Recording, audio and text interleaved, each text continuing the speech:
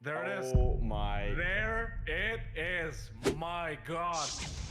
Bellum Hegemon is back and we're saying goodbye to EU4 in style. Your favorite players and a new contender are returning for the toughest, most brutal, most crowd-pleasing season of Bellum ever devised.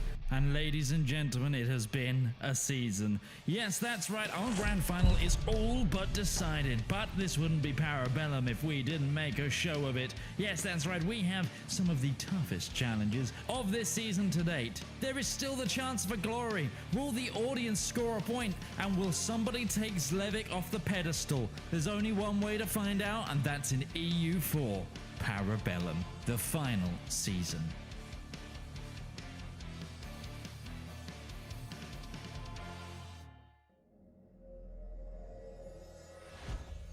Hello, everyone. I am huge. Wait. What the hell? There you go. What the So hell? I've been drinking my milk. Ladies and gentlemen, welcome back to EU4 Bellum. You're joined today by Laith here as well as Mr. Hawk. We are going to be playing some EU4 1v1 challenges, but Hawk, what if it's their first time here? What if they've never seen a stream and they've been living under a rock and are frankly a disappointment to their parents and collective local society? I'm so glad you asked, because someone in chat might truly be a disappointment and not know anything that's happening. Now, aside from the fact that I'm quite blown out and out of focus right here, let me try and fix that for you, chat. Let me tell you here what we do. EU4, Bellum. Unfortunately, you've joined for our last season ever in EU4 in the greatest EU4 competitive show of all time. 5 weeks in a row, 6 contestants go head to head. 2 points for a win, 1 point for a draw, 0 points for a loss. At the end of these 5 weeks, that's the day. Today is the end of the 5 weeks. We will see which players will top the leaderboard. The top 2 face off in the final next week in a best of 3, whereas the 3rd and 4th place players face off in the 3rd place match to see who'll take home the bronze medal. So far, ladies and gentlemen, we've had 4 riveting weeks over here with various wins, various losses, upset, and all of that. But now it's time for the final week before the grand finale, and these are the matches we have for today. Yeah, we've got Showdown versus Lemoncake, Zlewikk versus the Playmaker, and Florry versus you guys, the audience. Let's not forget that there has been an audience member participating this entire time. It is important to show the scores now, and it does show that the audience have 0 points at the bottom. Turns out you at home are not very good at competing. No, right at the top we have Zlewikk and Florry, followed by Student and Lemoncake, followed by Playmaker versus the audience. So big questions of the day is not with the placements, but more, can the Bellum audience get themselves some points? Can the Student and Lemoncake, will one of them get an advantage going into the 3rd place players match? And maybe there are some cracks to be shown for Zlewikk and Florry. First up, like I said, we have the Student versus Lemoncake. They got their challenge 30 minutes ago. Let's reveal that challenge. Ooh, let's do it. I'm so ready for this one. Now, there is a theme this week. There's been a theme every single week, and I'm happy to reveal that the theme this week is throwback challenges. No, I'm gonna say it. I'm gonna say it. Okay. You said it. He said it. Prep, because in their minds, they're gonna be sitting there thinking, what was the best challenge? What was your favorite challenge across 3 seasons of Bellum? We are bringing back the best of the best. Challenges that might have been retired previously are coming back to celebrate the finale of EU4. So, are we ready, Midge? Gotta send off EU4 in style, ladies and gentlemen. The challenge is the first one. You've seen it before. Let's get a drum roll, please. Boom! No, it's not that. It's not that. You have seen that before. That was last week. That's not the challenge. The throwback is last week. That's not it. Midge is now desperately like at least there's no audio issues right this week, chat. Well, there could be. I didn't check the chat. Are there audio issues? Chat, how do you sound? Do you sound good? There we go. Inside job. Have the fewest members in the HRE without dismantling it. This is a challenge done by, I believe it was Kara and Florry. We retired HRE challenges pretty much entirely after this because Florry was able to conquer pretty much the entire HRE. Almost. I think it was like 1 or 2 provinces away from conquering the entire HRE within the hour. And so we throw it to the Student and Lemoncake to see if they can beat what Florry has done. Now, let's not forget let's not forget that Stu and the Lemoncake will face off in the third place playoff next week. They so will. it's a good time to see what the bookies are saying. Hawk, how do you feel about this challenge? I love it, man. I love it. This has been one of my favorite challenges. Obviously, one of the well-known challenges from Season 1, I think it is, of you, Bellum. Now, another thing I will say about is that our competitors, Student and Lemoncake right here, are going to be even under more scrutiny because this challenge has already been done. We know what can be achieved. Realistically, you could annex the entirety of the HRE. Now we got someone to compare him to. Unfortunately for them, that someone is Florry, but hey, you know, we'll see how they get along. But yeah, and I will say there is a different slight difference in the rule set of this one versus the last one. The last one they had to start in the HRE. This one, they can start as anyone. They can start as literally anyone on Earth. And that's only because I forgot that was a rule. Otherwise, I would have pointed it out. I thought you knew that. Difference. My bad, Chad. thought you knew that. Midge is not to blame. I did. I All right, well, forgot. there it is. Now, if you have been living under a rock... Wait, no. Kero started as France. I'm going So to you're pretend that wrong. I'm right. I'm just going to ignore it. There is zero way to prove me wrong. Midge, can you fix the exposure on me or something, please? I'm blinded by myself. I swear I'm I'll not tell you this what, I white, look Chad. This shirt is gray, bruh. It's great, you know?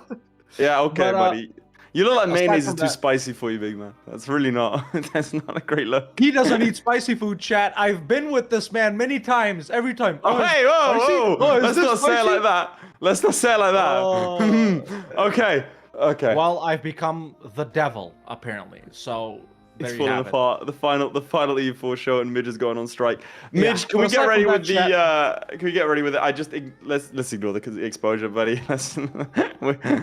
Midge, you've just darkened him. He looks like an unlockable character in Lego Star Wars. Oh, He's hey, darkened don't up. remind me about Lego You Star haven't Wars unlocked either. it. So let's get Midge, that can out we there. can we get ready? Let's meet the Student and Lemoncake. Let's do that. Let's do that. Let's get right into it, Student chat. has cemented his legacy as one of the greats, able to give good games to Florry and the transcendent Zlewikk. A couple of minutes more might have landed him in the final. As it stands, he has to face Lemoncake next week for third place. So get ready for the exhibition match where both participants will be looking to win the mental game. It's the Student! Lemoncake has a chance to claim third next week as he's managed to fall up the table. This match against the Student will show if he's got what it takes or if he needs another week of practice. He's been winning hearts and minds for weeks. It's Lemoncake!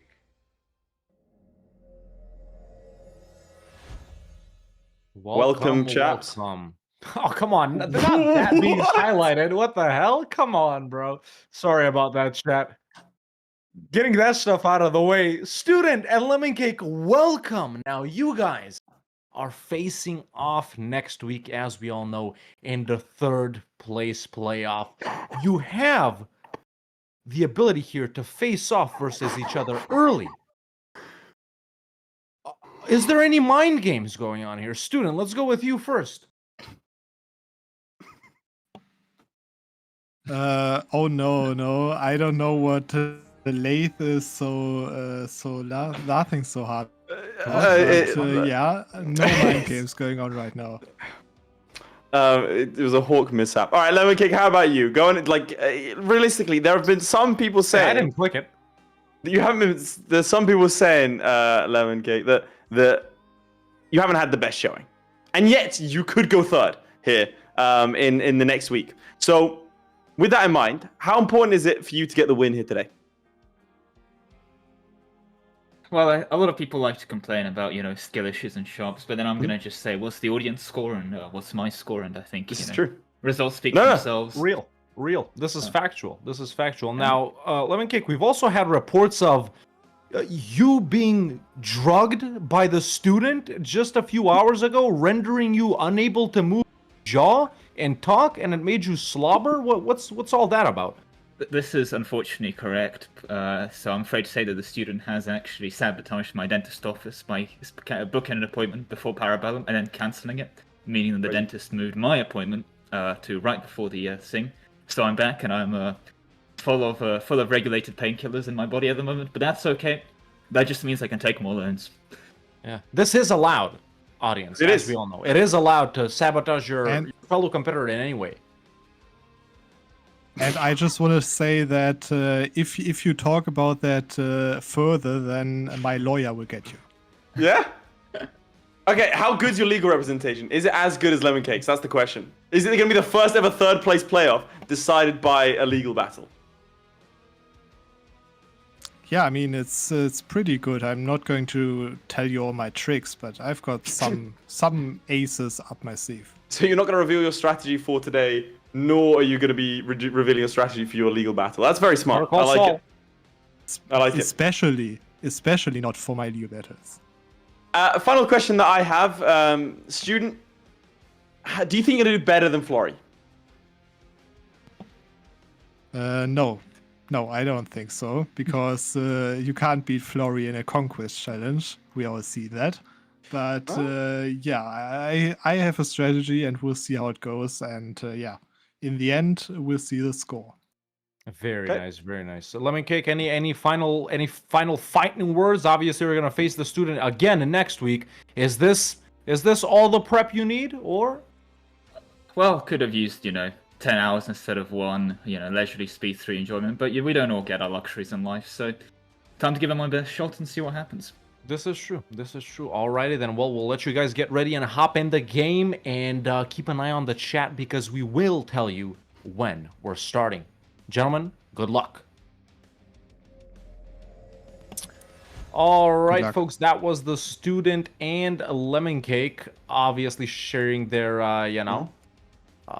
opinion on the challenge, legal matters, encounters they've had in real life. As we just heard, the student has sabotaged something regarding Lemoncake dentist. But let's not get too bogged down with real life violence, because it is time for our favorite type of fictional violence. Time to jump into I love that. But before that, a word for our sponsor. That happens later, mate, but sure. Anyway, Sea Mantis, bring it up, Midge. Bring it up. W Bring it up, Mantis, Midge. chat. W Mantis. So, ladies and gentlemen, Sea Mantis is the official season sponsor for this entire season of Parabellum. We're going to talk more about Sea Mantis in a little bit and show off what they do, but they are an author, a very, very successful author that is an audience member. Maybe watching now, was definitely watching the other week, was also dropping subs and memberships in chat at an insane rate. So yeah, definitely it's all pinned at the top of Twitch chat and at the top of YouTube chat. So if you don't mind having a little look, having a little check it out, I'm sure he would appreciate it. He didn't really want much from us for the season, but we insisted that we do something. And so this is what we can all do to give back. Now. That's right. W Mantis, more about him later. But are you in-game? I was in-game, but then EU4 crashed, and so I'm going back in. EU4 crashed? Cringe, bro. EU4 never crashes for me, yo. That just goes to show. It's a skill issue, man. The skill level. So, Laith and Hawk confirmed better than Florry and Zlewikk. Speaking of Laith and Hawk being better than Florry and Zlewikk, yeah. Would you guys want to see us go 2v2 versus them too? Let us know in the comments right now your opinion on something like that. Yeah, me and Hawk versus versus Zlewikk and Florry. Because we think we're better. Easy. We dust them. We dust them. Okay, here we go. I'm going to get them ready. I will say that the student did have a last-minute switch. Literally, like, switched just before clicking start. So, country? Are we ready? Yes, he switched country. Are we ready to get cracking? I can confirm I am in game with Lemoncake and I am ready. All right, in 3, 2, 1. First one of the day and is off and running. I do feel the need to sort of explain why I was bursting into laughter.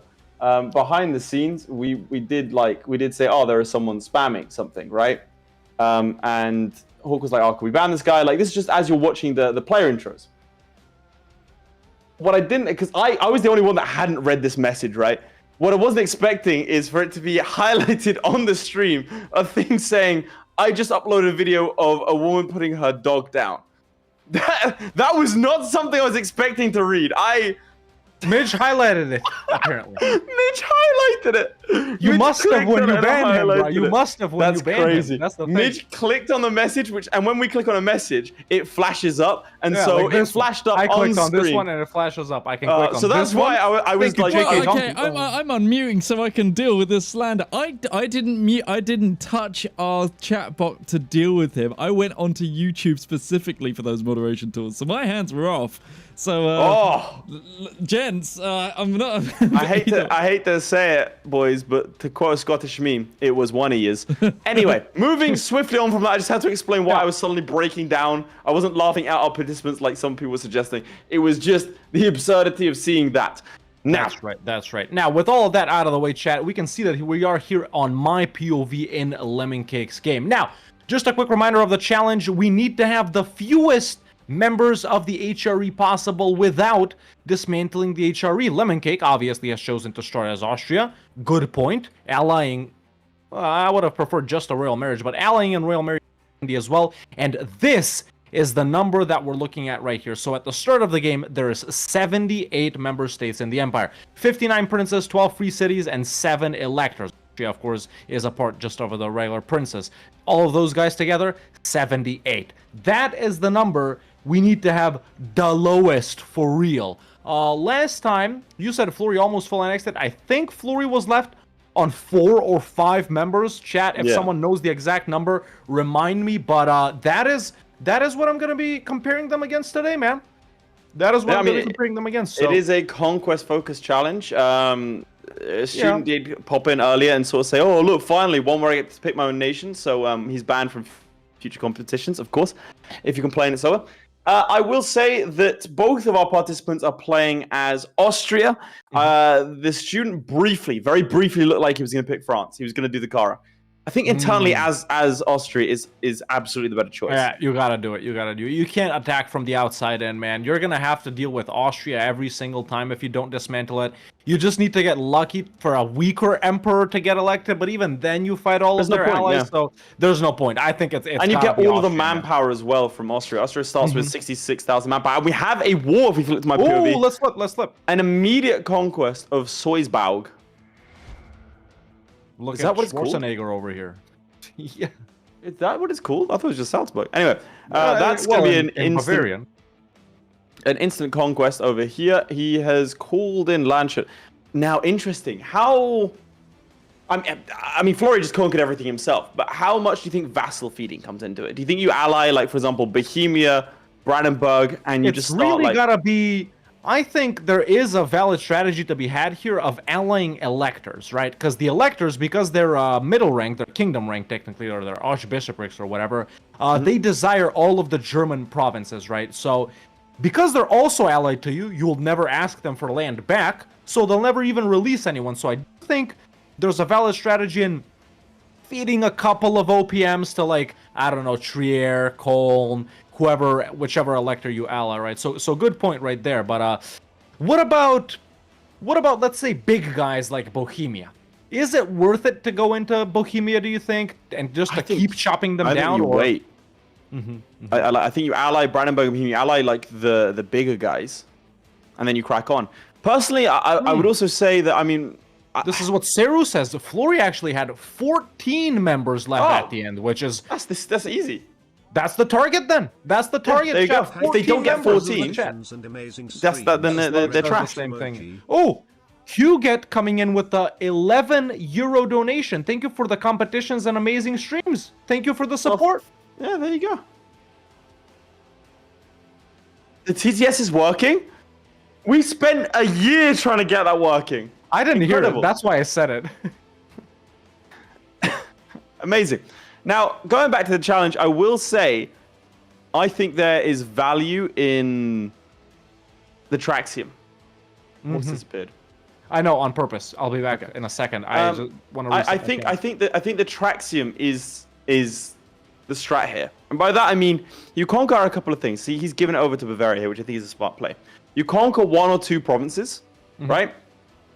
Well, probably a couple more, 5 or 6 provinces, and then, if you're able to, don't peace out anymore at all. 20 war exhaustion gaming, and then peace out all at the end. avoid the coalitions like the plague. I think that's going to be the main slowing of things here. Otherwise, if you're able to, I would say dumping a bunch of papal influence into the papacy is a good idea. Try and become papal controller. I mean, Pope Julius start is 63. Also, do you think it's going to be key here to speed through the game? Because they do want the Italians leaving, right? And that's 1, 2, 3, 4, 5, 6, 7, 8, 9, 10 potentially nations just out of the HRE, just dropping 68 immediately. Yeah. Burgundy disappearing is going to drop 2 more. Try maybe feed Lorraine to Burgundy if they end up fighting Provence, something like that. So there's definitely a couple of things. You know, Bohemia annexing Glogau and Opole. I don't know. If they're not going just for full annexing. The only positive I would have said about starting outside the HRA is if you can make Austria weak, then nations like Burgundy will start to eat a little bit. But they really won't eat that much, so I still don't think it'd be worth it. No. Worth mentioning, though. But I think you are...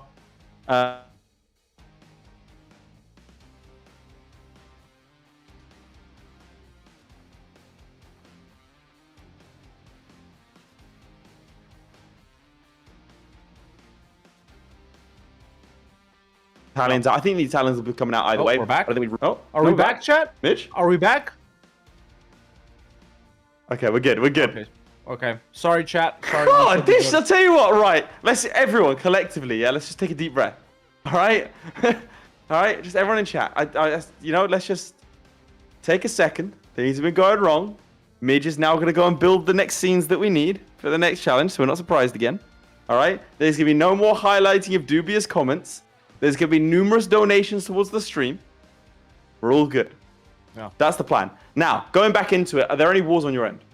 If we flip to my POV, there's also a first war started over here in Lemoncake game. He's fighting Soisbog as well. Soisbog. Minga is even weirder, I gotta say, than Salzburg, you know. So, Anhalt is involved in this. Now, this would have been a good opportunity maybe for the ally feeding part. If he called in Brandenburg, just give Anhalt to Brandenburg. I mean, they'll take it. They want it, right? So, but just quick first war right here. I think these guys have got to be faster. At this point, I know it's only been a couple of years, but it's been 10 years. The kind of challenge. Yeah, you got to. Where they want to go like right in. Well, in whose game has it been 10 years? No, say it's been 10 minutes. 10 minutes. Yeah. Oh, we've got another war over on this side of things. Oh, let's see that. Taking Baden, co-belligerent Rothenburg, and Ulm is also involved. This is co-belligerents that are going to be rough to try and take. Now, one thing to note as the Emperor is that you can, I believe it's just an Emperor-centric thing, you can annex provinces that you don't have a connection to. So you can just take them because you can core them. That's another reason why you would want to start as Austria. I've seen a lot of pausing as they go 4 years in 10 minutes. Yeah. I mean, by this logic, they'll be in 1480, so I guess it's not a terrible pace. Oh, there you go. Look at that. Master of Mint. Oh, nice. Radical reforms. Yeah, classic. No only time you don't get reduction in trade guy here, though. Gotta say, one of the classic blunders. What's the mean time to happen of that? Oh, I think we are gonna get 20 war exhaustion gaming here. If we flip to my POV. Oh, no, we're not. Okay, so he was just sitting on Salzburg, but he just annexed them. I don't know why he was waiting actually so long, but yeah, that's why I thought we were gonna get it. But no, there's a straight up annex of Salzburg. AE already 18 with the closest neighbors, man. It's rough to say the least. Another deck immediately here on Lane's Hut. No, it's not. Main belligerent. Bohemia Burgans and Bohemia's boys coming in. He can take Cheb here. I mean, one more gold mine would help. Intel is obviously good with the Schwartz silver mine, but yeah, there is something to be said about taking land from Bohemia as your like early wars that you're actually going to complete. Like, if we're going to take the viewpoint that they are going to take a couple of provinces and then go 20 war resolution gaming, Bohemia would be my choice for taking that because you can take Prague, right? Potentially, I don't know. Well, not in that war, but you could take Prague and Cheb as your ones that just about put you to the point of coalition, and then the rest 20 war resolution gaming, because then you don't have to fight a full strength of Bohemia. You don't have to. You have a gold mine for money, and obviously the fort in Prague is quite useful. Yeah. Radical reforms in 10 years. Meantime to happen. Thank you very much, Zlewikk. Zlewikk, do you think we can beat you? Playmaker says, "I demand this challenge." Well, We did give you, if you remember, we gave you a custom nation, have the most amount of ones in the HRE, and you had a really cool strategy for that. And you played about 5 minutes of EU4 out of the hour and almost beat Florry. So we have given you a HRE challenge before, but you will have a challenge. I mean, should we just Playmaker boot up EU4? You got 40 minutes. Do it now. Yeah, do it as we We'll speak. give you the you points. can get more than them. 49 minutes. But yeah, as we chug along with this war, man, Bergance and Lancelot have been sieged down. Bohemia, man, you know, they're like deceptively easy to beat at the start of the game. Would you agree? Because you see them with like, oh, 20k troops, man. I don't want to fight Bohemia. They got 8 forts as well, but I've never had problems beating Bohemia as anyone, really.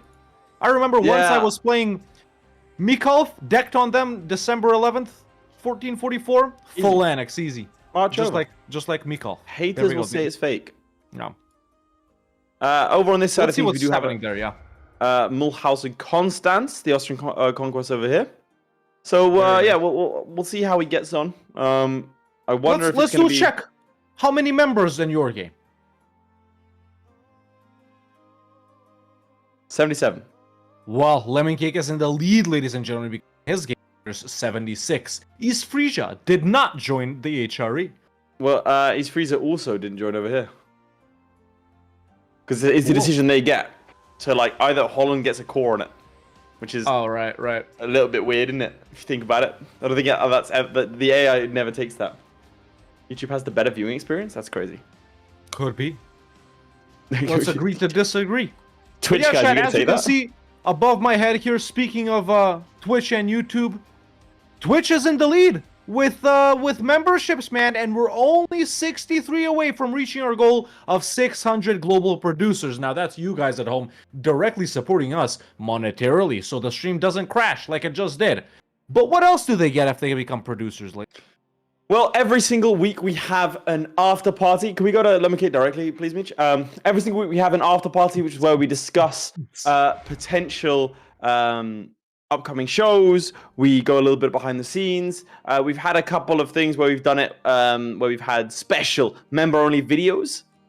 You know, we have like challenges, and especially as we start to move towards EU5, that is all going to get a little bit more. And ultimately, you get to look your parents in the eye and go, "I did a good thing today."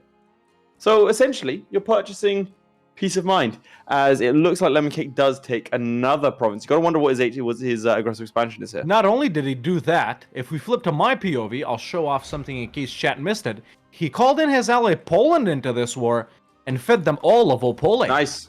So there's Nice. another HRE member, well, another two really, with the non-co-belligerent annex of Bergance, which was kind of but Non-co-belligerent? yeah, I think they were non-co-belligerent, man. Are you sure? How much aggressive expansion do you Chat, have? were they, was That Bergance member. co-belligerent? It's only 5 dev at the end of the day, but were they co-belligerent? As Ravensmaw comes in with a gifted membership, and then Kira comes in with 5 gifted memberships. Appreciate that.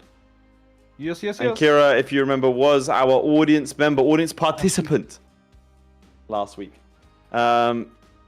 Did decently, but the lights, they can be dazzling. Yes. I mean, we'll see if the audience can get their first win today. Surely the audience don't go full zeros, you know, across the board. They Yeah. lose to every single participant. We thought the audience was going to get into the final. There was a chance there. Yeah. We were hoping the audience was gonna get into the final. We were saying like, oh my god, we're gonna get this guy and that guy, blah blah blah, this and that. These guys We are had gonna good crush participants, to be clear. our guys. And yeah, everyone that participated, first of all, they were great players, great talking to everyone. But you know, on paper, man, their skills were awesome. Everyone's skills. Yeah. But at the end of the day, no one. So They weren't able to pull it off. Now, we see an Yeah. extended period of peace over on my side of things now. what do Yeah, you for think sure that this. is? What do you think that is? Why? I think he's Okay, coring so up a little Podin bit. He's is getting wrong. ready. Okay.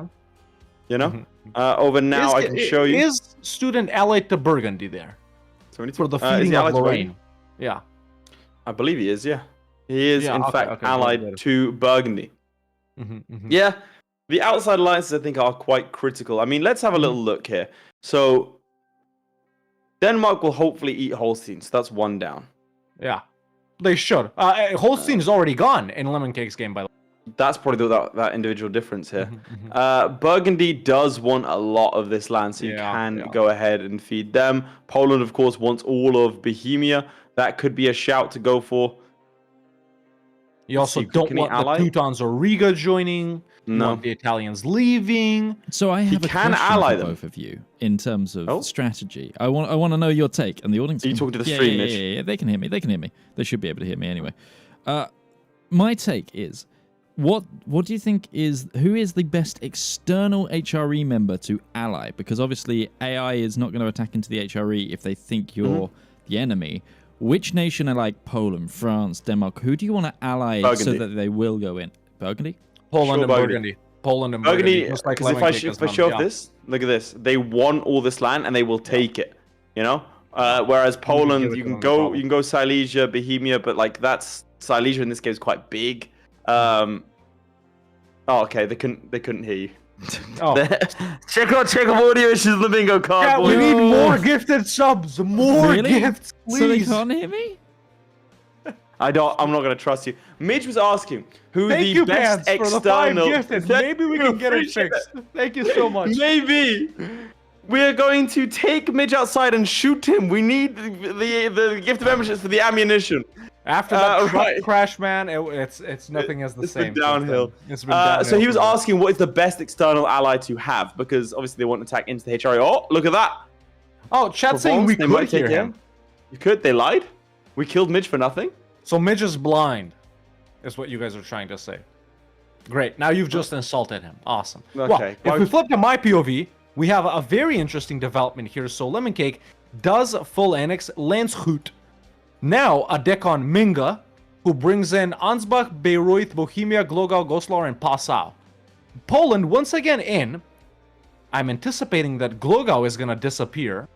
And we should see, well, yeah, an annex on Munich, and potentially their subject Passau, who is their vassal. So, you know, Lemoncake doing some traditional gaming, but look, already, man, people are saying, Austria, don't do it. And he's like, I'm gonna do it. And they're like, don't do it. Hey. You know. Over on this side of things, he has been called into a war, has the student, specifically the Burgundian Provencal War. He's attacked Provence, the Burgundian Provencal Excommunication War. Also, Burgundy now at war. That's pronounced. Provencal? Yeah. I prefer like the Provencal. Provençal. It's Provençal, bruh. I thought we were going to do a bro. bed and breakfast in southern France. You can't say Provencal there. Literally.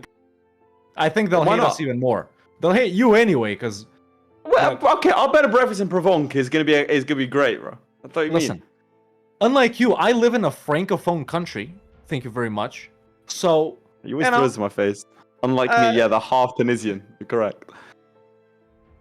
Well, unlike half of you. Unlike half of you. This is true. This is true. Yeah. But what's the student up to, man? Frankly, I got no idea. I have no inkling what this man is up to. He's building buildings and developing, as far as I can hear. I think maybe he's trying to speed as much as possible, because the longer you go, the fewer priests there are. It's not a bad decision making. You got to wonder how much of this he's going to be doing himself versus others.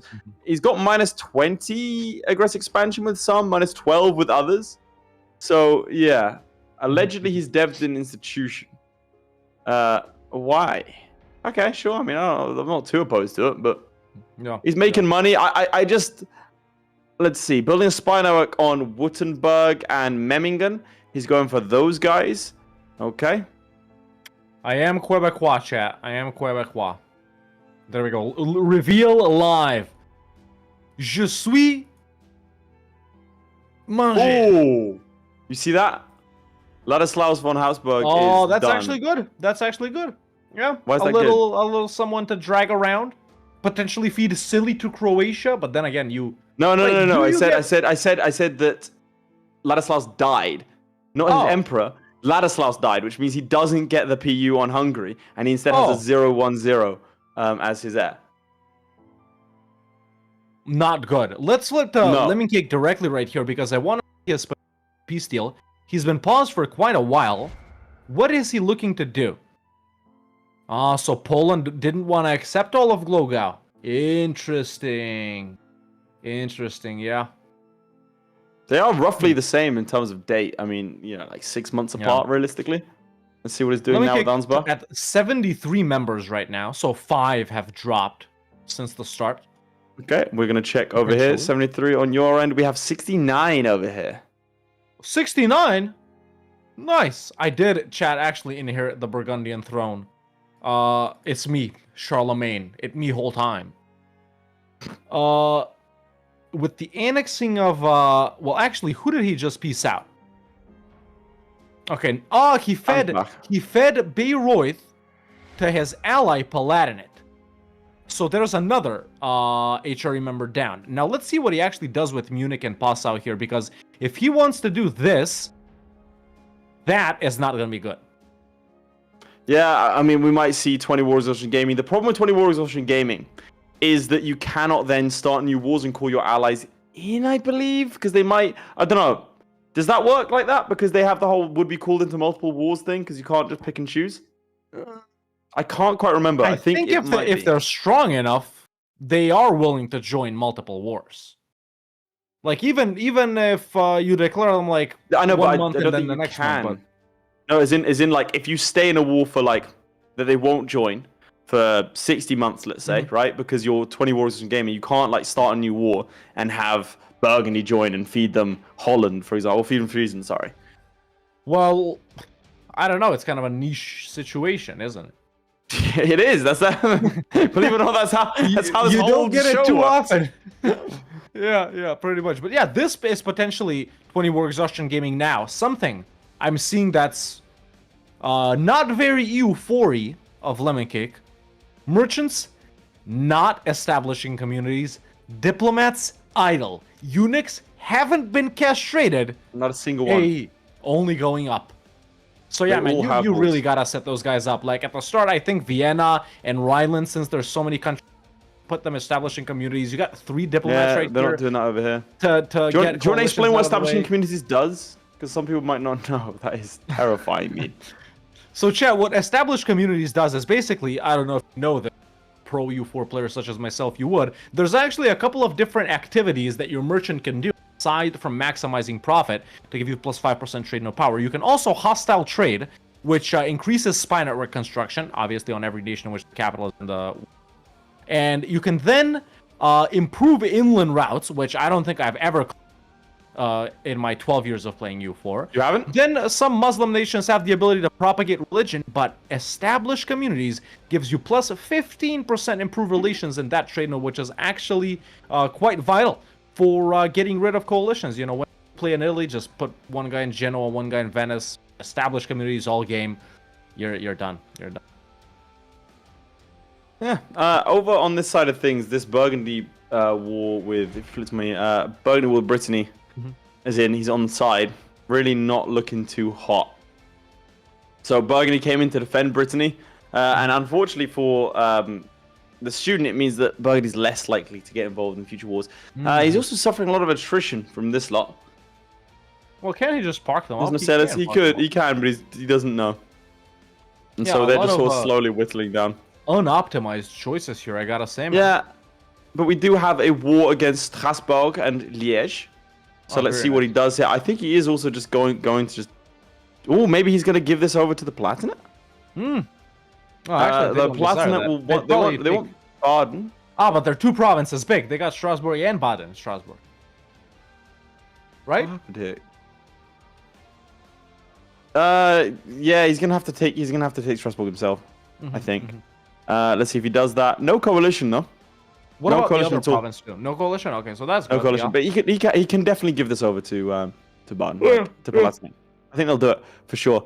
Yeah, I would like to see him as we're approaching halfway. I thought they would be, down to like 50 or so. Yeah. You know, I think, man, with Fleury, and that's the kind of the target here, the soft target. Fleury had 14 at the end. So even if you ally all of the electors, let's say aside from Bohemia maybe, which doesn't always like Austria, definitely possible to ally every other, and then just feed everyone to everyone. It'd still be 6 of you at the end, right? Which I think is a really good score. Just That's an evenly incredible divide score. up the HRE between all of the electors. all of them will want everything. Like I said at the start, chat, they're all kingdom rank, so they desire all German culture provinces, at least the German, aside from Bohemia. Oh yeah, it looks like Bohemia and Brandenburg don't actually want everything, but the other like tiny electors, the generally bishopric speaking, guys want it. Yeah, like Cologne, Mainz, Trier, Palatinate. they want all of Germany and a little bit more. They also want Geneva. They want Bruges. That's kind of crazy. It's all German culture provinces, isn't it? Yeah, Except I know. For those guys, for some They reason. don't want Friesland, East Frisia. I'd be kind of maybe that's offended, their ally though, or is it not? I'd be kind of offended. They want this Frisian province, not this one. Imagine you live in Grins and like the Archbishop of Cologne declares every nation that he wants to take over, and you're not part of it. That can't be real. That's not a real province. I feel like that's like a fake location just to throw us off. Chat.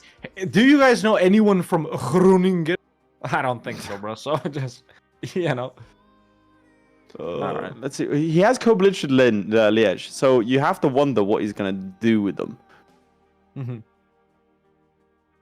You don't think he's gonna like this is expensive land to take. I mean, he can take it. Liège is very deft. Liège is very deft. His aggressive expansion, by the way, is not like 0 with some people. Yo, Bugbear gifting 10 Parabellum memberships. I appreciate you. We love you. We respect you as an individual. Yeah, we really do. All right, take us through what Lemoncake's going. Oh, hang on, 100% over here. He's gonna get this. My boss is from Groningen. Well, that's why you hate him, isn't it? Yeah. Why is he? Where are you from? Like your dad or Wait, if your boss is from there, where are you from? Yeah. Bro's also from. He works from home. All right, let's see what he does here. He has 100% on both. I'm my own boss, lady boss, right here, chat. Let's see, what's he gonna do? Does fully take Liège? He's gonna try and hand it off to. That's like really high def, man. I think that's. The Palatinate doesn't want this. Yeah, that is 28 development he's taken. His aggressive expansion is still actually really manageable. Look, it's not even that bad. Minus 20, but from his neighbors, so they're really not too. Oh no! Because he handed this territory over to Palatinate, he then couldn't annex it himself. So they didn't want Strasbourg; they only wanted Baden. Oh, well, unlucky there. I think he'll have time for the truce to run out, or maybe Palatinate will declare on them. But look, in his game, man, Lorraine has this to Burgundy, which is awesome. Actually, something you do want to. Yeah. Okay, let's flip to Lemoncake because he has continued his declare. Well, the nation student was just fighting Baden, but well, the location in which he was fighting, Nassau and Rothenburg are also in this war, non-co-belligerented. So I don't know. Could we see a same type of giving land here to the Palatinate who is involved?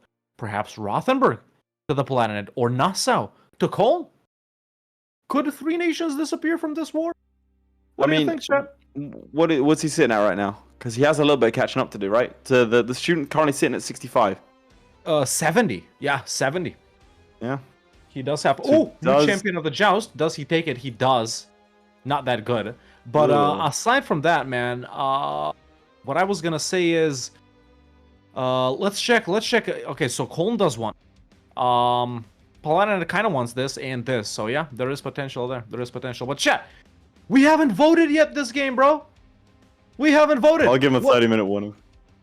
As Laith gives our audience a 30-minute warning, let's get chat. 1, if you think the student is gonna win this match, who is currently in the lead. 2, in the chat, if you think Lemoncake is gonna win this and could still come back. Remember, these guys are facing off next week in the 3rd place match.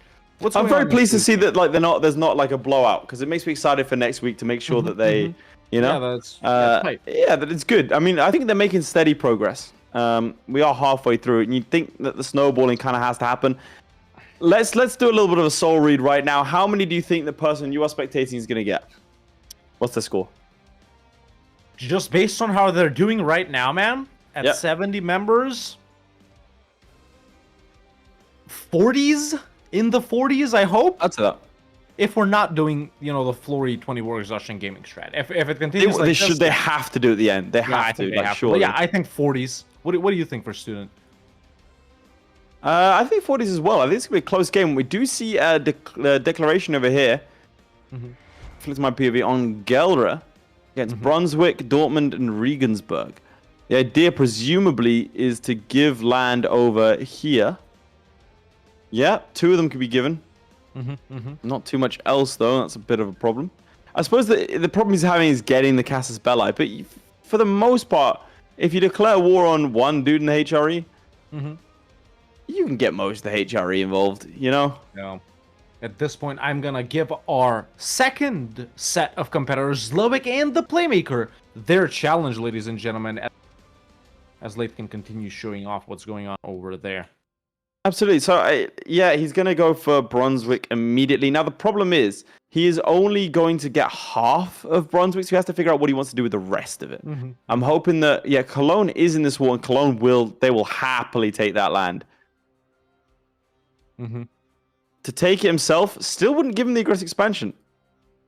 That's actually an insane... What is he doing to stop his aggressive... Well, he's not really taking that much land, to be fair. He's getting an improved relation guy involved, sure. I'm assuming, let's see...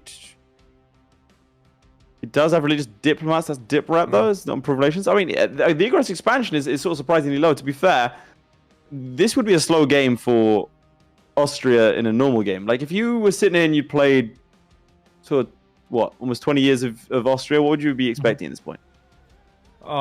Wait, in this challenge or regular Austria? Regular. Regular Austria, Hungary and Bohemia feud, Burgundy inheritance gotten, Italians reigned in, France and Poland dismantled. So this was something I wanted to say. But in a normal and we said this before with regards to whether or not we think this PU situation should happen. Do you think you go for Bohemia and Hungary? I would say personally, yes. In this scenario? Yeah. It could help deter coalitions and make. I don't care about faster, coalitions. I would say get them and then go 20 war resolution gaming. Yeah, sure. I'm not opposed. That would be my plan. Yeah. I just think that, like, if you're limiting factor, like, you shouldn't really have any limiting factors here. Like, when you're sitting at 50,000 manpower and you're taking attrition over here, I'm just expecting something as well. If we flip over here, actually, I do actually have some interesting developments to show you. So that previous war versus Baden was split between the Palatinate and himself. Rothenburg got sent over to the Palatinate, and Nassau did get sent over to Cologne as well. So, like we anticipated, and he just pieces out Lorraine and Trier for what? I actually don't know what happened over there. Shadow Kingdom over here. Shadow Kingdom, very nice. It's this year over here as well, so they should leave.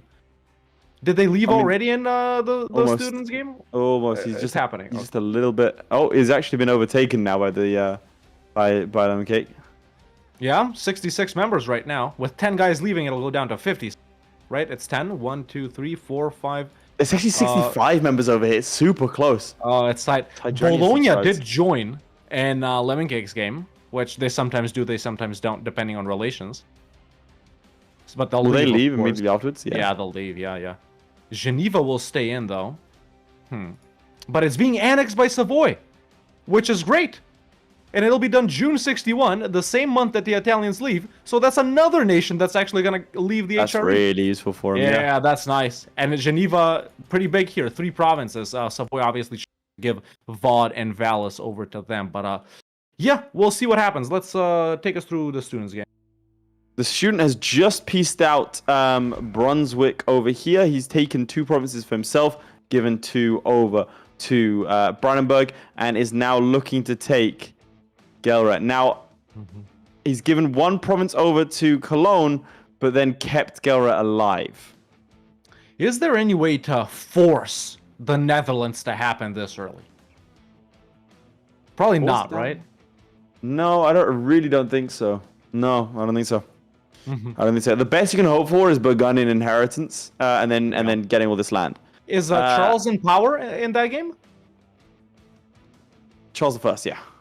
How is he? 26. Okay, 27 in this game. Different Charles. He's in charge as well. Yeah. No legal alert, so yeah, there's a chance, but only if you go quickly. I will say the problem the student's having is that he's weaving his way through really expensive land over here instead of this central German areas where there's like 6, 7, 8 development. Stuff. Yeah. Over here, Gelre, 15 development. Yeah, rough. Okay, so he's declared war now on Lüneburg. Lüneburg can be given to Brandenburg. Brandenburg, He's bringing in other guys, including Wolgast. Can Wolgast be given? I don't think they'll take all of this land. I think he's relying a bit too much on allies. I would have expected at this point, 25 minutes in, I would have expected on the 30-minute mark for this to be 20 War Exhaustion Gaming. I really do think now you just fight and don't peace out.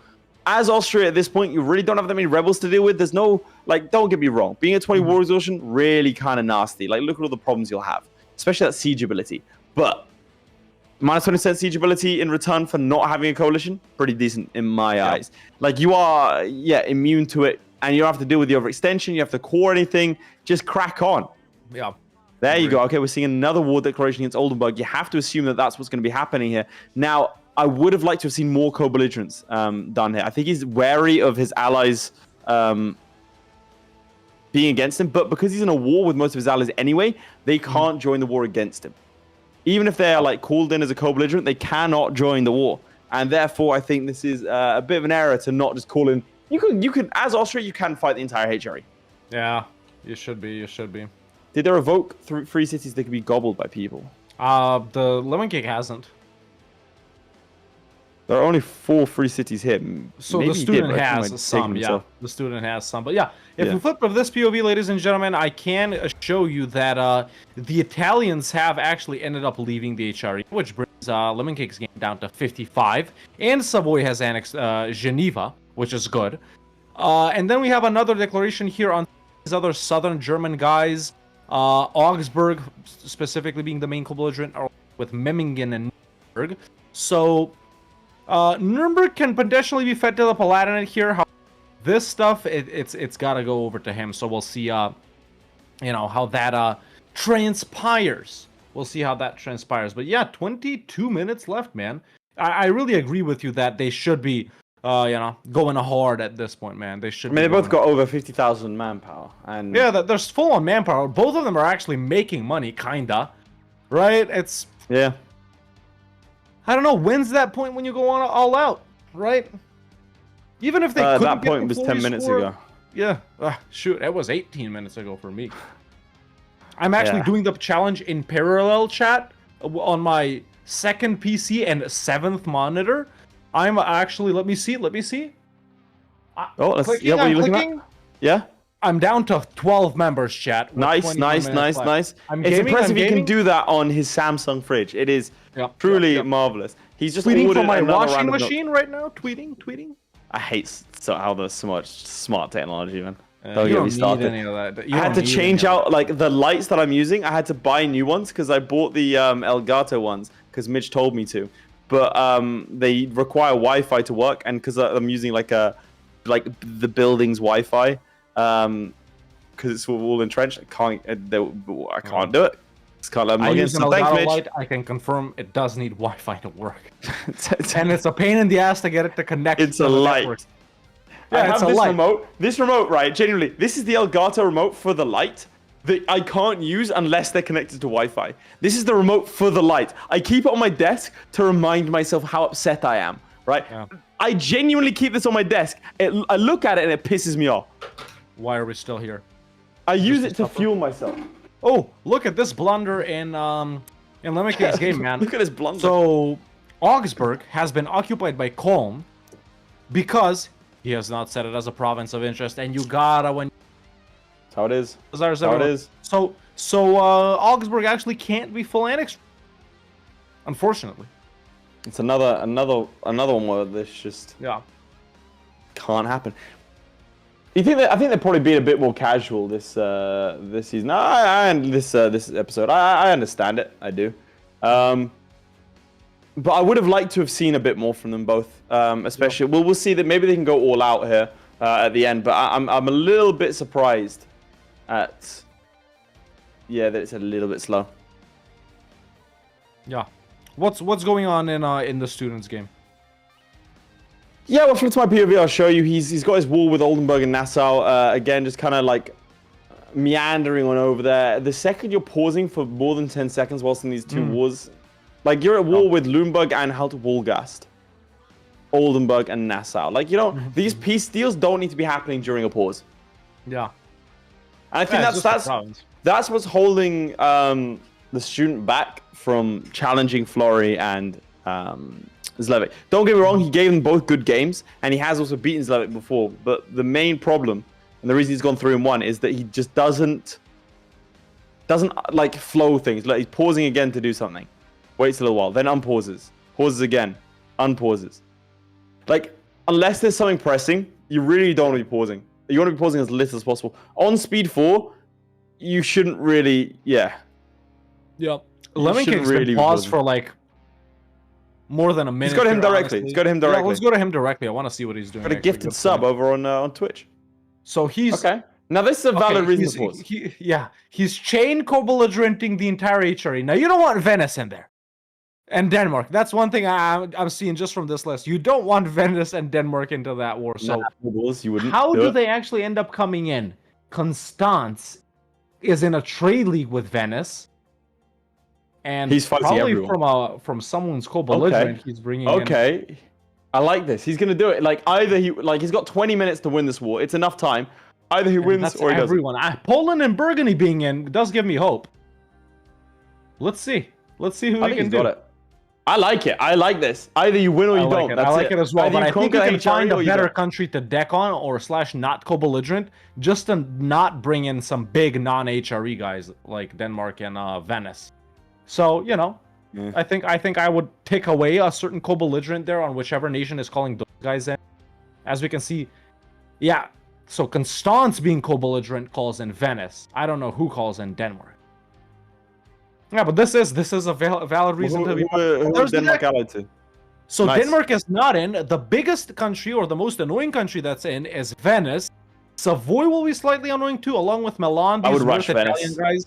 Yeah, and then it's just a bunch of countries in the middle of the HRE. Now, if we flip to my POV, you guys will see exactly who the war is being declared right here. So we got all of these pretty much central and northern HRE. A lot of this. Who can has be fed Constantinople? fast. It's Venice. It's being sieged cool. by Nice. yeah. Oh man, if he'd waited a little bit longer, then they wouldn't. They probably wouldn't have joined, yeah. But a lot of this land could be fed to allies. The question Don't is, need to. who occupies what? And if he hasn't set provinces of vital interest, so allies will occupy this, man. Allies will occupy this. He can't get. Well, they'll only everything occupy anyway. land that they want to take. Yeah, but Cologne wants everything. That's true. Brandenburg wants stuff around it. Burgundy, I guess, and Cologne and Brandenburg, you do want them to occupy them. But either way, chat, let's not mope too much. This is what we wanted to see at the end Yeah, of the that's exactly what I want to see. And we'll keep focus on you for a little bit. But just to let you know, the student is out on this side of things. He is just got he's finished off his wars. I can hear him increasing autonomy, staying in pause for a good amount of time. You have to hope, if you're Lemoncake, for his sake, that the Ottomans are gonna come in and tear through the Venetians. Indeed, if you don't mind towering over to them, let's have a little look to see. Yeah, so what they're up Ottomans, to. actually Venice is currently busy Okay. in Edirne. Ottomans That's are really sieging good for down him. Leger right That's here. in really Albania. good. All right, let's go back to him then. But that's really Yeah. good. Yeah, Venice is still going to be annoying to piece out, even with that chat, as Bohemia actually here gets sieged down by Strasbourg, which is the main guy. And then we have also the Austrian conquest of Ingolstadt, another war Okay. versus the Bavarian guys, Ingolstadt, Munich, 3 leagues, and Württemberg, which is also down here. Very excited. I mean, it's a to play them solution. in If you're like, oh no, who am I at war with? Who do I fight Everyone. next? If you're at war with everyone, then you don't need to worry about that. This is time-saving techniques here. Yeah, Advanced yeah. levels. I'm very happy with this. He's I feel like Lemoncake's redeemed himself. With How 15 do you minutes to think the war's go, going? let's do a final check. Okay. So currently, in Lemoncake's game, his HRE is down to 54 members. What's the Ooh. score for a student? 51 members right now. 51. Okay, so 51. still very close. Very but close Lemoncake indeed. is doing the big war. Lemoncake Yes. is doing the So big it comes war. down to if he wins the war. If he wins this war, he'll win. Yeah, but look, we have... What if this happens? Oof. What if He needs Brandenburg to go and gets their liberate ass that. He beat does need to go and liberate and they that. make them pop out like Rupen or something like that, right? Yeah, and they probably Not that will. big of a deal, but I don't know. Yeah, lots of different fronts. We got the Netherlands front, the southern Germany front right here, northern Germany. We Wait, got the, of you course, know- all the Italians are in as well. yeah, the Italian guys are in too. So they're you- not really I mean, no think I one's would rush. sieging them down. I think, How do yeah, you you think- gotta rush. Oh, he's like got Sicilian Sepoy, Milan, heretics and as well. Philip. Always a bad idea, especially on the fort in Eshtal. He's actually gotta seems fight to that. be gathering up right here so he can fight them. There you go. Let's take a look at that. There we go. Should Nice. be easy. Cool. Constance already asking for peace, but it's been sieged by Switzerland, which, I mean, sure, why not, right? Get them out of the way, give it to Switzerland. Since this isn't an AE one, an Yeah. AE limiting Do one, it. I say just give it to them immediately, right? Yeah. You don't want to be chasing down those troops. Who else is low? Ulm is Troop also counts low. are a little bit rough. Has to be said. He can probably. Actually, it's really not that bad, I don't think. I mean, it's a 40k difference. Yeah, 30K but difference. still not that bad. Yeah, peace offers coming in from everywhere. Constance is actually out, so HRE Nice. member count is going down, at least for countries that have been sieged by his allies. Is We Berlin just gotta occupied? hope here. Berlin is not occupied. We just gotta Nice. hope like the big guys don't get pieced out, like Poland Wait, or whatever.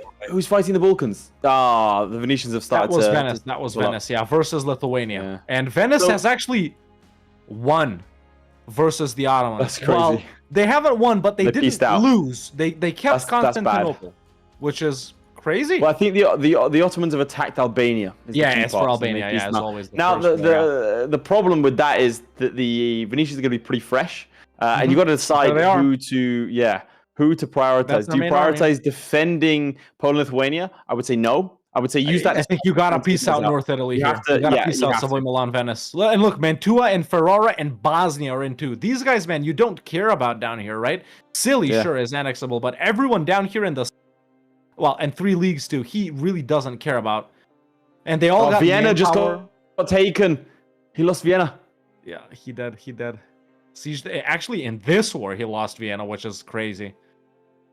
Look, not doing papal stuff either. Let's I mean, see. you could use the morale. You're at war, and the Morale, manpower manpower recovery. recovery. Yeah, I mean, they're how both valid. He still has 50,000 troops. How much money is he losing? He's currently losing 32 ducats a month, which is actually Not too bad. quite a lot. Quite a lot. Yeah, it's not terrible when it comes to Austria. Wait, is he Yeah. using mercenaries versus? He's got every. Well, actually, he does have the Grand up. It's And the interesting Free he's Swiss Guard and the Free prioritized Company and the mercenaries when he has such a large manpower pool. I think he might have bitten off more than he could chew here. I do think it was the right Yeah, move the to lack do of this. focus on North Italy, especially. Yeah, that's what I mean. It feels Poland's very out. scattered. Poland's out. That's it. Yeah. Poland's out. Now, the tides aren't so much in his favor. Yeah. I think at this point, in a scenario like this, you start annexing them. You don't wait. Yeah. Because you don't know what can happen. Just get them out of the way, even if they don't have troops. For example, look, Württemberg has troops. Can they be full annexed? They can't, but they're very close. So I think at this point, I would start annexing. Brandenburg is about to fall as well.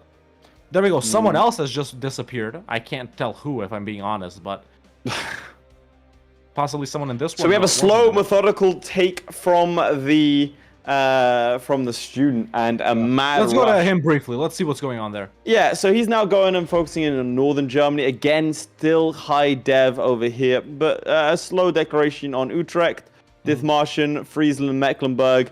Definitely meandering at a slower pace, but slow and steady has gotten him places before. Yeah, I have to say, I think obviously he's going to win all these, right? Obviously going to win all these.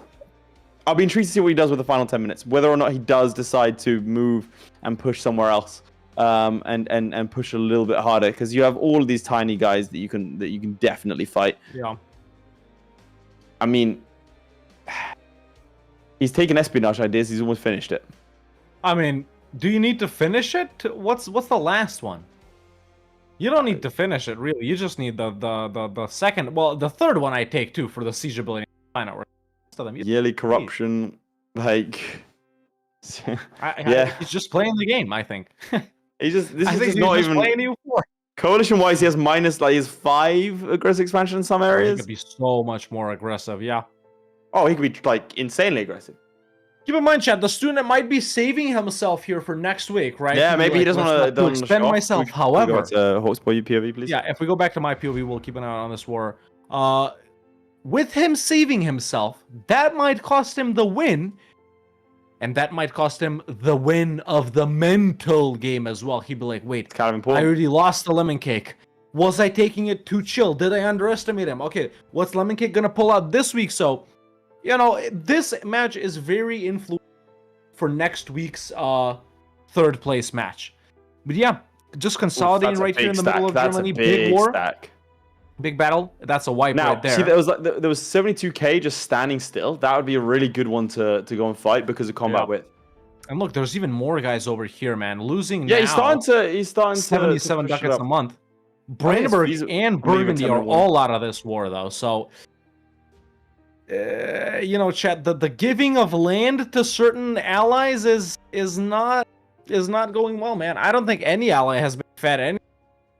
Right? So, Well, I think he needed this is some all gonna manpower. I have to think be he's going to pretty take. He's going to have to. Yeah, I mean, 10 minutes left. He's not going to see the consequences of his actions when it comes to aggressive expansion. That is for Yeah. sure. It's whether or not he can do it. Bear in mind, as the war drags on, people are going to be more likely to leave. So it's not the worst thing in the world to sort of stay consolidated. We did say we want to see him rush for the North Italians, but they will take themselves out in time. yeah, there we go. Is There's an Brandenburg argument. out. Nice. There is an argument to be said for, okay, fight like locally. Don't try and go for the North Italians, because if you go for the North Italians, you are using manpower and resources that could be used elsewhere on nations that will eventually go down to low and leave. Yeah, But does he have the time to get down to leave? I don't think so if he isn't going to be going fast. Yeah, What's he the started his expansion? peace outs, man. Three guys already out. 4 actually. God. There we go. AE is actually getting crazy now. Oh, these pause the guys game, pause aren't the game. a I got to problem crash. here. I got to crash. Pause the Oh. timer, please. Yeah, pause the timer. Game's already paused. Yep, everything is paused. I will go ahead and tell Lemoncake that we've had a crash, and just to hold a second. So, ladies and gentlemen, while we have this crash, why not use this time to check if you have a Prime? If you are a possible Twitch viewer, you might have a Prime that you don't know about. Are you a subscriber to Twitch Prime? Are you an Amazon Prime user? Are you a Prime Video kind of person? You know, they might have given you a Twitch Prime, and you can give us Amazon's money for free. All you have to do is hit that thing and become one of our wonderful, That's right. wonderful producers. That's right, chat. That's right. And if you become a producer, and if you already are, don't forget to join our super secret, super exclusive after party right after the stream, only for Twitch subscribers and YouTube members, where you might learn something about the grand finale next week. Our final ever one, chat. Our final ever grand finale in EU4, man. It's been a nice ride, hasn't it, Midge? It's been a wonderful. We've had some wonderful years in EU4. But it's time to take the old dog round the back of the shed and, you know, there, exactly. Just give it the old, yep. But, you know, we're on to new things, you know, better things, some might say. That might not be the full judgment, but we're not sure. We're going to hedge our bets. We are an apolitical situation here. We're not going to put, you know, actually, no. It's going to be better things. It's going to be bigger and better. Of course it is. This is Bellum. Of course we're going to be doing bigger and better things every time. That's right, chat. So technical difficulties. Student apparently has had a crash, obviously, since this is not, you know, a restart by choice or anything like that. Keep in mind, if our players want to restart, they can. But that doesn't pause the timer, and it doesn't pause the other person's game. However, the student we has are had back a crash. Okay, there we go. We're back. So, flipping back to my screen, did you tell Lemoncake to unpause as well? Because everyone's been told. Okay, cool. Okay, back in the war chat. So, with all that said, Lemoncake has annexed quite a few nations. Now, what I was saying before the crash, he doesn't care if these guys enter or coalition him, because they can't. He's at war.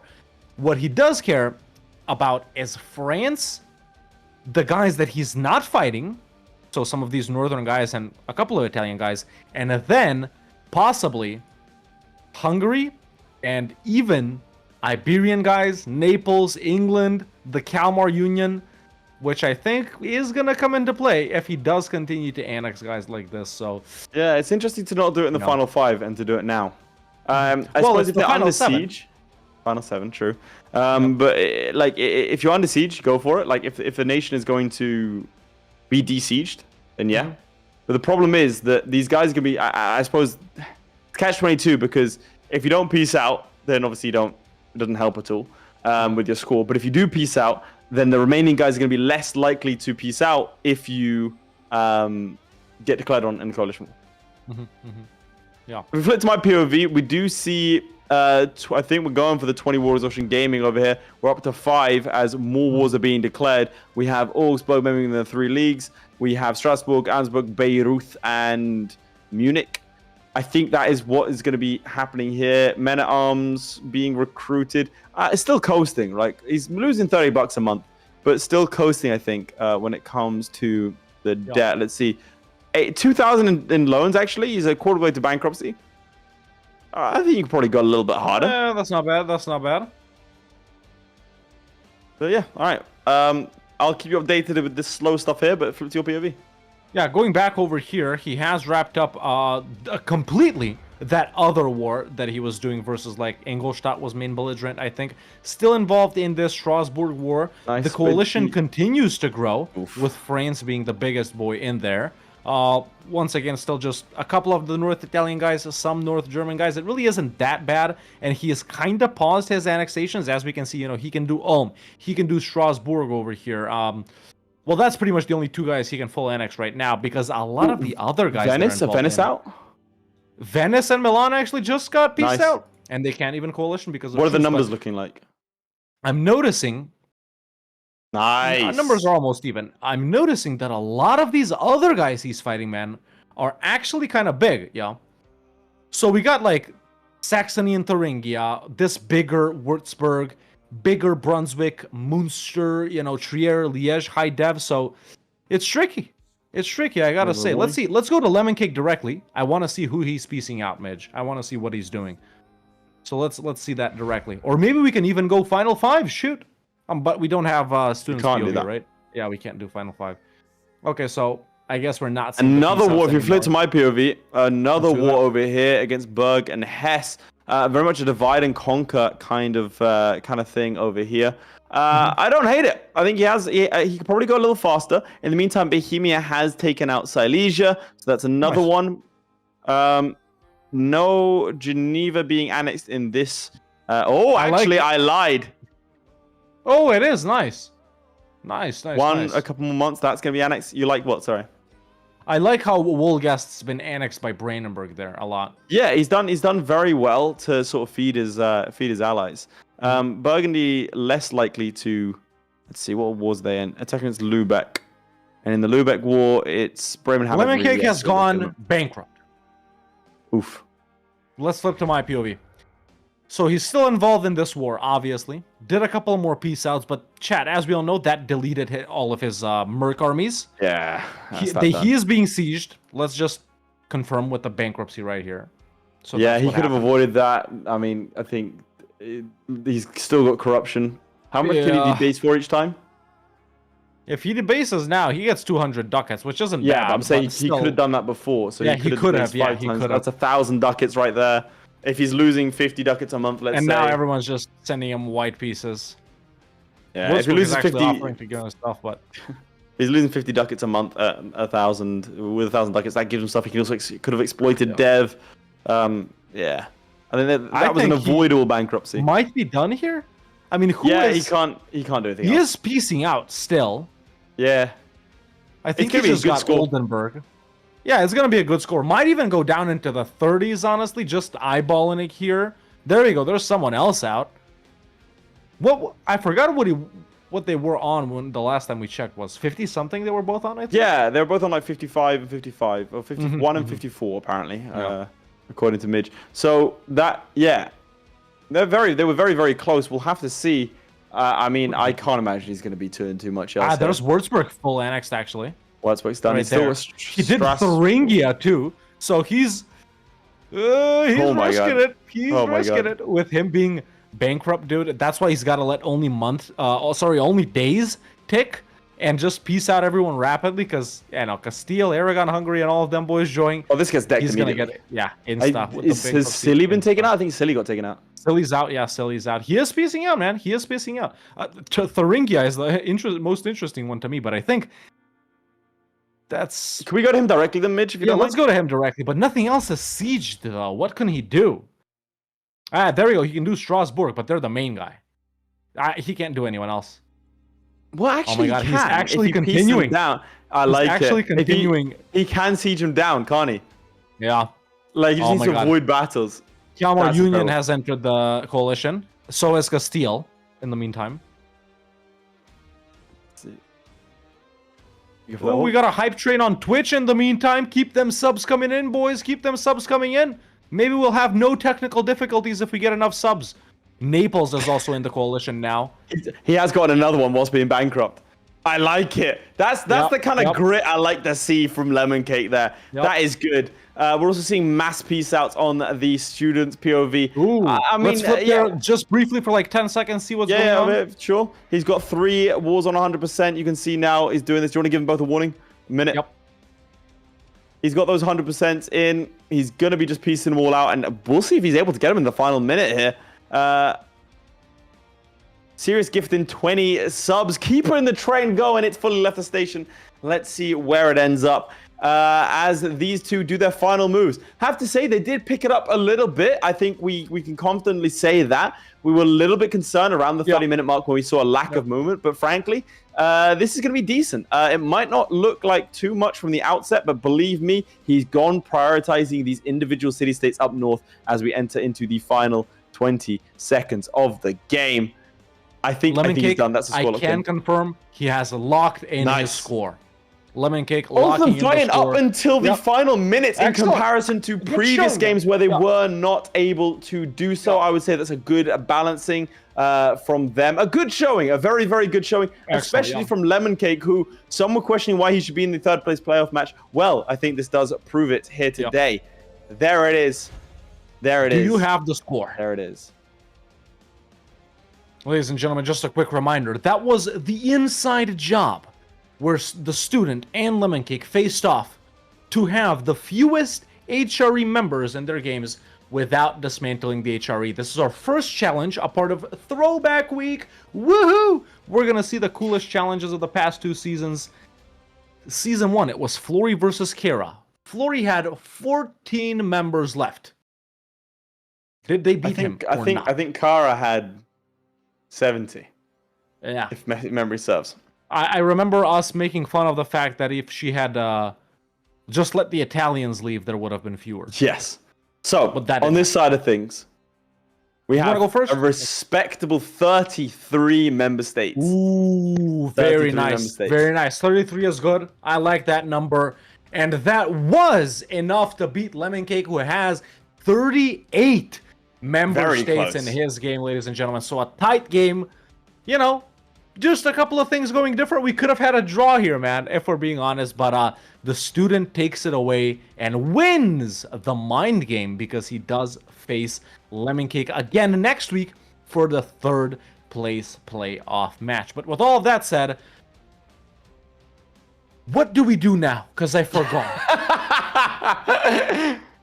We got we got a couple of things before the end. I think it's the match. Let's we reveal the firstly next we match. we reveal the next match firstly. God. Then sponsor, then interview. I'm hearing Midge argue with Hawk in real time. It's like hearing my parents argue. This is But I horrible. was right. Yes. The first thing we do is we reveal the next match that's coming Congratulations up. to the student. All right, for our second match of the day, ladies and gentlemen, Zlewikk versus the Playmaker in smallest Chinese conflict. Have the highest amount of received casualties. Now, this was a challenge that was featured also in Season 1. However, it is a slight change on it. That one was specifically as daimyos. But for today's challenge, they can choose any nation in the world. Which one will they choose? Well, maybe you can take a guess based on the title. But Absolutely. But firstly, before we get to that match, we need to shout out the sponsor of this video and Well, the stream and season, Seamantis. Ladies W and Mantis. gentlemen, Spam W Mantis. Seamantis. I thought I doxed myself for a second, but we're good. Seamantis is a very successful author. He sat down with us in between this season and the last one and said, boys, I'm a fan. My name's Nightbird Skill. You'll see him pop up on the carousel. What can I do to support the channel? What can I help with?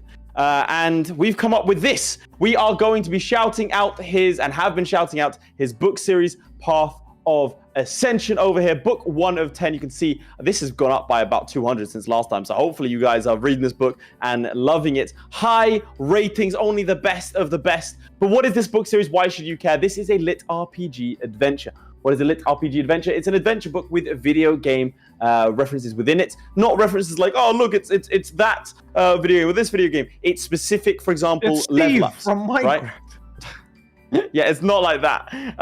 Let's say a character gets a certain type of skill. You will read it within the text. It will be narratively significant. It's a very cool way of integrating video game mechanics within a book series. This sort of narrative style has been around since the last sort of, I want to say 10 years or so. It's quite new.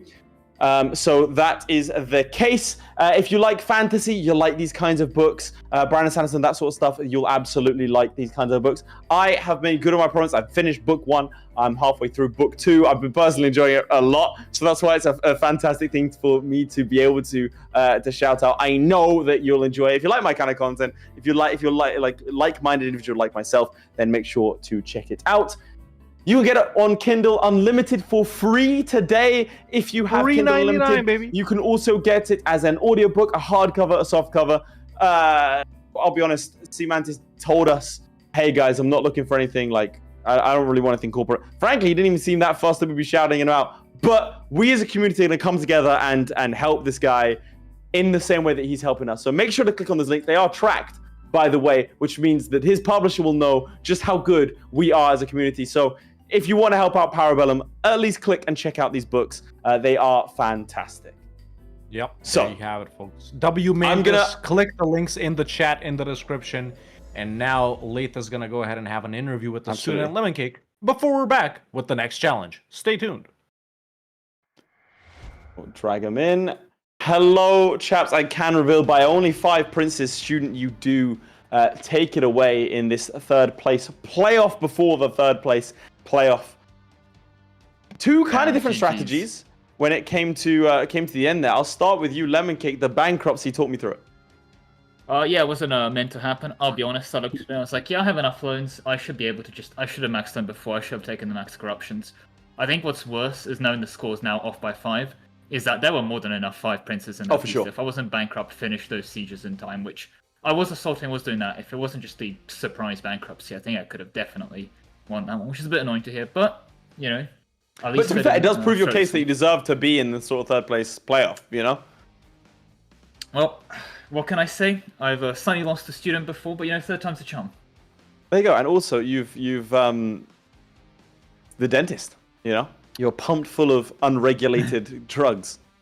That's why I missed the bankruptcy notification, you know? There you go. Should be no paying from the loans. That's how it is. That's how it is. I mean, you'll have your rematch next week. Student, how did you feel that went for you?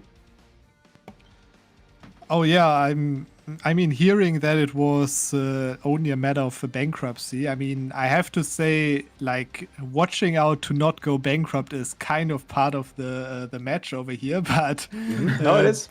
But yeah, no, it was very close. It was very close, and yeah, mostly on my game, it was probably the sieges who actually took so long that I couldn't do another war in the end, but yeah, I think 33 is kind of a respectable score. I heard that Florry had 14 left. 14, yes. So yeah, I mean, honestly, I expected to be further off, but yeah. No, it was a decent game. I think you probably could have pushed yourself a little bit more. Like declaring one massive war in the final sort of 10 might have been on the cards. Which is what Lemoncake did, but again, that did sort of stretch him a little bit thin. So you could argue it both ways. I will say, Lemoncake, what do you think has been your best challenge of the season so far, and why do you think it's been this one? Best and worst, we'll say. Well, I mean, if you have to go by straight up just winning, I actually think the Zaporozhye run would have been up there as well if I didn't just forget to take the right gov reform. But yeah, no, I mean, I think this is more of a proof of concept that. Sure, I can throw quite a few runs, but I still, know how to play the game. There you go. At least, I mean, also you did beat the audience as well. That's kind of the key part. The audience has never successfully won, which is fantastic. I'm sure Students today in- they'll change Yeah? it. Well, I'm that's the sure hope. today against yeah. Today against Florry, huh? Yeah. Well, actually, you'll see. We got something special cooking up. Will I finally be donning the armor and joining the fray? Who knows? I mean, let's not forget the only man to beat Florry in this school is talking to you right now. Anyway, the student, my friend, what do you think is your best challenge that you've had this season? I honestly think the Navara challenge versus the Yes, I audience. would say I as well. think that one was my best, and yeah, I have to say this challenge was kind of well played, I guess, as well. But yeah, all the other challenges, or basically all challenges in this entire season, were focused on one nation. So. Mhm. I guess I couldn't really play out my idea of choosing a different strategy than might be chosen Unconventional, gotcha, yeah. Unconventional path. I couldn't really do that much. So Well, yeah, I will say for the final and the third place playoff, things are still in the works when it comes to this specific challenges. So you might get your wish when it comes to that sort of open-ended side of things. Yeah, We'll see. I mean, my wish for like every kind of season, whatever also season you might do on EU5, is that you leave more room to play the game in different ways. Also allow forming nations, for example, and such. But on the other hand, the themed weeks, I really enjoyed those themed weeks and the concept of that. So I really think you should keep that, of course. Keep the theme weeks open up, I mean, for sure. I'll say this, Fort Cake, your final thoughts before we leave you. And the next time we see you will be the final ever time we see you for EU4, and it'll be for your little third place playoff. Tell me. Well, have to give my best performance, and I'm sure finally, as they say, third time is the charm. So hopefully I There can you get go. that win against students that I do rightfully deserve, right? And finally, I will just say, naturally, good luck to Florryworry. I just want to make sure that the audience stays on 0 points. They've been bullying me all season. Nice, nice. And student, final words from you. Oh, I'm actually voting for the audience against Flurry, of course. Okay, well, good luck to the audience, I guess. All right, we will leave you here. And next week, let's not forget that you do have the third place playoff. We will see you both there bright and early. Good luck to you both for the rest of the week. Thank you very much. Thanks, bye. There you And have there it, we ladies have and it. gentlemen. That was the student and Lemoncake. Nice closing words from them. Of course, not really, because we'll see them next week in the final. Book it. Next Wednesday, chat. Get fired from work, quit school, leave your wife and kids. Yep. Bellum is where you need to be at, either on YouTube and or Twitch. But let's get right into it, man. Second match of the day. I'm very excited for this one, not because Zlewikk is the GOAT for real, as we all know, and just watching him is like watching Beethoven composing, you know? He's I love like, Beethoven. click piano. Note, you know? Simply amazing, chat. He had Simply no idea where he was going amazing. with that one. He Hey. had zero clue. Hey. Listen, I was elected to cast, not to listen to I classical don't even know that music, we which were I do. elected. We genuinely just In my forced free ourselves in this time. position. Now, Yeah. let's not forget that this is to have the highest amount of casualties received. Some might say that this is a perfect game for Playmaker to play. I'll be spectating Playmaker, but before we go anywhere and do anything, let's find out who exactly they are. Let's do that. Zlewikk has already secured his spot in the final, but now looks to craft the perfect season. To do that, he has to get past the chaotic Playmaker, but Lakeep has reported that he had a vision of a domination here today. It's Zlewikk! Playmaker has said he's out to kill giants. Well, this is Playmaker's his not here. last opportunity. He's been waiting for this matchup all season, and now it's his time to prove himself. It's Playmaker! Welcome, chaps. Playmaker, I'll start with you. Mathematically, you cannot make it to the third place playoff, so this is your final ever EU4 Parabellum showing, and you've said that this might be your final ever time playing EU4. How does that feel? That's pretty crazy. I mean, loving EU5 is going to be fantastic, so I'm looking forward to that, of course. But yeah, it's a great game, and it feels kind of like sad to leave it behind. For sure. I mean, do you think that's going to have an impact on how you play today? No, just maybe I do need to play better for my last game of EU4. Maybe put it all on the line. There we go.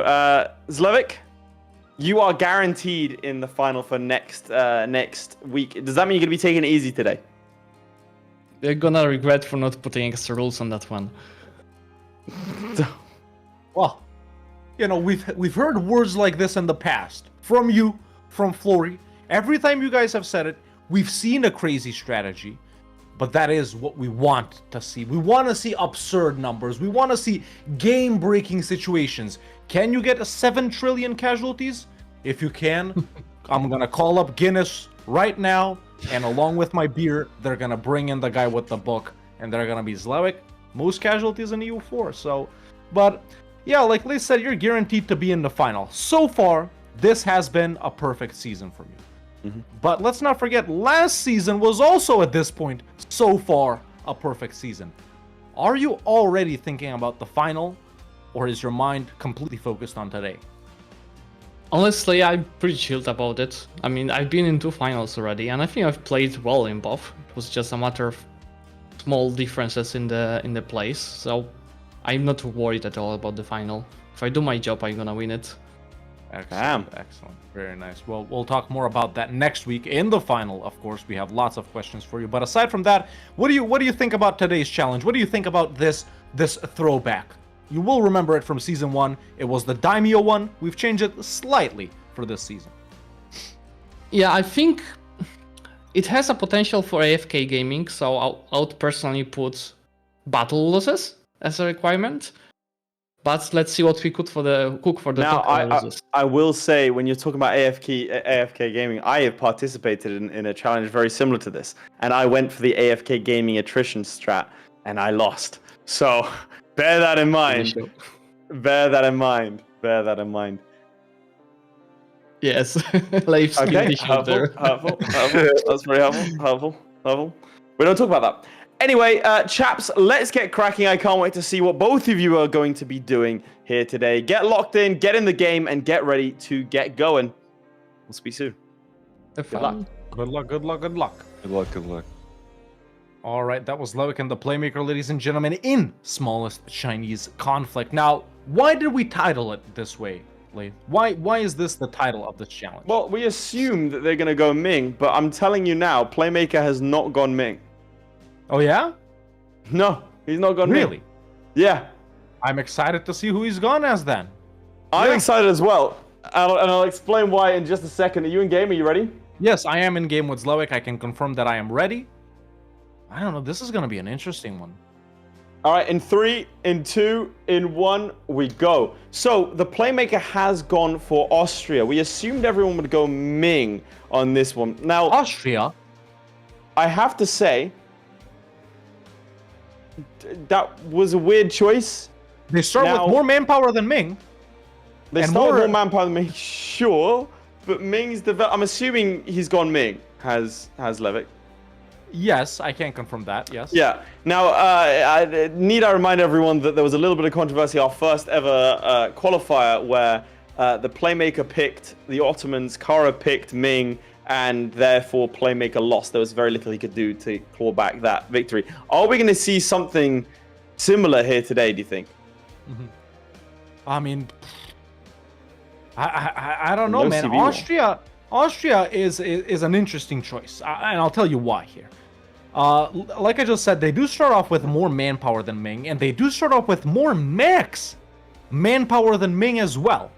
However, what they don't start off more powerful, in a way they don't start off more powerful, is the ability to get massive loans and have a huge income immediately.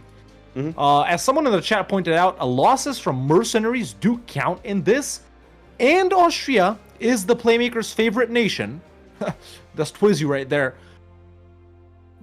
He's got 2K, I think he's going to be pretty 3K. comfortable with it. I think he's Yeah, gonna I be mean, pretty he's comfortable. currently feeding 1,000 men at a time, which is not the worst, like a strat. Again, I will say from my own personal experience in this challenge, playing as Ming and standing in the mountains of Calm, and just max speed 5ing attrition would have worked, but unfortunately, the day of shooting that, the rules were changed such that you weren't allowed to go to speed 5. They told me that about 5 minutes before we were due to start.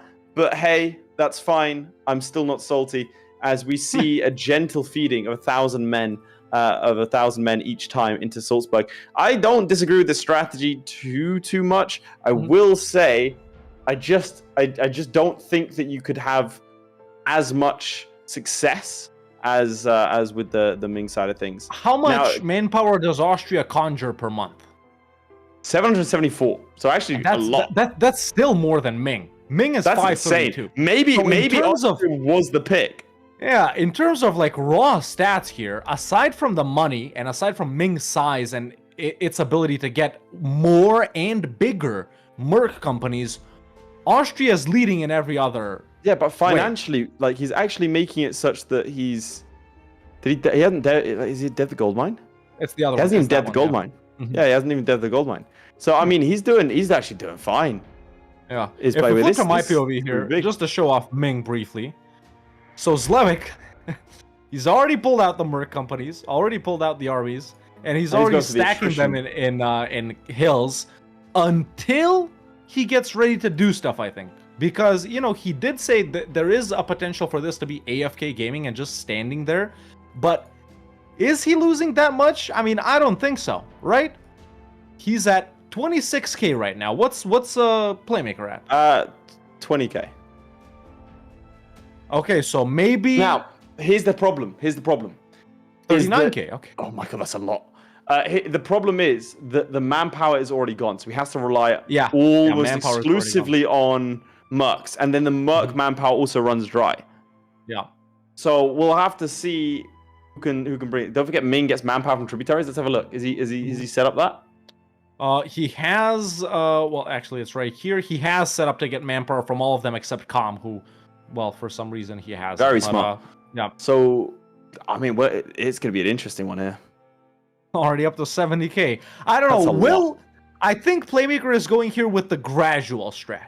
Yeah, he's also Whereas lost the Zlewikk siege to Salzburg. Is going like insta in, right? So Yeah. that's the smallest Chinese conflict right there. Chaoling takes power, 379 million perish. I love Chinese history, chat. Not because I'm half Chinese and Zhao Shenhao Zhongguo to all my viewers in Zhongguo, but I love the Three Kingdoms thing, you know, like the warlord stuff as well. I think it's very cool. It's very fascinating. But yeah, look at this, already up to 110k. 100,000 is We'll crazy. see if Zlewikk changes up the 30,000 strategy on this side of in a way. things. Let's see what kind of wars is he in, because he's in wars, right? Playmaker is in wars. He's in war against Salzburg. He actually lost the siege over here. No, he doesn't really want to lose the war or get sieged, right? Because, well, that's like the money issue. I'm not gonna lie, maybe he was right. Maybe we should have made it for losses from battle. Not gonna lie, that was, well, we're gonna crack on anyway. I mean, it wasn't losses in battle for the daimyo one, was it? I think it might have been. I don't think it was. Chat, when we were doing the daimyo one, was it losses in battle? Now, we're within the Someone first... go back and check. Hey, I'm just saying, we're within the first 5 minutes. Do we want to change it now? Yeah, we could. Because flip to Zlewick's POV.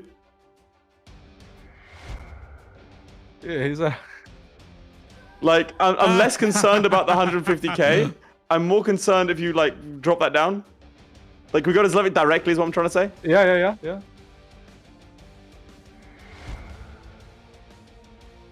Like, my concern is that he's just gonna... Well, he is sit going here. to battle. He is doing battles as well. Waste fine. Yeah, let's keep it. Look, rules are rules. Chat, what did watch we big do number with the go up. daimyos? I don't know why. You went red for a second there. Like, his map mode went red for a bit. I think he opened... What did he open? Is this the worst KD of all time? That's the question. It's gotta Now, be. It's gotta be. Over here, if you flip to my POV, his problem is going to be maybe Salzburg doesn't have the manpower to keep killing his troops. Yeah. And like he keeps on having to like chase them down. That is another problem. We're going to have to see here. Oh, he opened supply limit map mode, someone in the chat said. Is that geographical, chat? He's running to the worst supply. That's crazy. I mean, that's something that over here he's not doing. If someone dies on a boat, does that count as an army loss? I don't think they count as anything. Because someone in the chat just said that as well. Can someone boot up EU4 and check? Also, Midge graphic above us is showing wrong challenge. There is a chance that the third challenge day will have no problems. There is a chance. Well, what were the problems with the first one? We didn't have a problem with the first one. I don't know, bro. You clicked on that comment about. Look, I cannot get over the fact that I was told. I didn't. Hey, someone ban that guy. Someone ban that guy. Someone ban that guy. Okay, we cut to like the interview. First thing I see, guys, I just uploaded a video of this woman's dog being put down. Like, it's such an insane thing for me to see. Listen, unprompted. Everyone knew it was there. I think we got 2 minutes here to either completely restart the challenge and restart the timer and do army losses in battle. Let's put it to a vote in chat. Do we put it to a vote in chat? Because Zlewick's at 250,000 right now. Like he's already won. Like, but the problem isn't that he's gonna win. What's the Playmaker at? Let's not. He's currently at 50k. 50k. Okay, so Zlewikk only 5 times the score. The point I'm trying to make is. Okay, right. Mitch, can we get a you know what? We'll do it this way. Put a 1 in chat if you want us to do it. Oh, it's already up. It's already up. 1 in the chat if you want us to restart. 2 in the chat if you don't want us to restart. With only battles counting. Pan said no restart. Your fumble. Big man, you're saying our fumble. How? It doesn't hurt us. We're not okay, playing. We're just saying no. We're not personally playing. It doesn't matter to us who wins. Yeah, it doesn't matter to us. We just want to make a fun show, chat. We don't care that much at the end of the day. Oh, that's a big swing for yes. Yeah, that's a big swing for the oneers. It's close. It's close. This is such a divisive poll. Make sure you keep voting. I love democracy. I feel like if we were going to restart, we should have done it 5 minutes ago, man. Yeah, you think? I'm 10 good minutes with into either challenge. or, man. I think we're good either or. But the poll is winning on yesers. But we should have done it 5 minutes ago when I said it. We can't. 10 minutes into a challenge, we can't change it 10 minutes in. We still got time. If 10 minutes into a challenge. Timer. Dude, the chat is spamming it up, man, hard. Look at this, bro. This has been our most divisive vote yet. All right, let me ask Zlewikk. How about that? Yeah, okay. Ask Zlewikk. I'll ask him. Yeah, pull them. Yeah, pull them both up. Well, why? No, because then we're revealing what's going on. Well, or ask them separately, I guess. I don't know. No. I'm taking control of the situation. Everyone stop. I'm gonna go talk to Zlewikk. I'll be back in a second. That's it. Okay. So there you have it. Zlewikk already up to 342k, ladies and gentlemen. We just broke Laith. Like what? Also, chat. No one told me what we did with the daimyos, man. No one told me what we did with the daimyos. Did we do it in battle only or not? I don't think we did it battle only for the daimyos. I can't believe we just broke Laith so badly. Like, man, just fucking full crashed out. Like what? You know, at the end of the day, Zlewikk could just say no restarting. I'm winning. You know? Yeah, true. But, chat, if you're enjoying this stream, man, make sure to subscribe if you're watching on Twitch, or check your primes. You may be able to subscribe for free or become a member on YouTube. You will be able to join the super secret, super exclusive after party after the stream, where you could learn a little bit about next week, the finale, and maybe even throw in some suggestions of your own. Yeah, it's dope. It's dope. Join the Discord as well. We haven't had any stream memes today either, Midge. Yes, because haven't I had tried any to stream put. memes No, we've either. had one, and I remember I tried to put it out, and we lost all audio for about 30 seconds because I downloaded a stream meme. It was too hot a meme. But lads, I think we're 12 minutes in. I don't think we change it. No. We can't. Okay then. 12 minutes. Okay then. Like, he's okay with it. He's okay with changing it. But we're a quarter of the way through. Yeah. I mean, almost, man, almost. Okay, well then let's. I mean, what do we talk about? What do we talk about? Let's just go side by side. Let's just go side by side. All right, there we are in the side by side. So, chat, what is your favorite period of Chinese history, man? bro, Go give me back a to sec. that. We could. Okay, what if we just start the timer on 45 minutes? We have a 45-minute challenge battle losses only. And we just give the wing to Zlewikk. What's he on right now? 500,000? 414,000. Okay, so we know. I'm going to talk to Playmaker.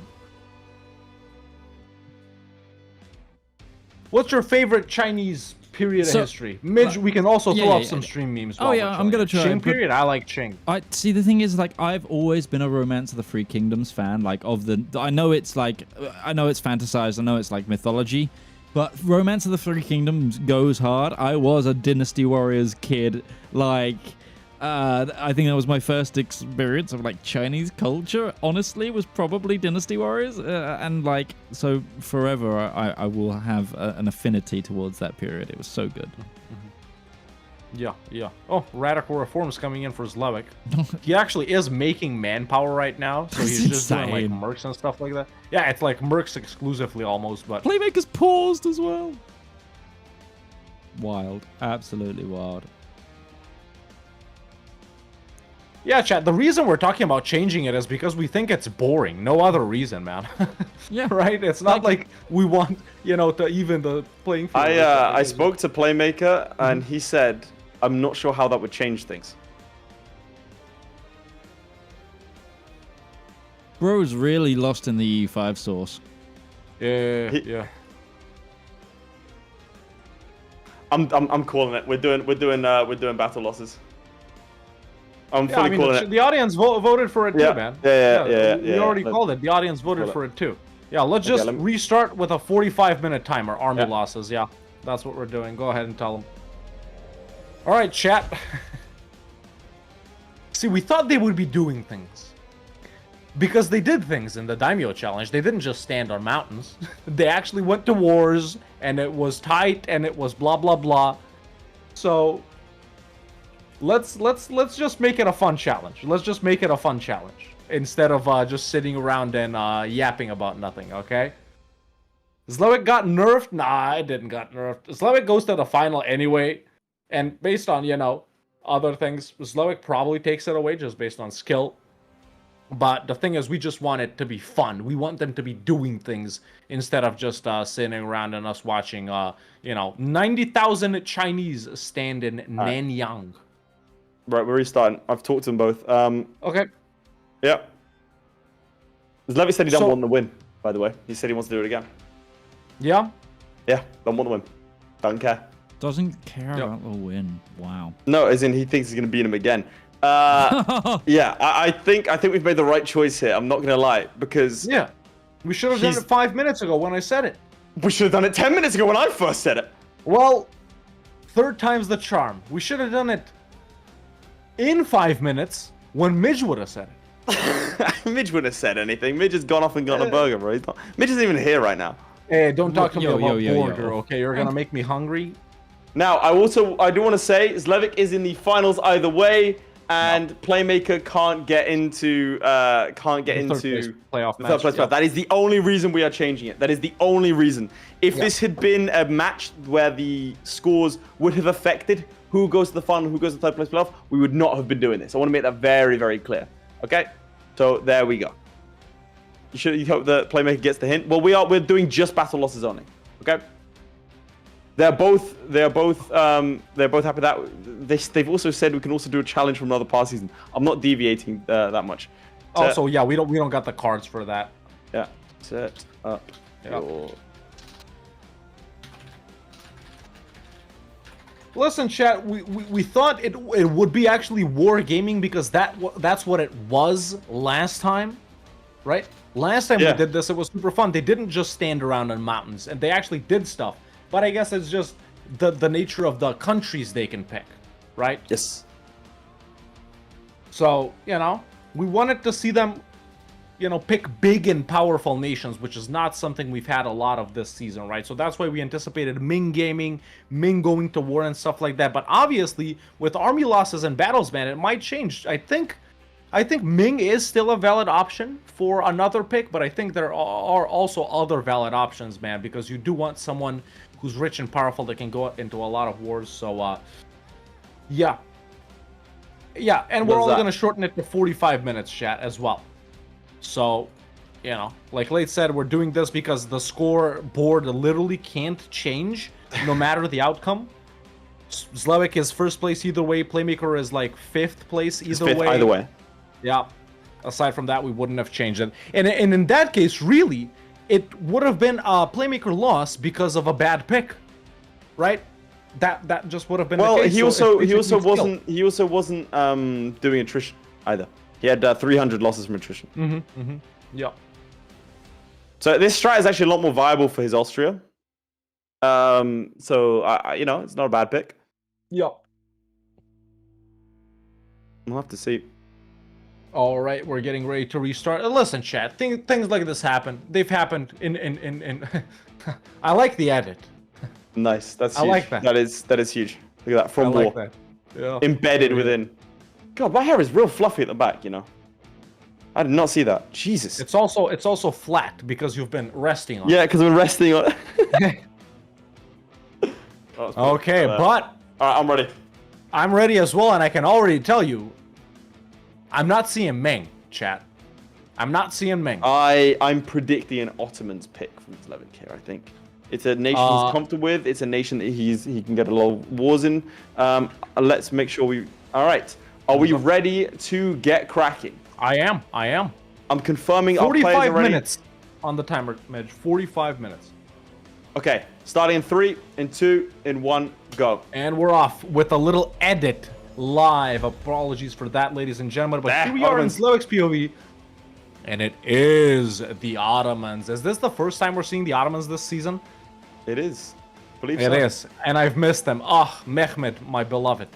But, what do you think we get from this, chat? Do you think we just get classic Ottoman early expansion? Like, they gotta take out Biz, I think. I think he's gotta take out Biz. And I think you go for the gold mine as well to help you with the merc companies, you know, Janissaries and stuff like that. Yeah, there they are. Just a little bit of regular conquest, and then I think you get bogged down in the deserts. Maybe even go in versus some hordes in the steppes. I don't know. Mountain gaming over here in the Dinaric Alps. Interesting, but let's see. Has Playmaker changed his strategy or no? So, would you say the Ottomans are a better pick than Austria? Based on max manpower and manpower generation, no.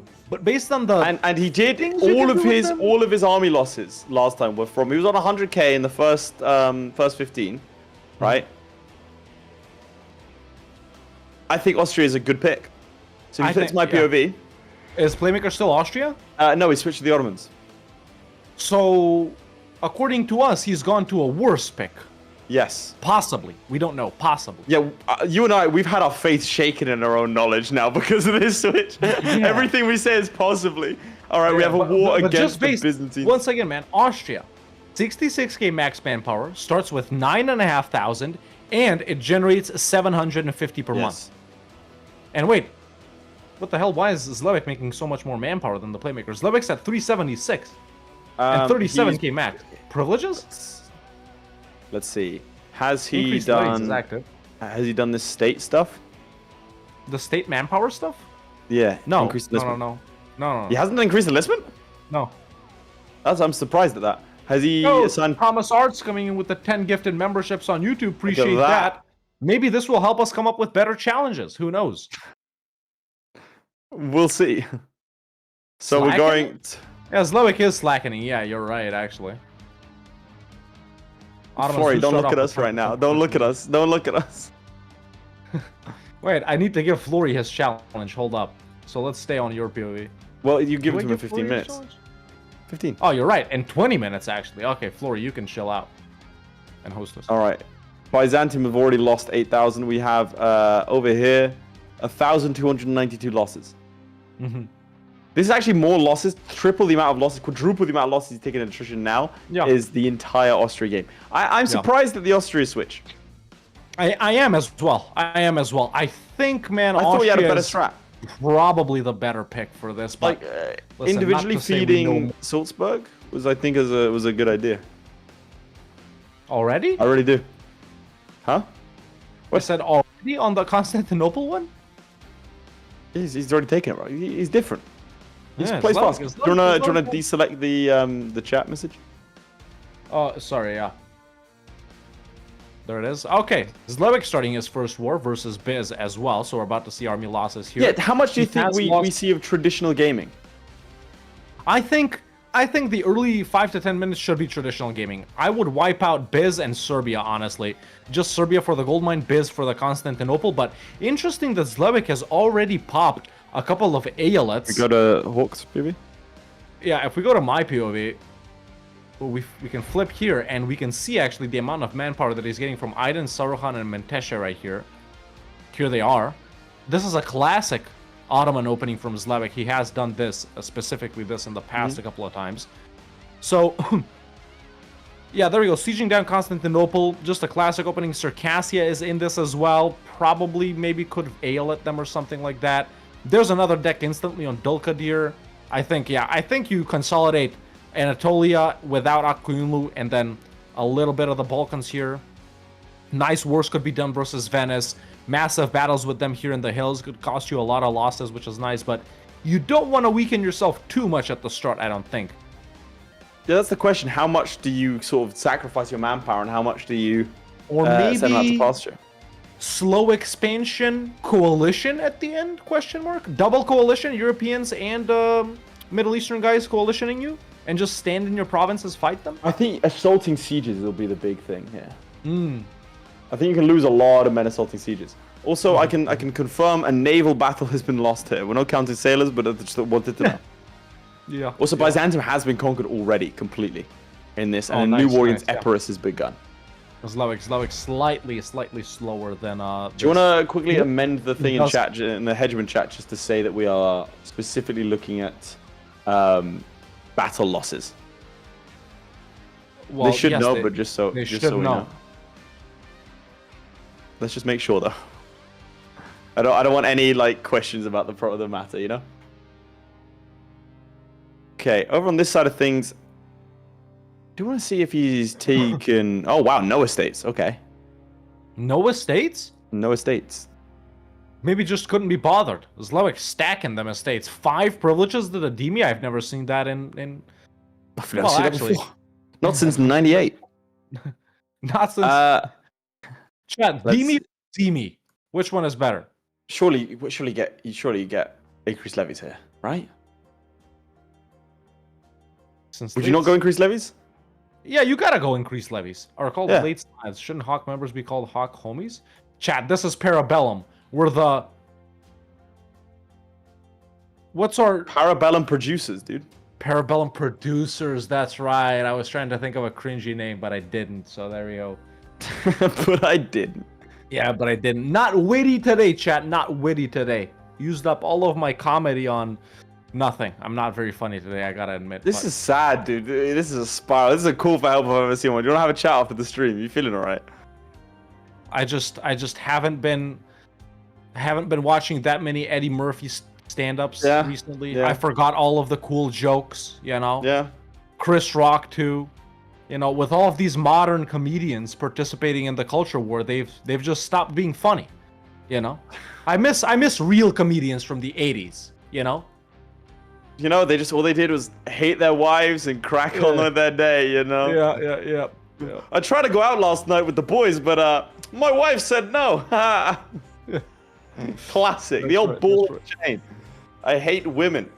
That's Clip not it and cool ship speak. it, chat. Clip it and ship it, yo. Clip it and ship it. Laith Oh my confirmed God. to hate women. Also, has not said anything about being against cancer, possibly pro-cancer. So I wouldn't say I'm pro-cancer.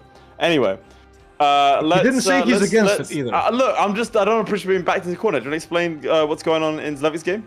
Yeah, so if we flip over to my POV, Zlewikk has just wrapped up his war He is with behind, which is Liz rare. as well. Yeah. Zlewikk taking it slow. Aya letting Morea and Ahea down here as well, and Dulkadir, and just declaring on Ramazan and Chandar. Now, he is going for the Aeolate maxing strat, man. Aeolates do give a lot of manpower, a lot of max manpower specifically, so that should be good. He is okay. Some are core, some are regular Aeolates. What I would do here is them. Oh, that's right. I was about to say don't call them in, but he's already not calling them in because you don't want these guys getting involved in battles, using up your opponent's manpower that your opponent needs to use to fight you. So, yeah, we'll see. Florry says not taking Eintub for Golden Era. You mean for a province in a different continent, Florry? Yeah, I guess Eintub is in Asia when you think about it. Yeah. Florry currently scouting out his competition. Yep. Florry. Well, let's do a quick check. Okay, so 10 minutes in, we have over here 11,000 losses in battle. 7.32k. I would like to point out at this point, Playmaker had like 60k. Yeah. With Austria. Yeah, I think Austria is the better pick. Well, not if you do the Aeolate stuff that Zlewikk is doing. If you do the Aeolate stuff, Ottomans are gonna become a better pick. Also, why is Zlewikk not speed 5 maxing, I wonder? I don't know. Why did he switch? Chat. Why would he not switch? Why would he switch to Ottomans? Why would he switch? Because I feel like that was a winning strat he had. Yeah, I agree. Do we have any ideas? I think Ottomans, if you do the classic opening as them, and if you do the Aeolate stuff that Zlewikk is doing, very shortly, I would say in about 5 or 6 years here, they're going to become better than Austria is already at the start. You think? Well, yeah. Well, let's keep an eye on the There's really no manpower specific or subject specific stuff. No, there isn't. If Zlewikk is going subjects, and then in that case he should go what you call it? But it's not manpower, is it? It's just it's not manpower. None of it's manpower. It's just force. Yeah, none of it's manpower. You just go quant. I can't close this because he pawned. You can't escape, bro. Yeah, quantity. Yeah, it's got to be quantity, right? Or Merc? Question mark? Merc ideas? Merc manpower? No. Where is it? Probably not, right? It's 30% Merc manpower at the end. Nah, it's got to be quantity. Italian Italy shall ambitions. fall. Claim on Salento? Question mark. Let's do it. There's a deck on Epirus. I'm so anticipating confused they're going to be Aeolated as well. Why would now far be it from me because we did throw him off a little bit and not give him a full half hour to think about this. True. I'm confused why either of these players switched to the Ottomans because they both have, right, which makes things even. But Zlewikk had a great start with the Ming. Like you can play as Ming and do battle losses, right? Yeah. You fight, attack people in the mountains. You go from there. Nice. Look at that Zeb coming at it again with another little drawing. Post your stream memes, chat. And then obviously Playmaker had a fantastic strategy as well. If you want to flip to my POV, I'll oh, Mej, you gotta post the latest one and full screen it too. Oh, okay. That's a good one. I'm not gonna look at it till it's on screen. Mamluk's expanding into Karaman early and Ramadan. Yeah, very early. And okay, he's released Dulkadir. And now he's gonna as a vassal. And there's Chandar as well. Yeah, he should be Aeolating these guys as well. Yeah. Why would they Aeolate them? Well, because why would they have a vassal? Aeolates give you a lot more manpower. There it is, chat. Chinese history be like, Zlewikk Ling takes power. 247 million perish. Count Playmaker. Werner Feldinger, Fingerlickner, von Holschweiner, Mary's half-sister, Znigvitrina. I'm not reading the rest of it because I realized this is a 4chan, so there's going to be some slurs there for sure. establishing the Grand Duchy of New Ucksteinberg, tax haven with a population of 16. Yep. Real too, chat. Real. It's a classic. It is a classic. Yeah, he's ALA to these guys. Presumably, like Yeah. you said, it's going to give him manpower. Yeah, What's the check manpower Mac- increase? But it's still 316. Max, so on Zlewick's side, all of his subjects are giving them more than 1,000 manpower. Even like A month. OPMs like Morea. Okay, nice. No, not a month. So- It increases max manpower by. Okay, increases it. So over here, 21,000 as we approach the 30-minute mark. Again, Playmaker had 100,000. And he's decked on the Zlewikk Mamluks. on, let me try and find him, 8.6k. So I think Zlewikk is still just doing regular gaming right now. Yeah, I think so is the Playmaker. Get your votes in chat. 1 for Zlewikk, 2 for the Playmaker. Vote, vote, vote, vote, vote. Is he assaulting that? No. Like these larger wars, again, like at what point do you pop off? Like I'm really loath to criticize either of these guys in any manner, given the nature I think of the you pop challenge and how it off came in the about, but final third. You think you just go and Yeah, final third. But until that point, you got to get ready for that.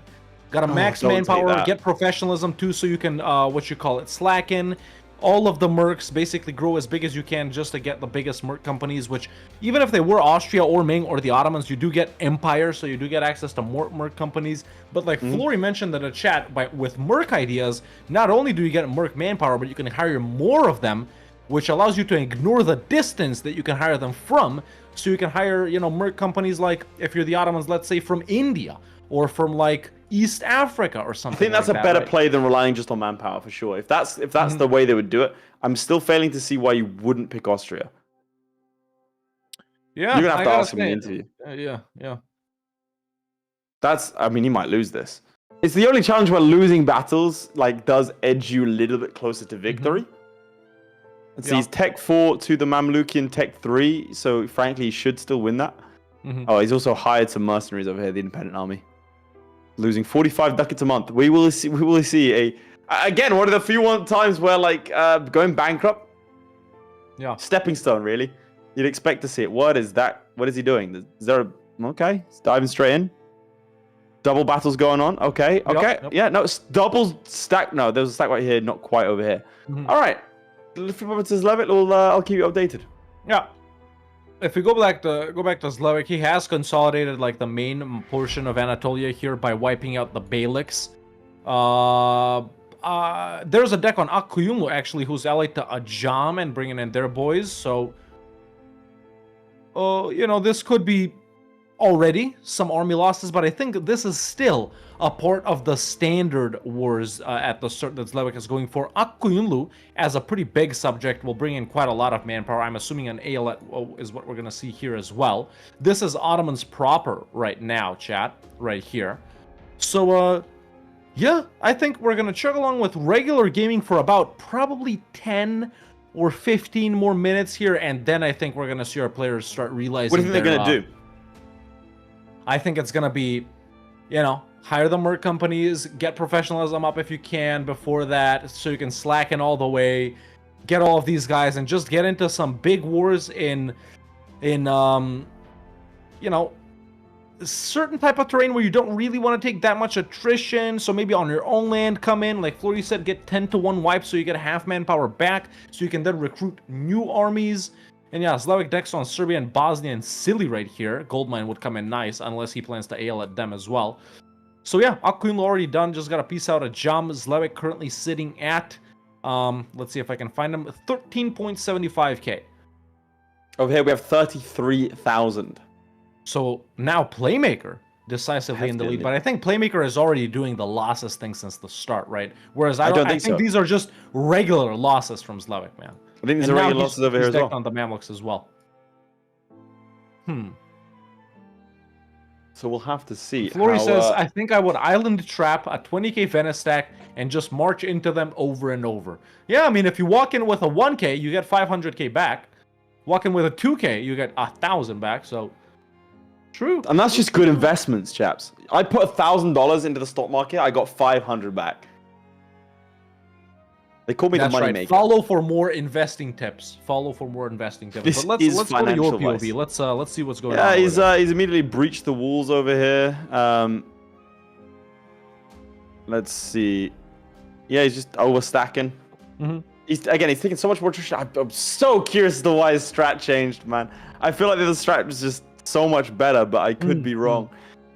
He has taken Al Qahira, and we're gonna see what is gonna go on with that. He can't do the whole defeating the Mamluks thing, can he? Ottoman invasion. No, he needs to hit them twice. Is the thing. Yeah. You think they're gonna do that? A Mamluk Aeolate would not, give right? quite a lot of manpower. Would give quite a lot of manpower. Well, he looks like he's gonna do it. He's taking the land. Yep, he's taking it. Okay, interesting. Interesting. Does he core this land? Does he then like? I think they gotta keep that at least, just to do the Mamluk Aeolate then later. Which they should have time for. I don't know. 26 minutes left. Will they have time? They're on Cyprus to then fight Mamluks again. Look, he's fighting the Mamluks again. Oh, to reset truce. Right? Yeah. Yeah, okay, valid. I respect Surely, it, like honestly. it's the invasion Casabella that triggers this, right? Yeah, there you go. Oh yeah, Uses yeah. Casabella. And then they I gotta was about to stand say, up Constantinople. Imagine if you could do it as a co-belligerent. No, that would change up my Ottoman strat completely. Currently, 42,000 losses from battle. Let's flip to your POV, and I'll keep you advised if of we the flip situation. over here, Zlewikk is at almost 24,000 right here, getting himself involved in various wars. Serbia and Bosnia are done. He's just about to walk into Sili right here, so let's go ahead and see that. Hizm Kaifa sending him a peace offer. There we go. I keep trying to rotate the map like this. But there we go. We should see him. Yeah. And there we go. There's the walk-in. Obviously, he clears these guys easily. Morale difference is actually insane. I think we're gonna see 3 Aeolates here. He's interestingly not walking over to fight Ajam at all, who are involved in this Akyunlu war, but slowly chipping away at the Mamluks and their subjects. He's got Halab. He's got, he's about to get Damascus. He isn't going speed 5 gaming. No, which he could. He could. Do you want to ask him why? No. Okay. I'm gonna give them a 25-minute warning. Might as well ask him. I'm curious. I want to know. He's left. Like, we can just ask them. He doesn't want to. All right. So, Laith, clearly they're all setting up for like a giant war at the end. Who, if you're a player, do you aim your mega war at? Do you try and like raise a load of aid to get massive coalition, or like I think you don't need to do that. I think you can just declare war and do the co-belligerent stuff with my POV. Yeah. Over here, look, I can right now through Hungary declare war and fight 150,000 people, if not more, right? And as Florry said, you can also, by the way, if you have a better navy, you hide in Anatolia and just keep going back and forth. Take out max loans, hide in Anatolia, and just keep on sending 1,000, over and over again. I think that's your best bet, really. As we do see, Cyprus is now hopefully gonna fall. He resets that truce time. We've got to keep an eye out for the next 4 years. Yeah. By the way, I have asked Zlewikk why he's not Speed 5 gaming, and he said, I'm just taking it slow. A lot of micro. Fair. So he's doing it on purpose, chat. Zlewikk is Speed 4 gaming on purpose. But if we flip to my POV, I can show off a couple of more, soon-to-be Aeolates.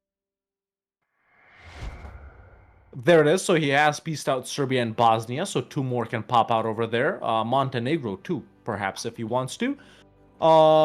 Still in this war with Akyunlu, keeping them sieged. Standing with the Egypt army. Yes, I can read, Turkish.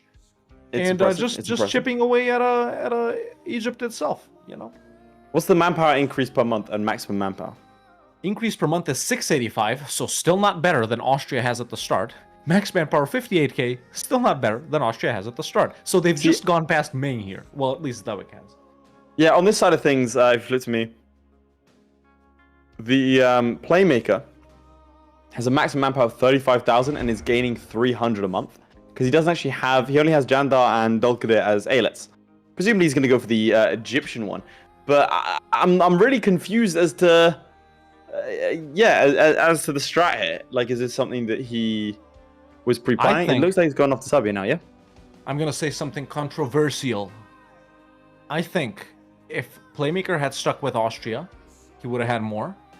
And I think if Zlewikk had stuck with Ming, he also would have had more. Yeah, I mean, we're looking at 44,000. The Mamluks is currently beating. Ming currently have 41,000. And that's AI Ming. AI Ming. Yeah.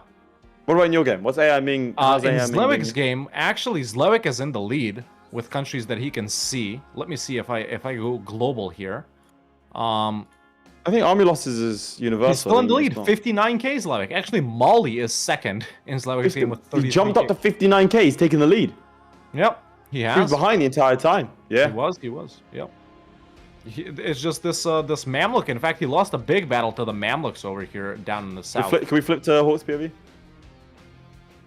We'll take a look. There we go. Walking into a 2k Syrian stack, which hasn't really cost him any losses. But yeah, these two guys lost to these two guys right here. He has already taken Cairo. Is he farming the thing already? Where is that mission? Not. No, he's not. Defeat the Mamluks. Yeah.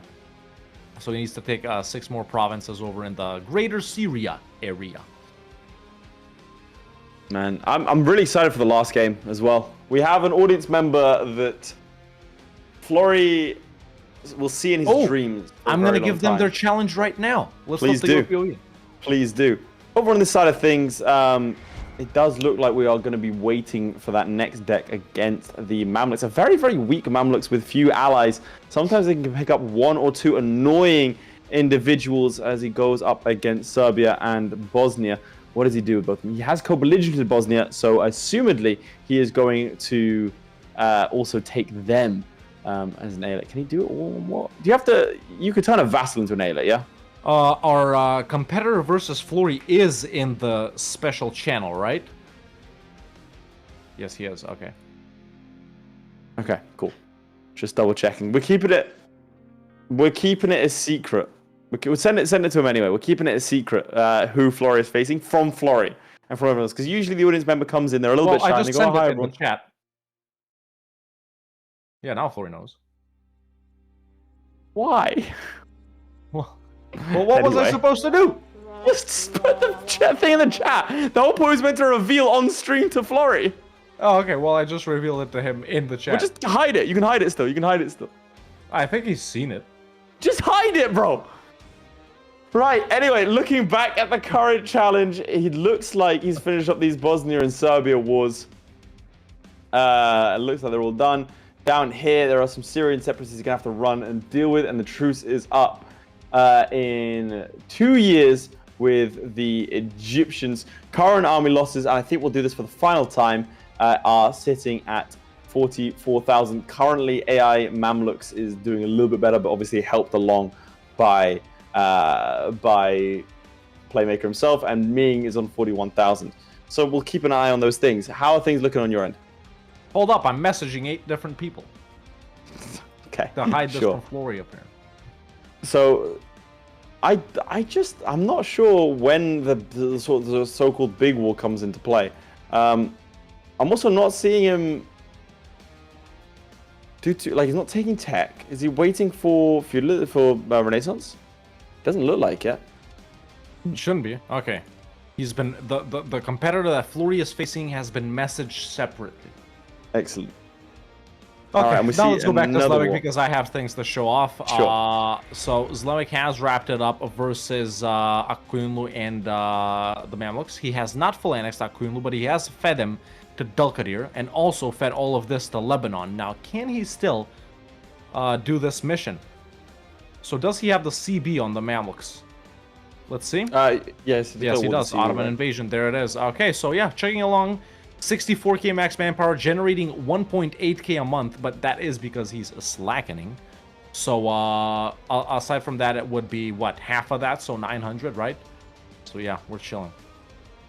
Yeah, I think the Playmaker didn't he hired mercenaries and so used up his professionalism in that manner versus versus the other way around. He has though conquered Serbia and Bosnia. So Take me through what the strat is over here, do you think? Oh, sorry, I was just getting something back. The macro to, strat for Zlewikk. Florry. Well, this. There we go. I mean, you see it. This There is you the go. macro strat. He's declared on. Wait. Who has he co-belligerented I think it might be to a get coalition. these guys in? No, that's No, crazy. it's not a coalition. It's a, Let's it's see. a conquest. Who's not the who's so? Wait, it is a coalition, right? Yeah, it is. So he declared on the coalition. Yeah. Okay. Now I think we're gonna start seeing the max loss strat. Zlewikk currently at 61k, by the way. Only losses. This is very curious to me because I think I would personally prefer to have them all on one side of the strait. Yeah, so You know, can and then I can defend retreat, yourself via- redo things up, and then go back. Mm-hmm. Also, declaring war on the coalition is crazy. Yeah. I mean, That's insane. just stay in this one till the end, right? He's still generating manpower. He still only has the Grand Company up, which is interesting. Or wait, no, these are just. How did he Janissaries, get so much of a coalition? Who did he deck on? This was Actually, presumably Uni's probably a from big getting one. like Bosnia and stuff like that, non-co-belligerent. And Right, non-co-belligerents. Yeah, I'll do it. and this would be from just these guys here, right? But Yeah, I just mean, Serbia I'm and just trying to Bosnia compare- non-co-belligerent shouldn't give you this coalition, I don't think. Who I else don't would know. he have Weird. Did gone he for? know CB Serbia or something like that? No, because he's got stability. You'd think not. Yeah. Very strange. We'll keep eyes on that over here on this side. In fact, float to me briefly, and then I'll show off Yep. I'll show what's going on, and we'll go from there. So, over on this side of things, he has still got the Grand Company running. They are all heading south to go after the Mamluks in this Ottoman invasion over here. So he needs to take Al-Qahira, and then he grabs himself a nice airlet, and then presumably we'll see his death war. Do you think it's too early for this big war? Flip your POV? On Zlevik's side, I think it is, man. I think it's just a little bit too early. Like 5 or 6 minutes too early. He did, start this like 2 minutes ago, so maybe like 7 or 8 minutes too early. But yeah, I think so. I mean, he is engaging in battle, obviously, as we can see. And this That's a actually big might be a naval battle loss as for well. him. Yeah, Oh, it will be lost. he lost the But naval the battle. This should be a Problem loss as is, well. if they blockade the strait, he can't then get back across to fight. Yeah, look, he already used... there we go. So he does retreat in time. Obviously, no way he's gonna go against Venice and Naples' boats. This This is a curious. Naxos, Moldavia, Ragusa too. This is a curious deck. I mean, he can go in and out of the forts, but the second the forts fall, he's now trapped. He won't be able to. He has to wait for them to come across, and they will come across. Don't get me wrong, but it Still doesn't not mean that you getting don't have them anywhere to merged up. recuperate. So kind of because the thing is, if you have manpower available, you need spare territory to be able to build troops to then to go from there. Did he take any ideas? So he has taken a quantity, first one in quantity, and a positive thing for him is that he's not getting into trouble over on this side, right? So Great Horde and QQ aren't doing too much. It's pretty much the European guys who've all poured in instantly. I mean, they're kind of closer to his core, I would say, whereas these guys have to go through Dalkadir. But there we go, finally a battle with the QQ. In the mountains, And he's attacked and he's actually, gonna lose. less... Ooh. Actually, no, he's good. But reinforced from Mushasha, Look to the east. they're not going to be there in time. No, He they retreat. were.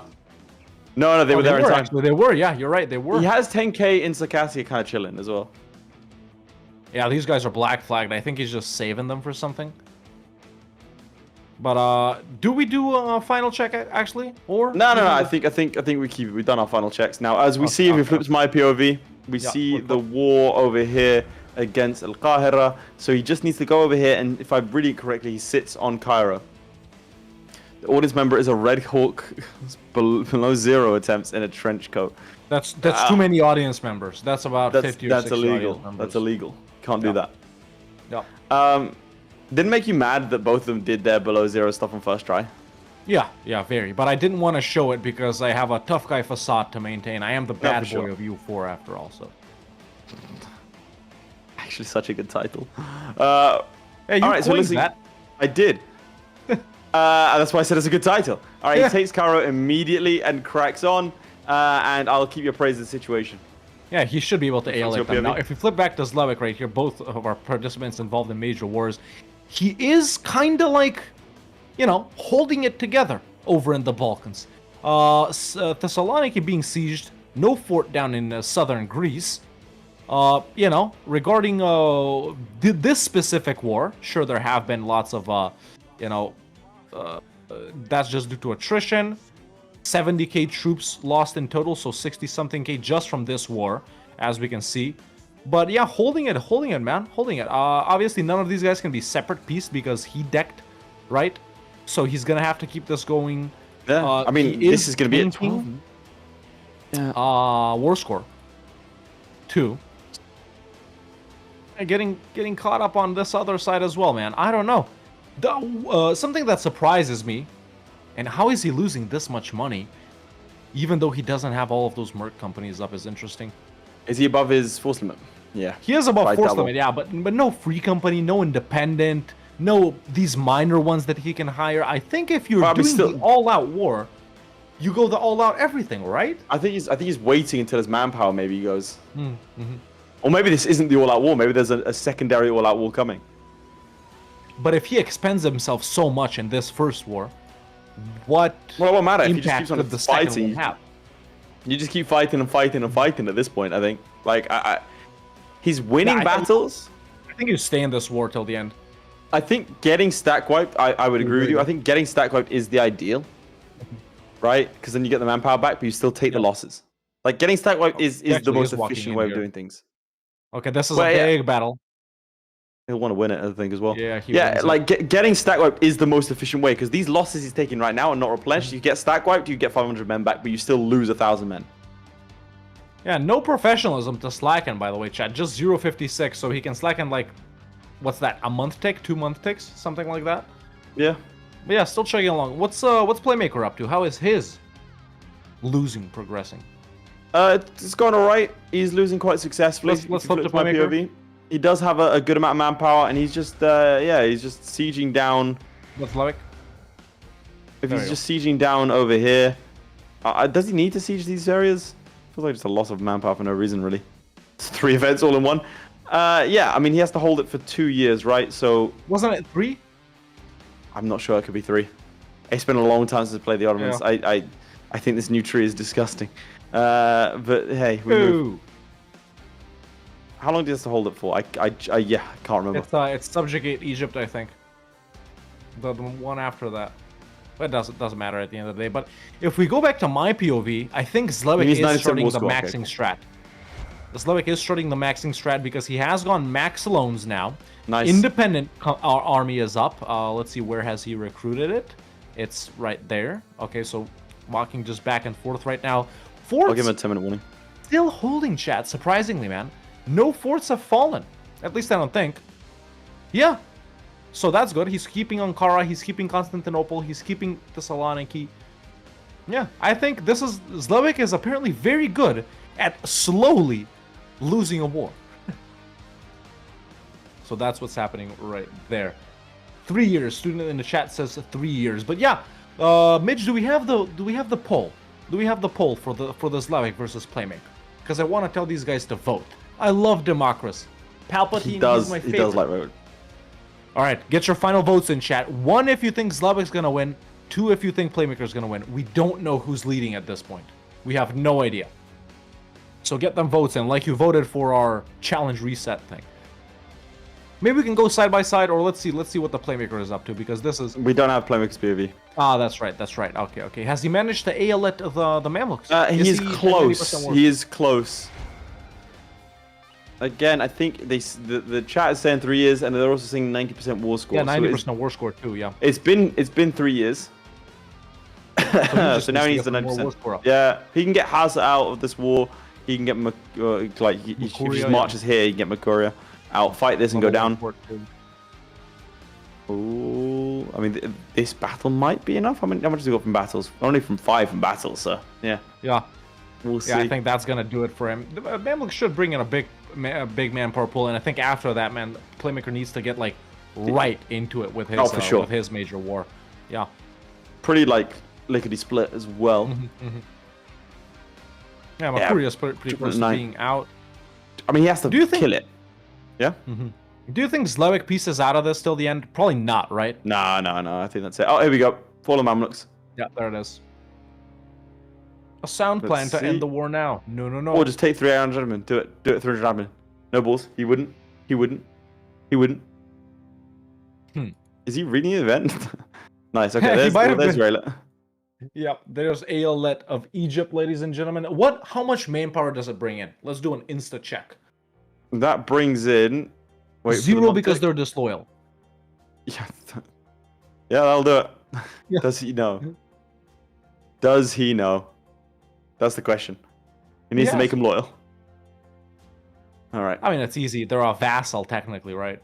Yeah, I mean, he could just placate. He's at 77 prestige. He could placate quite easy. Now, Improve Zlewikk relations. paused for a little bit over here. Let's go to his POV directly because we do have it. I want to see what he's going doing, to 'cause try can and... pause. He's trying to invade Tunis as well. That's weird. Okay, he has unpaused just as I said that. So actually, man, Zlewikk is getting along very nicely with unsieging himself and making a lot of his opponents low enthusiasm. So he might start getting peace offers. Can they send him peace offers separate? No. No, they Better can't, than they right? can. No. Interesting. Yeah. But still, this is still not the all-out. I mean, there's no expecting all out this- on this side of things either. Like, he's declared war on invasion of Tunis. Yeah. So I'm very curious. Yeah, but you're gonna have to ask him a lot of questions here as to, as to what's going on. I think. And of course, I'm gonna forget them all by the interview chat. So.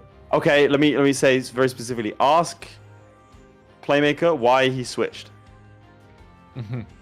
I would. I mean, ask Zlewikk the same thing. Yeah, of course, yeah. I think that's our main point of contention here. If you flip to my POV, this is just what's confusing me over here. Do you think Zlewikk could have done... Now, we're I think mostly in agreement here that Playmaker would have done better as Austria. Do we think Sure. Zlewikk would have done better as Ming? Yes, I think so. think I think so? I'm also massively biased, but I think there's just a lot more. The more you can control your nation's economy and control the nations around you, I think the better bet you have. So then, instead of like there being a coalition war, right? He can declare war on individual tributaries and fight them. I do think Ming was still the play here. I'm not sure that, again, this strat from Playmakers, we enter into the final five. If you don't mind giving them a Yeah, I'll warning. give him a warning. He is assaulting these guys, and he's gonna get them as an Aeolette. He's getting an Aeolette with Tunis. There you go. But again, like, why? I mean, I'm sure they get I'm sure they give you manpower, right?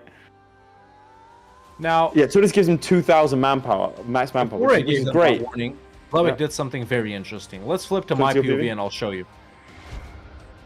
He has declared the Ottoman humiliation of England versus England, Aragon, Austria, Castile, Leinster, Navarre, and Portugal. Co-belligerented all of these guys, by the way, except for Austria. So, See, in real terms, the amusing thing about that is that England, they would have declared war on England, and then England, which would take a good couple of weeks for the messenger to arrive, Yeah. and then England then has to send a messenger back to Austria to ask them to come to war, which is also going to take a couple of weeks. So when I was looking at war, realistically, for a couple of months. and Before an everyone gets OCB on Lithuania. Nice. Calling in Livonia, Odoyev, Poland, and Riga, who is actually not a junior partner of Poland right now. Okay, so Zlewikk should be maxing at this point, man. Still, no, all armies out, and he really doesn't want to get destroyed here. Like you said earlier, he wants to keep locations of his land where he can still call up subjects. Not subjects, call up armies, sorry.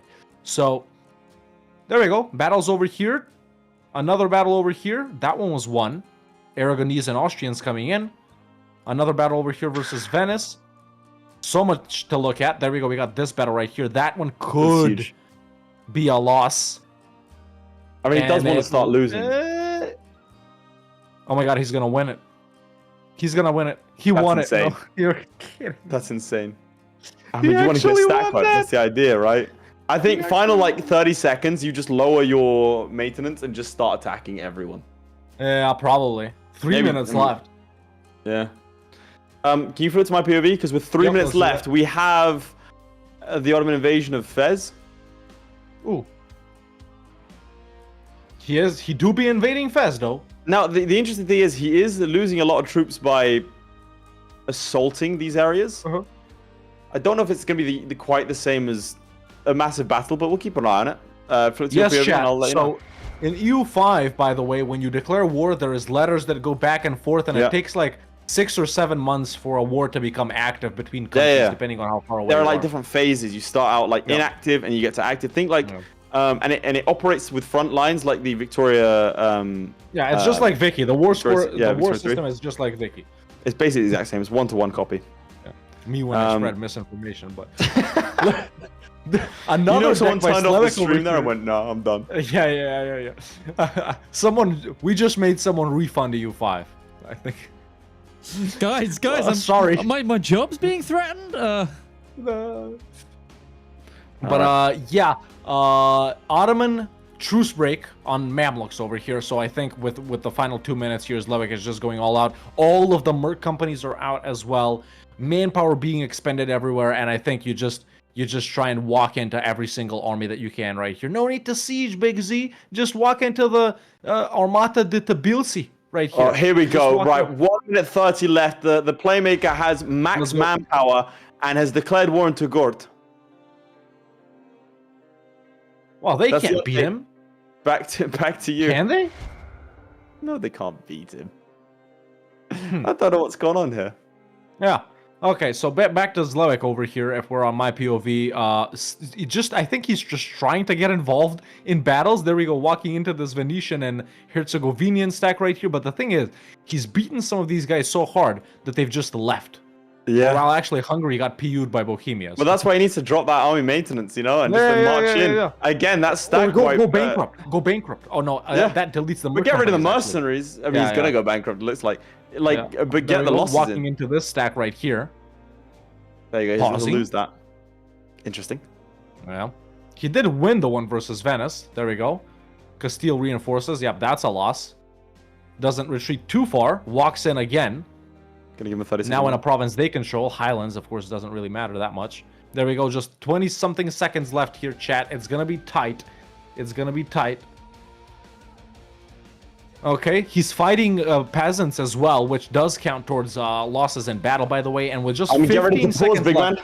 man. Yeah, I think this is gonna be a close one, chat. We're getting ready. 10, 9, 8, You're gonna have to look at seven, the. You're gonna have to look at the 6, mosses. 5, 4, 3, 2, 1.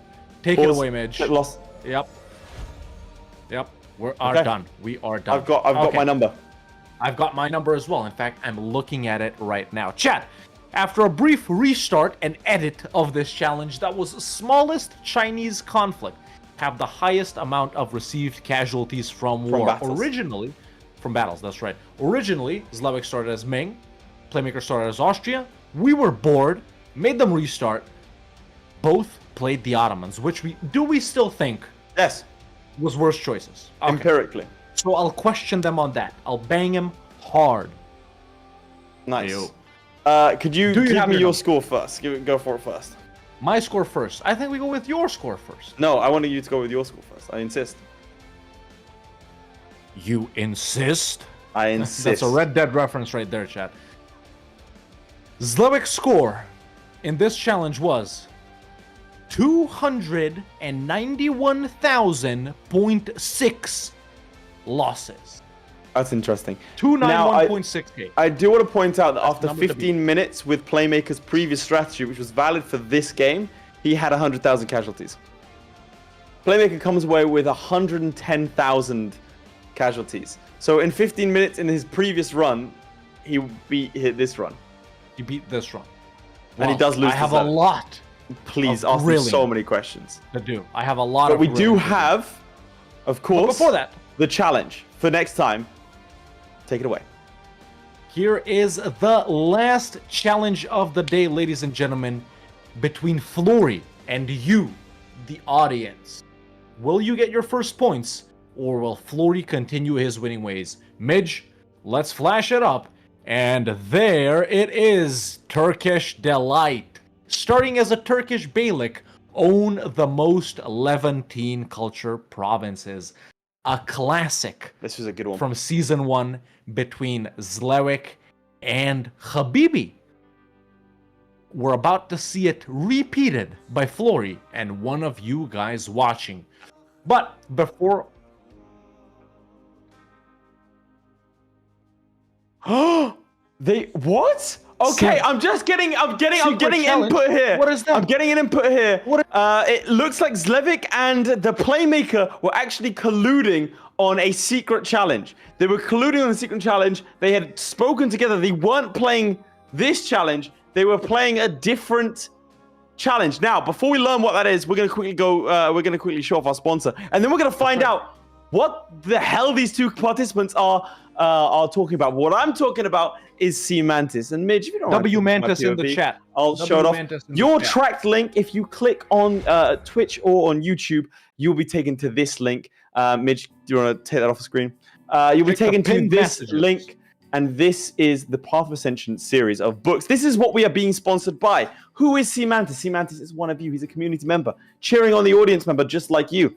He came to us and said, guys, I really enjoy Parabellum. I love what you guys are doing. You talk about all the time that you guys are making a loss when you make these kinds of things. What can I do to help out? And yeah, we came to an agreement, and here we are with The Path of Ascension, a lit RPG adventure. Book 10 of this series comes out, I believe it's the 8th of October. So if you want to dive into this book series, by the time you get to number 10, it will be out and you'll have a completed series. You can get it for free on Kindle Unlimited. You can also get it with an audiobook. You can get it paper cover, hardcover, whatever format you would like. You can get it. This is a lit RPG. What is a lit RPG? A lit RPG is an adventure book. It's in the adventure genre, but with video game elements to it. For example, let's say the main character unlocks a skill like double jump.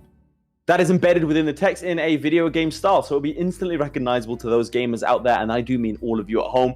I have made my way through the first book. I'm halfway through the second book. It is a fantastic book. Don't take my word for it. It has 7,845 ratings and a 4.7 stars over on Amazon. So please do click on the link. Please do check it out. W Mantis in chat, because he is one of you. He watches the streams, he watches the videos, and we really can't thank him enough. So if you could help us out by clicking on the link, it would be fantastic, guys. Let's give back to him as he's giving to the community. And now let's find out what these two are talking about. Let's go ahead and do that before we interview them and grill them, because listen, they might have done their own challenge, but ours is still the one that counts. That's right. And have we brought them up? Okay, I'm gonna bring them up now. Gentlemen, welcome. Zlewikk, congratulations, you win! And finish your clean sweep of the final season ever of EU4 Hegemon. Now, we have seen you two discussing something, and we have let the audience know what sort of secret challenge between you guys did you do? Oh yeah. Playmaker, you wanna say it? Yeah, so I figured just me sending like my sending the troops in to die over and over would be boring for you guys to watch. So we secretly had a challenge of who could own the most provinces with either yourself or subjects as the Ottomans. Interesting. And who ended up winning that? I think that would be you, Playmaker, probably because you got the Mamluks as Aeolets, and then Tunis as well. Yeah, and Morocco. So you won you your won for sure. challenge. Excellent, excellent. I've got like 90. You know, thank you for providing us entertainment. Thank you for providing us entertainment. I will say that. Now, with all of that out of the way, Zlewikk, you are the winner. Playmaker, you are the loser of this challenge, and I have many questions to ask. Mine and Laith's opinion is that Zlewikk, you would have done better as Ming, and Playmaker, you would have done better as Austria. Now, unless you both decided to play the Ottomans for your secret challenge. That's true. Did you? Yeah. You We did did. both decide to play the Ottomans. Okay, so our most pressing question solved just like that, ladies and gentlemen. But, okay. Zlewikk, we're going to start with you first. Do you think the Ottomans are still the best for this if you guys weren't doing your secret thing? Who would you go with? No, Would you I stick think with this Ming? was. I think it's the most entertaining because if I went for Ming, it would be just a small difference to what you've seen. Like whole setup was the same. You're getting twice the manpower thanks to the tributaries. So it's much better than Austria. It's having much more money for the mercs. So we're doing the same, just sending armies to die in battles versus the hordes. That'll probably end up with like 1 million with Ming. And Playmaker, same question for you. Do you think you would have stuck with Austria if you didn't do this? yeah, I think I would have just ran with the same thing, just kind of sending in troops over and over to a simple war. Yeah. Now, something we paid attention to a lot at the start is actually that Austria has way more max manpower than Ming, for example, at the start. Not to compare with the Ottomans at all. Way higher generation of manpower as well. Austria makes about 750 per month. Ming makes about 500. The only thing we thought Ming was better on, and this was going back to the original thing, was the economic situation and the merc situation, right? So, I don't know, Zlewikk, did you even consider Austria? No, so Ming, first of all, gets additional 7,000 a year from tributaries. So that's like you're having additional 600 a month. So that's with it's a bit more that Ming has by itself when it gets all the setup, especially the autonomy fixed. If I get like 600, an additional 700 here, that's 1.3 thousand a month, plus the economic situation. So it's much stronger than Austria in the generation. Yeah, very nice. Now, with all of that out of the way, Playmaker, like you said many times this season, this is potentially your last ever game of EU4, whether on, something live like this or in a video format or even privately for yourself. Any farewell words to pair a Bellum into EU4 here? Oh, it's just been, a pleasure being on the show with you guys. It's awesome that you do this for the community. And, I've racked up like 700 hours in EU5, so I'm ready. If you guys are doing something, then, if I get invited, who knows? I'm ready though. We'll keep all of that a secret. Now, Zlewikk, with you clearing the pack, literally beating everyone this season, and being very dominant in those challenges too, might I add, you've set yourself up for success in the final. Really, it's yours to lose. Once again, I'm gonna say it was like this last season as well, and then we all know just the small differences that happened that were honestly, some were luck, some were RNG and stuff like that. Are you gonna prepare in any way for the final? Maybe practice some matches, try and figure out if we have a theme, if we don't, something like that, or just vibing straight through? No, the only time I've played you for in the last few weeks is the Parabellum. I'm playing EU5, free time. Man, don't you guys make videos? Goddamn. No, I actually don't have many videos lately on EU4, just old MP campaign. Just AARs of EU5, yeah. All right, understandable. Well, both of our players having the hots for EU5, forgetting who really brought them where they are, potentially. I guess we'll have to see. But, ladies and gentlemen, for the final time, that was the Playmaker in EU4 Hegemon. Zlewikk, we'll see you again next week in the grand finale. Thank you so much for a few minutes. But don't tell anyone. Well, okay, whatever. Get out of here. There we go. Well, there you have it, ladies and gentlemen. That was Zlewikk and the Playmaker. Zlewikk topping the scoreboard and going all guns blazing into the finale next week. Playmaker saying goodbye to EU4 potentially forever. You know what? These guys kind of pissed me off. I'm gonna complain to you now. Listen, chat. We're quick to forget what has brought us here today. We're quick to forget. Let me just say that. Don't forget where you came from. All of us here watching right now, all of you guys in the chat, us here, everyone playing, we all come from EU4. Some people are quick to forget, but I remember, because an elephant never forgets. I don't know. Let's talk to Florry and Laith. Sorry, the audience member. The audience member. Well, we need to wait for Florry to join the chat. Oh yeah. Who do I watch, Florry or audience? I will watch the audience member. You watch Florry. I will watch Florry. How does that sound? Case, but yeah, sounds good. Okay, chat. But yeah, coming in with Turkish Delight, man, starting as a Turkish Beylik, owned the most 11 teen culture provinces. We've seen this challenge in Season 1 between Zlewikk and Habibi. In that challenge, both of our players chose to start as Ramazan because that is the only Beylik that the Ottomans aren't aggro towards at the start of the game. We'll see if that's the case or if it's not in today's challenge. Yeah, it's gonna be tricky, man. Zlewikk and Habibi in season 1 had a lot of problems. very funny. It was an extremely difficult game for both of them. Very funny. Both of them suffering extreme amounts of pain. Get Tylenol for that, by the way, if you want to play map games too. So, I think it's gonna be a hard one. A hard one for. Well, let's be our for experienced participants. players. Again, we have a little surprise for Florry in store. So let's crack on and do it. Let's Take it away, Midge. Florry is guaranteed a spot in the final next week, and having finished every achievement in the game in under 400 hours, does he phone it in this week and have a break? Of course not. It's Florry!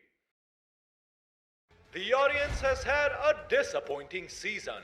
0 wins recorded may just prove that you at home are just not as good as the pros on screen.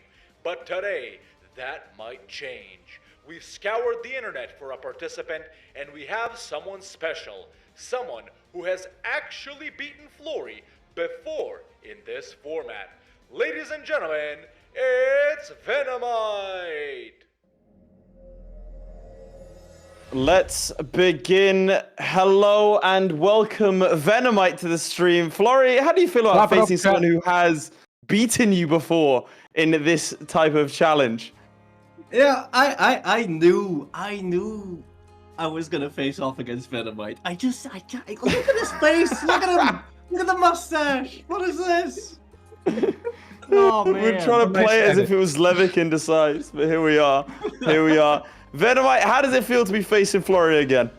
No, I'm having fun. I think this is going to be a lot of fun. The only downside is, that Flurry guy, he doesn't have this history of, like violence against other people in the game. So there's definitely no armed people here from any organizations or anything. Yes, of course. Right, I see. He's setting it up from now. Venomite is completely safe and happy. Now, Venomite, I will say, you've seen the challenge. How do you feel about it? I'm kind of waffling between Karaman and Ramazan. I don't know which one, and I don't like fighting the Ottomans, so thanks. You're welcome, buddy. You're welcome. Florry, your thoughts? No, I think I'm gonna play Karaman. The start is gonna be very RNG. So I hope we both get off to a good start. That's all I'm gonna say. I don't. Yeah. I hope you guys suffer, frankly. We'll just like suffer. Zlewikk, Don't worry just about like that. There's gonna be plenty of suffering around. Now, Before Florry, you yourself have suffered at the hands of Venomite in a previous competition, not to say that this will shake you up too much, because you've lost to Zlewikk, you've lost to Habibi, you've lost to Laith, right there actually. So, but bringing someone back like this, someone that, as we all know, haunts your dreams and nightmares every night, the pain you feel from the defeat you've been dealt from Venomite, how does it make you feel? Well, I kind of knew it was coming, so I'm ready. how did you know it was coming? Because every week I was like, okay, so Venomite's in the chat. Why didn't they ask Venomite? Obviously they asked Venomite, and then every week I was like, okay, who's the audience member this week? And it wasn't Venomite. And then the next week it's like, and it wasn't Venomite. And I was like, okay, they're gonna do Venomite, and then they're gonna be like, ha ha ha, look at this. Lads, rattled, some might describe. I actually have an exclusive quote here from Florry's downstairs neighbor saying that he regularly wakes up in night terrors screaming, Venomite, no. So, this is true. Yeah, no, I'll admit it's that. This is going to be stressful here. Chaps, if you don't mind hosting a game and hopping in, any last words from you, Venomite, before we see you after the game? No, but it would explain why the police keep knocking on my door. There we have it. Venomite, Good luck. All right. we hope you put the first points on the board for the audience, or at least the audience hopes. I'm not hoping for nothing. We gotta I just get the hope audience Habibi on the comes back. board. Get Flurry whipped into shape. Be as Mr. Miyagi here. How we There you stand go. a chance in the final. Wax All on, right. wax off. Good luck to you both. I don't know. All right. He's shaking in his boots, bruh. He's shaking in his boots. He's doing this. He's genuinely shaking. He's genuinely shaking. What do you think, chaps, huh? Let's get some All right. W Venomites in the chat. He is. Let's start the vote representative. before the challenge even started. Let's start the vote. And Venomite is a part of you, the audience. We all know how much you guys love Flurry, man. But if you're not voting for the audience member, what are you doing? All right, take a look at yourself. Introspect, you know. If you want to make the world a better place, take a look at yourself and then make a change. That's Michael Jackson right there. That's Michael Jackson. So, Hawk was actually at Neverland as a child. Oh! He was at the Diddy Mansion as a grown-up. So. That's crazy. Right, okay. So we're hunting each other today. All right. Let's just hope they don't bring up your flight logs. All right, chaps, we're just getting ready and cracking. I am going to be spectating Venomite. You are going to be spectating Flurry, as I think we're rapidly approaching the end of both of our careers tonight, big man. Chat, get your votes in now. 1 in the chat for Flurry, 2 in the chat for Venomite. Are you guys at home gonna win for the 3 first if time you want the this Epstein season? files released. All right. Let us get into server mode. Interesting pick over here from Venomite. I'll say that. Another interesting pick here too. One that I wasn't expecting. I thought they were just capping in the interview, but I guess not. No, honestly. I can confirm I'm in game with Flurry and I am ready. What? I am ready too. Okay, in that case, chat, you guys get to voting and we'll tell them to get to starting because it's time for our final challenge of the day, Turkish Delight. As a Turkish Beylik, own the most Levantine cultured provinces. And in 3, 2, 1, and we're off. There we go. I'm seeing a lot of 3s in chat. Make of that what you will. As we do get going as Ramazan here. I think this is a very interesting pick. You would have gone for Ramazan? That's the right choice. Yeah, you know you why go I'm concerned? Yeah, you gotta go Ramazan because they're the only Beylik Ottomans don't hate. And I will show you something very interesting right here. Let me quickly show what we're looking at here. Yeah. Right? Levantine culture. You see these? These are the Levantine culture provinces. So all the way over here as well, right? Mogostan, Jask, Hormuz, all the way up to Kocheli, all the way down here to Aswan. We are looking at as many of these provinces as possible. I don't think any of them are going to conquer outside of that, so I think we'll just look at their total provinces. Obviously, we'll double check that as well. But Ramazan is the pick. Are you ready to show off what Flurry's doing? Yeah, I'm ready to show off that his PayPal for John Paradox has gone through again. Incredible. Because if you flip to my POV, not only has he started with Karaman, which I think is the wrong choice. I think Ramazan is the one to go with. But he can also like Royal Marry the Ottomans right at the start. Usually you need about 17 restarts to get this, but no, he's chill with the Ottomans and not with the Mamluks. So there you have it. Karaman is better if you restart a couple of times, which Flurry didn't even need to restart. There we go. So I'm already mad. But yeah. Do you think they ally? Do you think they ally the Mamluks and so go around? No. You ally the Ottomans here at the start if you can, man, and keep them around for as long as you can. Go into Ramazan, Dulkadir, Akkuyunlu, Syria, Fadal, Mamluks. I don't know. There is an alternative route down Karakullu through like Baghdad. Yeah, to go into and then going the eastern coast. Guys, yeah. That might be the easiest way to go about it. Oh, war declaration. War were declared. Let's flip and see. War has been declared against Dulkadir over here. Midge is giggling in my ear. I don't know what he's doing. Oh, that's an initial loss. And that's only a second loss, no leader. That is a horrible start. That's it. That's going to be a restart. If they charge him now, it's a restart. It is going to be a restart. Jandar diving in. That's it. It's done. It's done. Okay, let's flip to my POV because we are anticipating Venomite to restart right here. Obviously not pausing the timer for that. And yeah, Flurry immediately getting the free company up, getting ready to hit someone, either Ramazan or Dulkadir. Ramazan is allieless, Dulkadir only allied to Chandar, but you want to get them first before the Ottomans do. And there's the deck. Dulkadir is the first deck. Okay, obviously a lot more powerful than Venomite was. Do we have a confirmed restart? A confirmed restart has taken place. Excellent. But yeah, Flurry continues with his game, man, standing on Marash immediately right here, just splitting his army off to go to Aintab, Diverigi, Malatya right here. Yeah, coming in. Chandar here might be a little of a slowdown. It's like level 3 fort. can you walk through the Ottomans? Can you not? But I really don't think it's a big enough deal. Flurry, actually, interestingly. Ottomans no longer want to marry him. He is improving with the Mamluks as he declares on Ramazan as well. Ottomans already walking over this way. Usually they do Dulkadir first before they ever do Bez. So no alliance with the Ottomans. Interesting. No, and no, no no. royal marriage. Means No, he must no. be going for the Ottomans instead. Yeah, he's gotta want to fight them. Do you think it's worth it?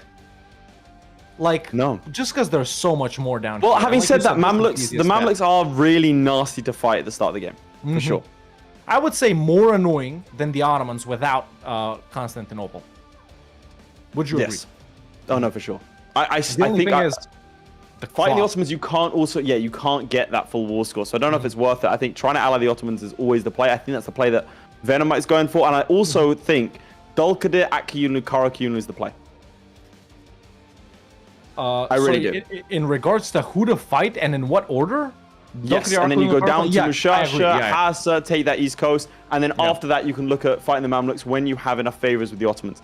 That would be my personal preference. The only downside would be Akyunlu generally does ally the Ottomans quite a lot of the time. The thing is, and the Ottomans you can't keep for that long because they so strongly desire certain provinces over in Arabia, whereas with the Mamluks, you can get away with eating the Ottomans and pushing into Arabia, and they will not hate you. So, yeah, I would say the Ottomans really want Baghdad. That's the big thing they want. They also want Dulkadir, but if you go and take Dulkadir, I think you can get away with it. I'm not too sure. We'll have to see. Presumably Venomite... Okay, Venomite hasn't allied the Ottomans this time around. He has only got... Oh, he's not able to ally the Ottomans just yet. is he still Ramazan? Yeah. I think But Karaman's he will be able to. He will be able to. It doesn't look like he's going to. We have He's an pausing. interesting war deck by Flurry. Let's flip Flip to over you. here. So he's just no CB'd Shamar. That is a good way of blocking off the Mamluks because they're guaranteeing Medina.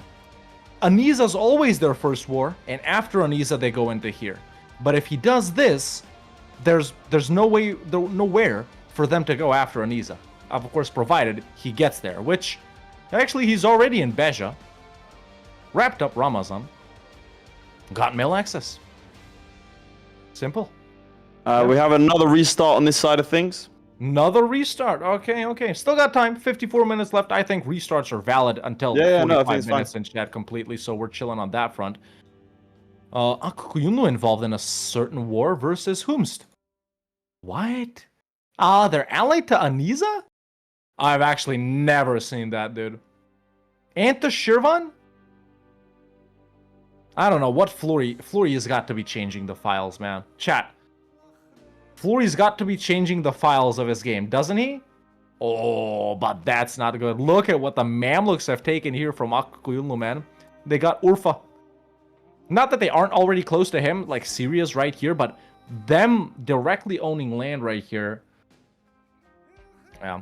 It's true that they can use Hijazi claims, which they have over here, but I don't know. He's I think got it's a good way 500 to men in block them. Beja. Why are 500 men just chilling in Beja? I think he forgot about them. You forgot? Yeah, I'll delete them for him. There we go. Thanks, man. I've deleted Appreciate them. Yeah, no worries. Mamluks have also declared on Shamar. Already sieging this down. Wait, he's what? Hijaz is here first. Yeah, Yeah, they're first everywhere. That's So really Flurry rough. just That's used enough stab for nothing. That sucks. Yeah. Stab, Not good. Aggressive expansion.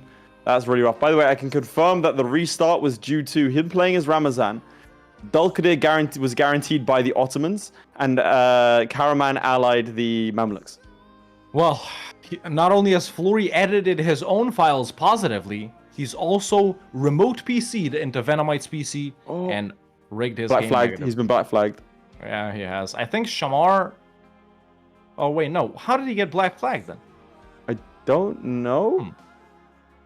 Yeah, this is still being sieged by Hijaz. I will say, for a second, I thought the Mamluks had taken him as a vassal. Yeah, you that's what I imagine? thought happened as well. Yeah, Instant oh my God. restart.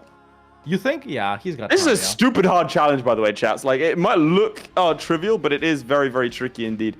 Yeah. Now, if we flip to my POV, I'll take you through see over that. here. Another thing that Venomite didn't see. Oh, you got to be careful of that. I think he's just about stopped the stack wipe there.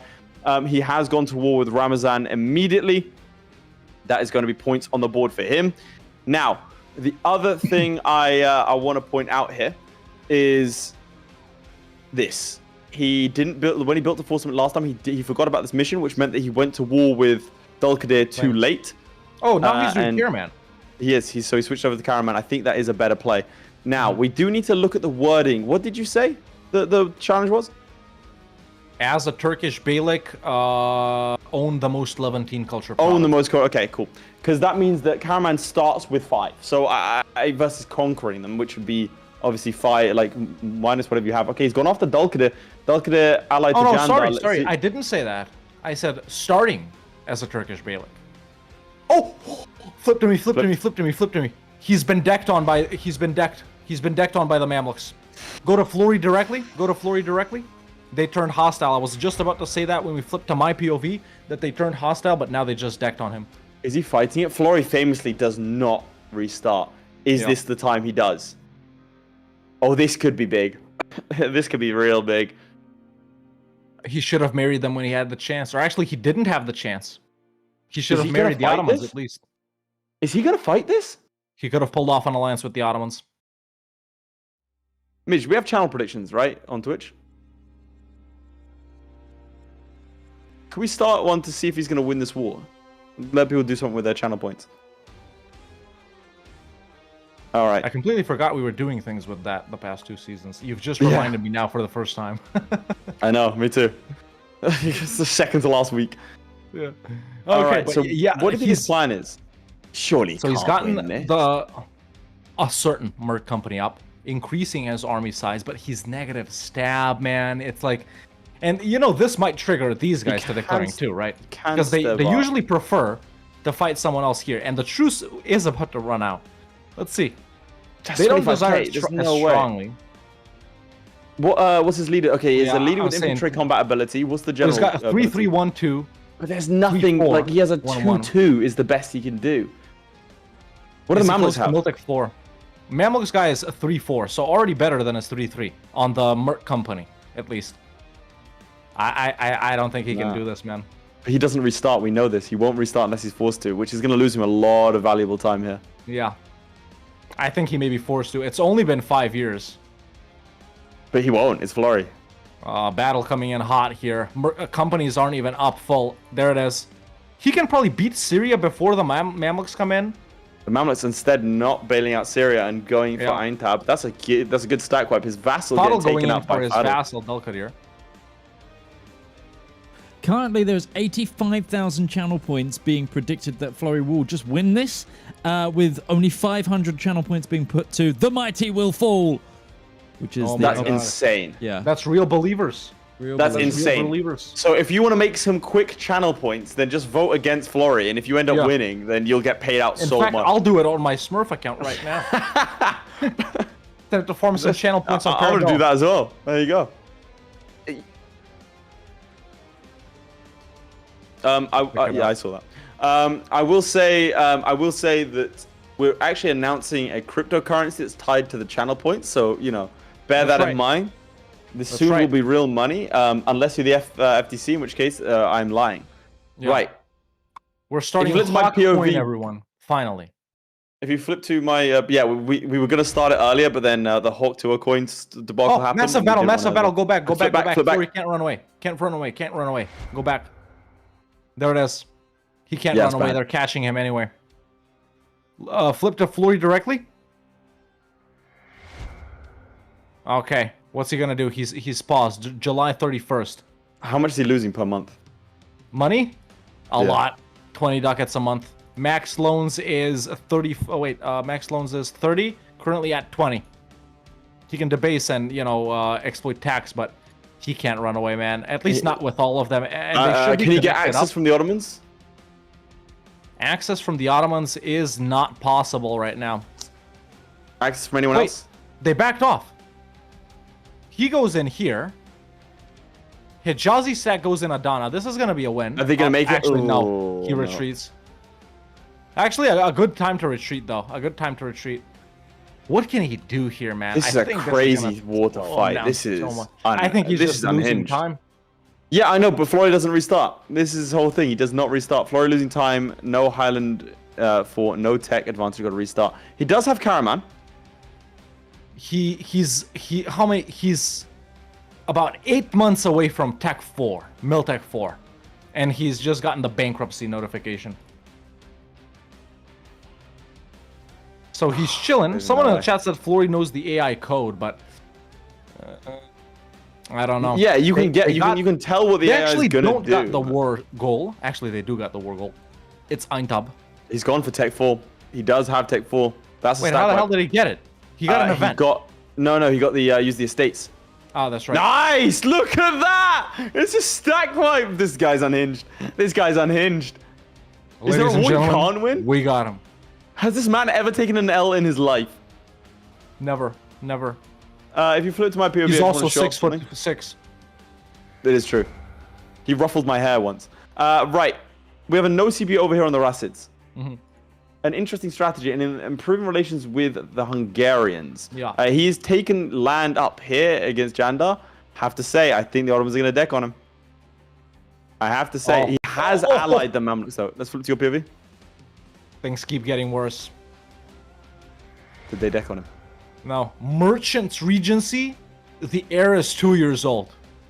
That's a restart. That's 13 years of no decks.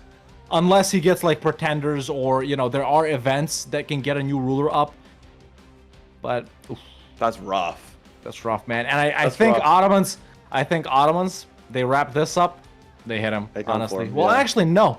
They still don't desire these provinces that strongly. I guess they'll go for Chandar first, but yeah, he's just got a full stack here, man. Eat the attrition. Well, that means you fight 100% for the Mamluks, right? And then speed 5. If anyone can do it, it's his.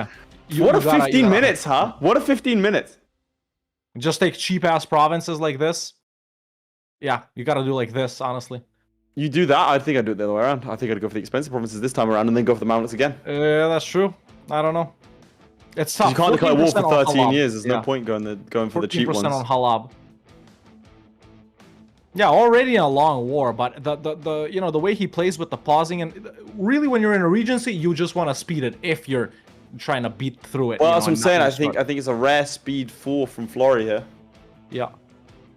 I don't know. Tricky, man. He's rough at Tricky, the same tricky. time now. I mean, again, he can speed through a 13-year regency. There we go. He can. gets Halab. He should go in on Hijaz, Syria, and Far right here. Let's just check tech.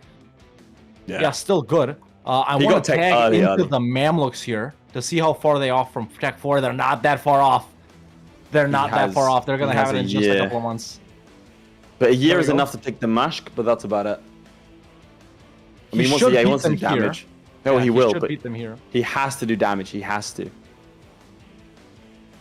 Okay, pulling back out. He really wants to catch this stack right here, which might be the Emperor. Yes, it is the Sultan, sorry. It's just fun from a roleplay perspective, chat. Not that it matters that much. This 5k stack manages to run away. I think he wants to catch them split here, man. But there we go. That's good. The 6k stack won't do much to help. Now, if this 13k comes in, it still should be They're a going to win. trickle in. Yeah, but they're going to trickle in is the problem. And you kind of Yeah. need the stack wipes unless... Okay, yeah, he's got it on the boy. first one. But these two And are the gonna 13's come not coming in. at The the same time. 13's not coming in. The 13 isn't coming in. No, it is. No, look, Halab and Hamah. Oh, yeah, now it's stopped. No, Yeah, it was now going it's to stopped. Hamah before. It was going to Hamah. Oh, I didn't even see that. Okay, Look at and that. now he Double goes stack in wipe. on these guys. Perfect, yeah. Now he goes in. He's got these guys. This should be a stack wipe as well. Mamluks are going to get masterclass. tech for September, so they're still good. How many troops do they have, though? After this battle, it's surely not that many. They should be on 0 now. Actually, no. Well, yeah, just this. This is their only That's insane. troops. Syria's Flip to my down to POV, 5k. and I'll catch you up here. So, he's been called into war with the Mamluks, like alongside them as they attack Hassan. It's already 99%. He's allied now to the Mamluks? Yeah, he's allied to the Mamluks. The Mamluks has been taking land over here. He has vassalized the Rassids. You have to think that he's then going to be going after guys Yeah, down Southern here. Arabian guys, like Yemen in- guys, yeah. Yep. And he's improving relations up here, I assume, to try and get allies against the Ottomans. He did say he was looking to fight the Ottomans. Ottomans only with Akinunu. Classic. So not great for them. And honestly, the Ottomans have really low amounts of troops here. Really low. They fought Yeah. Ragusa.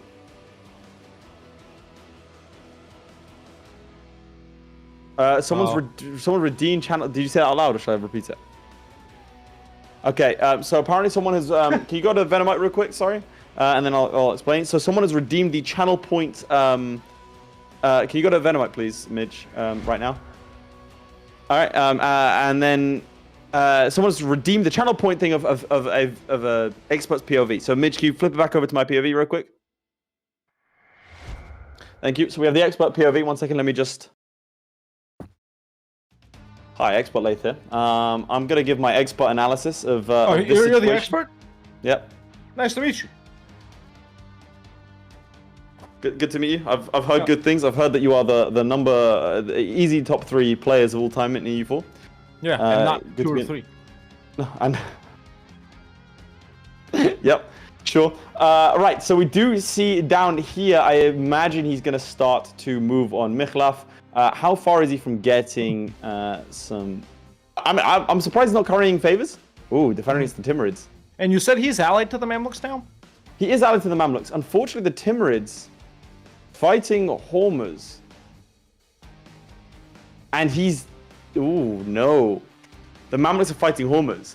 Fighting the Timurids. That is not what you want to see. Yeah. Really, really not what you want to see.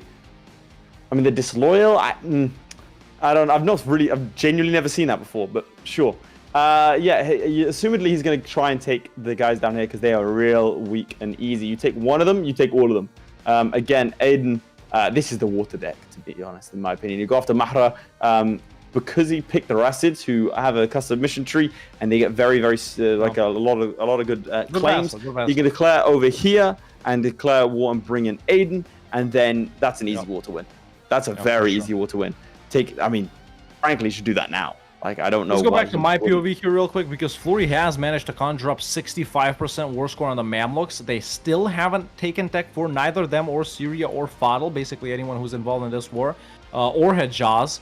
He does have 10% from that. Bankruptcy is taking. He's got a couple of more months right here, and he hasn't debased or exploited tax yet, so he's good. He's not really going to go bankrupt. He just needs to stand, or if he occupies Cairo, he's got 100% on the Mamluks, man. Basically, right? It's just how far he can go without sieging Al-Karak right here. I think he's going to push for the occupation of Cairo. Mamluks down to only 5k. If this is impressive. They get Tech 4, the problem is that they're rich enough to get mercs. That's the problem, I think, here. And that is what he's going to want to watch out for. But you know who else wants to be rich enough to get mercs? That's right, chat. Us. So, we are doing this show for free. In fact, we lose money every single episode. So if you want to support us financially, you can become a member on YouTube or a subscriber on Twitch, or check your primes on Twitch. You may be able to sub for free and join the super exclusive after party. Well, we're discussing today's events, the final for next week, the third place playoff, and this is basically almost your last time to get in. Plus, we're planning on some secret stuff for EU5, but that's not for you to know. That's only for the producers, and some people take us up on that offer. And so we'll be seeing Triumph in the after party. It's a special stream that only members have access to. So only Twitch subscribers and YouTube members have access to. That's right. But so 7% on Cairo. Walls breached. Is he gonna get it at 7%? Doesn't. No, he's not. How long's he got left on his Rennigan comes in with the 5 gifted memberships. Nice. All of you can now join the after party. Yes. How long until he goes bankrupt? Right now it's like without corruption. I assume he doesn't want to take corruption. May, so like 5 months. But he's got Cairo. 80%. He just needs Mamluks. He just took Cairo. On what percentage did he take Cairo? 14. Took it on 14. Oh, they call him Mr. 14 for that reason exactly. He always takes it on 14%. Big 14. Mm-hmm.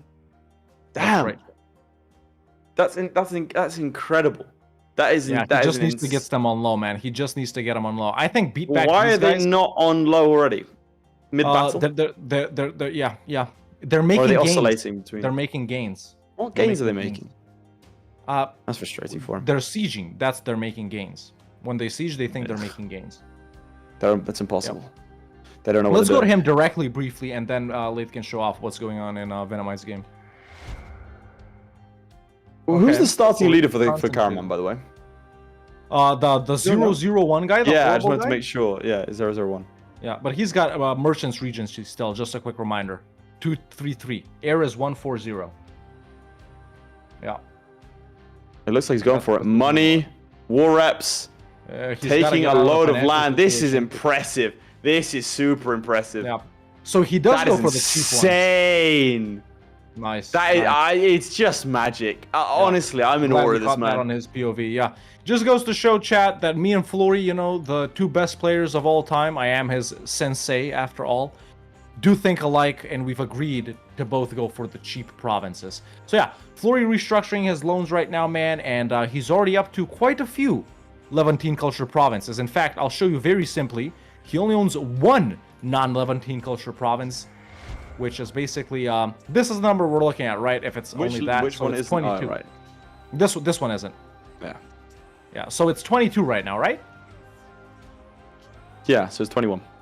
Yeah, 21. Yeah, 21 Levantine culture provinces. Okay. Now Florry's in a 10-year regency. So That we'll let does you know give what happens Venomite a in 10 big years. chance. Yeah, so you keep an eye on that. We'll flip over here. He's so happy. Clip it and ship it, chat. Clip it and ship it. Wait, can we Joy get? Should we do? baiting right Should, there. should we Joy do the soy face but pointing at Florry? Let's do it. Florry reportedly beat up, the yeah, Mamluks. There you go. I'll do it. Nice. Okay, let's see what Venomite's up to. And you flip to my POV. Not a lot of action here, but the Mamluks are having a lot of action. Look at that. Have you ever seen a Mamluks this aggressive? Have you ever seen a every Mamluks game. that decidedly goes after all this, but also loses to the Timurids in a devastating fashion? Wait, what are did the Timurids keep all of their vassals? The Timurids are keeping their vassals, but their vassals Goddamn, are that's just really freaking slow. unlucky, man. That's just straight up unlucky. Well, yeah. So the Timurids attacked Hormuz. Usually they can't get across the strait. Yeah, they because can't don't get have the across. ships. Yeah. Somehow they did. They walked around. I don't know. No idea. Gems are here. No clue. They didn't walk around. They literally took Hormuz, the capital, whilst fighting the Mamluks for it. So this Timurids, Powerful Timmies. well, not really, because it's a bit of a paper tiger. And there's why. Mm-hmm. The Ottomans are now involved in this war. This is your chance, Venomite. This is your chance. Yeah. I mean, realistically, He's you allied must to the know. Mamluks, right? He's allied to the Mamluks. The Mamluks did take a bit of a battering in that recent. Are they willing to help, though? Check it. Are they willing to help versus the They got Ottomans? no manpower. They won't be willing to help just yet, but in a bit, maybe. Let me double check. Just to cut in on the stream to say thank you to our Twitch subs, because we are now at a level 7 hype train after Sirius has given out 20 to the community. Sven, we missed that in the Sven chat. Son has also given out 10 to the community. Jesus. And then we've had a load of randomers just come in with their primes and their resubs. It's been awesome. Thank you so much for your support. We'll see all of Thanks, you lads. in the after party. This is going to Thank be you a so much packed for the after support, party. chat. Make sure to join the Discord if you haven't, if you're on Twitch, because that's where we stream the after party right. for you guys. If you're a YouTube member, then don't worry. There's a members-only stream over there. This has been an insane day for subs, guys. I just want to say thank you so much. Update as the we do global with the producer funnel. goal as well, Midge. Yeah. Sorry. Over here now, focusing in on the Ottomans for a second. Mamluks would come in. Would come in. Would. And they outnumber him. And we gotta assume Ottoman armies are in Khorasan right now, right? I think so, but the problem is the tech difference. Mm-hmm. That is a nasty. Tech Tech 4 to four? 5 is horrible. Oh, yeah, not good. And that is not close. Meanwhile, Florry has had a plot to overthrow the Merchant Guild's regency. And if we flip to my POV, it's no longer the Kiramanids. Oh my God. It's the Kubatogluids in charge. So no It'd be great if that regency, baby. changed the name. They're running the nation of Karaman. Yeah. Yeah. Cuba, bro. Cuba. Change it to Cuba. Oh, he's Well, trying it's the something. Kubatos. Venomite has to know. Venomite has to know something's up. If you look to my POV. There's the deck. Oh, there you go. Nice. He has to know something. Yeah, look, he's marching over here. He's getting ready. I'm Surely liking you got to it, do something. He'll know that Florry's Yeah. done something insane. He has to do something equally insane this time against the Ottomans, an arguably much harder opponent than the Mamluks. A little bit tricky. A little bit trickier. You can't rush the capital. You can't do any of those things. You got to hope that the Mamlukian navy at this point should be able to beat the Ottoman one, but you never quite know with the Mamluks AI. They really You start never building up quite the know. navy very quick. I'm gonna actually no, it's early. I said I was gonna give them a warning, but we still got Look 2 at minutes. this. Look at this. Yeah, This is Ottomans going to are be there. horrible. Is that their entire army? Yeah, I believe so. There's nothing at home. This has to be his opportunity. The problem is this is not a Timurids that's going to put up any sort of stiff resistance, in my opinion. They're running across the strait. They're running scared. Delhi's going for their capital. Yeah, this is not really what you want to see. The Thank only you, upside Midge, he for the has, 10 months in a row. hell yeah. The only upside he has is that the Transoxiana isn't in this war, and a lot of his vassals aren't in this war. So he keeps Khorasan, Transoxiana, Sistan, and Fars, and those guys will still, they won't fight alongside him, but the AI will still invade them. So he has lost his capital, and it's a minus 38%. The Timurids not doing anything. You have He's to gotta think. go soon. He's You gotta have go to soon. think he has to go soon. And instead, he's gone for Najran and Mikhlaf. Well, you know, sticking to your strategy, I guess. Why not? It's doing something, but I'm still has not sure he- why this hasn't happened. Has he he moved has this the capital to troops. Aintab? He has. He has. Okay, so he's good to take provinces next to his subject. Who did you say Yep. was Rasids, right? Yes. Yeah, next to his subject Rasids. Wait, I subscribed? What the hell? Red Hawk Live. Hell yeah! Someone Who gifted you gifted me a subscription, sub? mate. Thanks, chat. Oh, Serious serious. gifted you a sub. That's crazy. You weren't already that's subscribed? serious. That's unhinged. I even got an email for it, chat. I even got Alright. an email. But yeah, if we flip to my POV right here, Flurry with another declaration. So he originally declared on Hassa, which of course he can't get to Bahrain, but sieging down the annoying level 2 fort in Medina right here.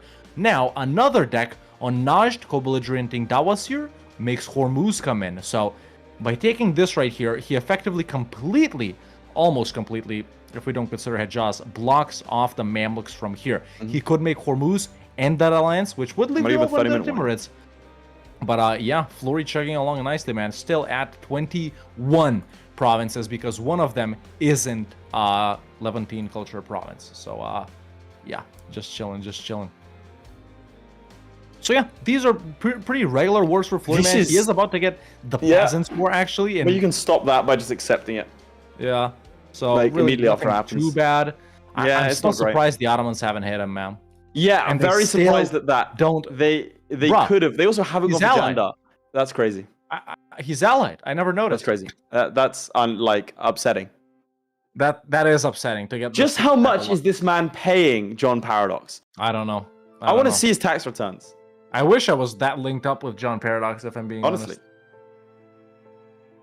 honest. So flip okay. to my POV, and I'll explain Yeah, what's going let's on do here. that. We're seeing a couple of low-level bits and pieces in terms of combat here. Najran has been attacked by the Mamluks, which means that they're they're also involved. And we see a war against Yemen, Hadrat and Marahan. He's moving a little slow for me. I feel like he was looking at this Ottoman war. He was looking at it real carefully. Yeah, he Now, was as the thinking. Ottoman troops return home, No, they're that back, right? ship Yeah. has sailed. The Mamluks still on Tech 4. Frankly, I think you break the alliance with the Mamluks, you have to go for them. Like, look how much territory they control. Yeah, they're You have to- huge, man. Like, you got to do something But he here. can't link up with the Ottomans, though, right? No. Tough. That stuff. Meanwhile, Flurry almost full annexes Medina. We're about to see a piece out on Hassa here too, presumably full annex. It should be a full annex. I don't know why he didn't full annex Medina. Maybe lack of war score? Double? No, it's not that, but I guess we'll see. Are they guaranteed by Continue. someone? Any allies? Hold up, let's just see this right here because it... Damn. Okay, narrow How win. does that happen then? Narrow win. How does that happen? That was a loss. We saw it. It should have been a Clip loss. it. should've That was a been loss. That was a loss. That was fake. Chat, he does have a royal marriage with John Paradox, you're right. Who knows, Happily maybe married. John Paradox is a cuck, and he likes watching Flurry, do it with Miss Victoria Clausewitz while he sits on the cuck chair, or to say it in Dutch, de cuckstoelen. So, Why do you know what not cuck the- chair is in Dutch? There was a tweet. Let's go to your POV. It's the first time.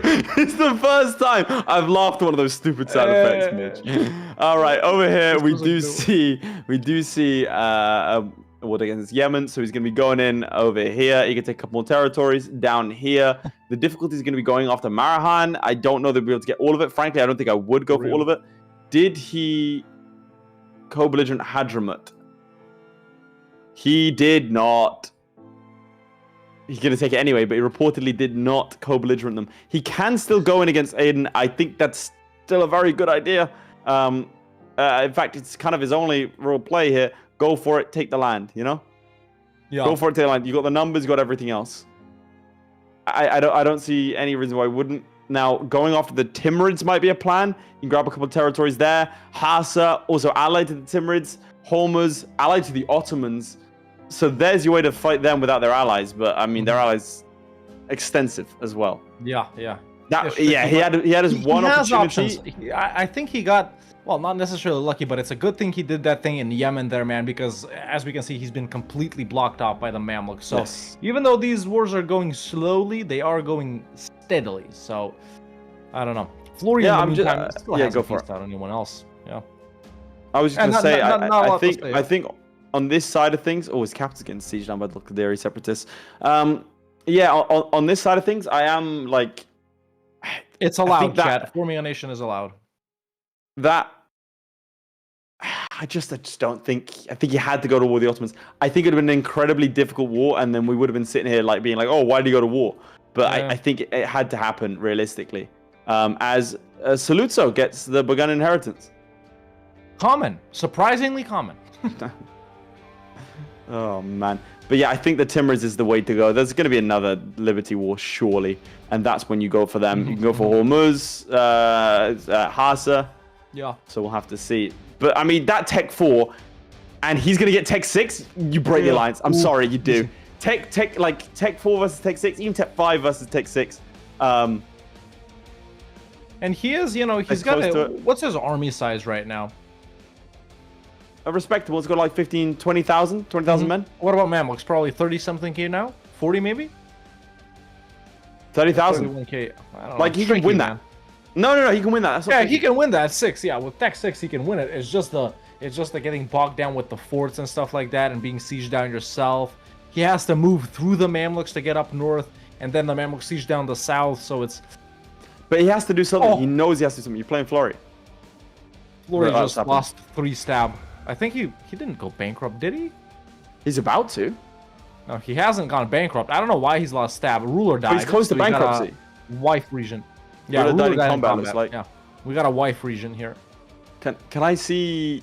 He's gotten very unlucky with that. I don't know why how much is he losing per month? Awesome.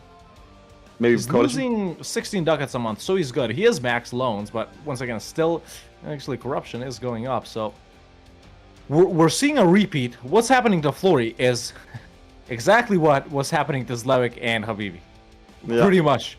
Just fighting these tough wars, unlucky with the the deserts as well. In the desert. Peasants War. No, it's not active actually. Well, yeah, but he would have cleared it by accepting their demands and taking the autonomy. So that's rough. It's tough. It's tough. Venomite having a smoother game, I gotta say. Even absolutely, he's having a much smoother game. Isn't like taking too many losses. And I think, frankly, he's probably building up for a war against the Mamluks. The problem is, I think he's waiting for something to happen. I think he's waiting for a change, a flip. Because right now, he is a little bit bogged down, and I think in a region like Arabia, things don't change unless you change them. And he has to be the change he wants to see, and that is not a change I want to see. It's my POV. The British and the French, circa 40s, right there from Laith. There you go. Right, so he has declared war against Aden and Mahra, so that is a nice stretch of territories. You imagine he's improved relations with the Mamluks and also with Austria, desperately trying to go after the Ottomans. The Ottomans in this game, an incredibly aggressive Ottomans, going over here and taking land in Naples with a plethora of allies. It's going to be tricky. Strong Ottomans. He might be able to get the Austrian alliance, potentially. If he gets the Austrian alliance with Hungary in play as well. Yeah, and then Poland, the Mamluks. It's possible, yeah. It's possible. It's still tricky, but it's possible. Mm-hmm. Right now, I think if he gets Austrian, he has to go in against the Ottomans. Realistically, you take as many territories here as possible, and then you go all up of against the Anatolia Timurids. is a Turkish, man, except for Yes. the islands, right? So, yeah. I mean, the main part, what everyone thinks is Anatolia, but then you got another third over there, which no one ever considers. Should we do a final check? Justice for Lake Van is all I'm trying to say. But yeah, final check over here.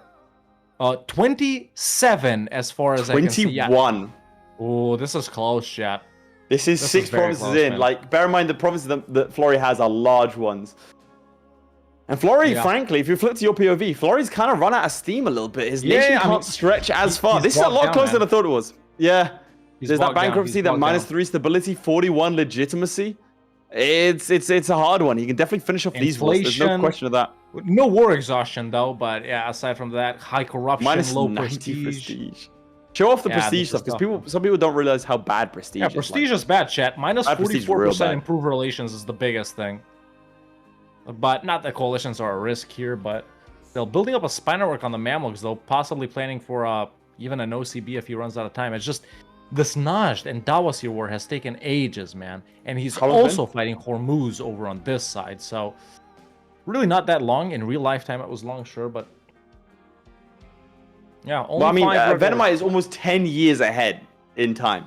Yeah, but Florry's and- playing like real slow. Well, that's Like, what I'm saying. pausing, So to be clear, pausing, chaps, pausing. usually what we do, if someone is super far ahead, we hop out of the game, we adjust the speed, we do that sort of thing. In this case, it's not been because of lagging behind. It's been a pure like user choice. So we go from there. Now, if you flip to my POV, I'll take you through what's going on. Yep, let's These see. wars down here have been flipped. Bear in mind, vassals don't count. So we're gonna like He these does have three. to Obviously, annex the receipts. Yeah. he'll have to annex them. I think he's probably gonna just straight up conquer them. And he was building a spy network against Hassa. Now, what do you see about Hassa that might be interesting here? Where are That's they? right. They don't exist because the Mamluks have annexed them, and they are now involved in a Timurid war again. So realistically, his only hope, Austria alliance, -27, probably not Oh, going to that's happen. viable, man. That's viable. Nah, he's improved all relations all the way. Oh, what It's about because they Poland? don't. Poland, uninterested. This is the only play he has. -23 is rough. Trust for some reason. Why does he have bad trust with him? I don't know why that would be. Alliance or something? No, I don't know. Okay. So he has to try and get this alliance. Austria has too many relations. Is rough. Yeah. Oh, Oh wait, what the hell he just happened? lost a bunch of them. I don't know. Yeah. He lost the royal marriage with Baden. It's Yeah. bad. But there's a chance some of these alliances break. You never know.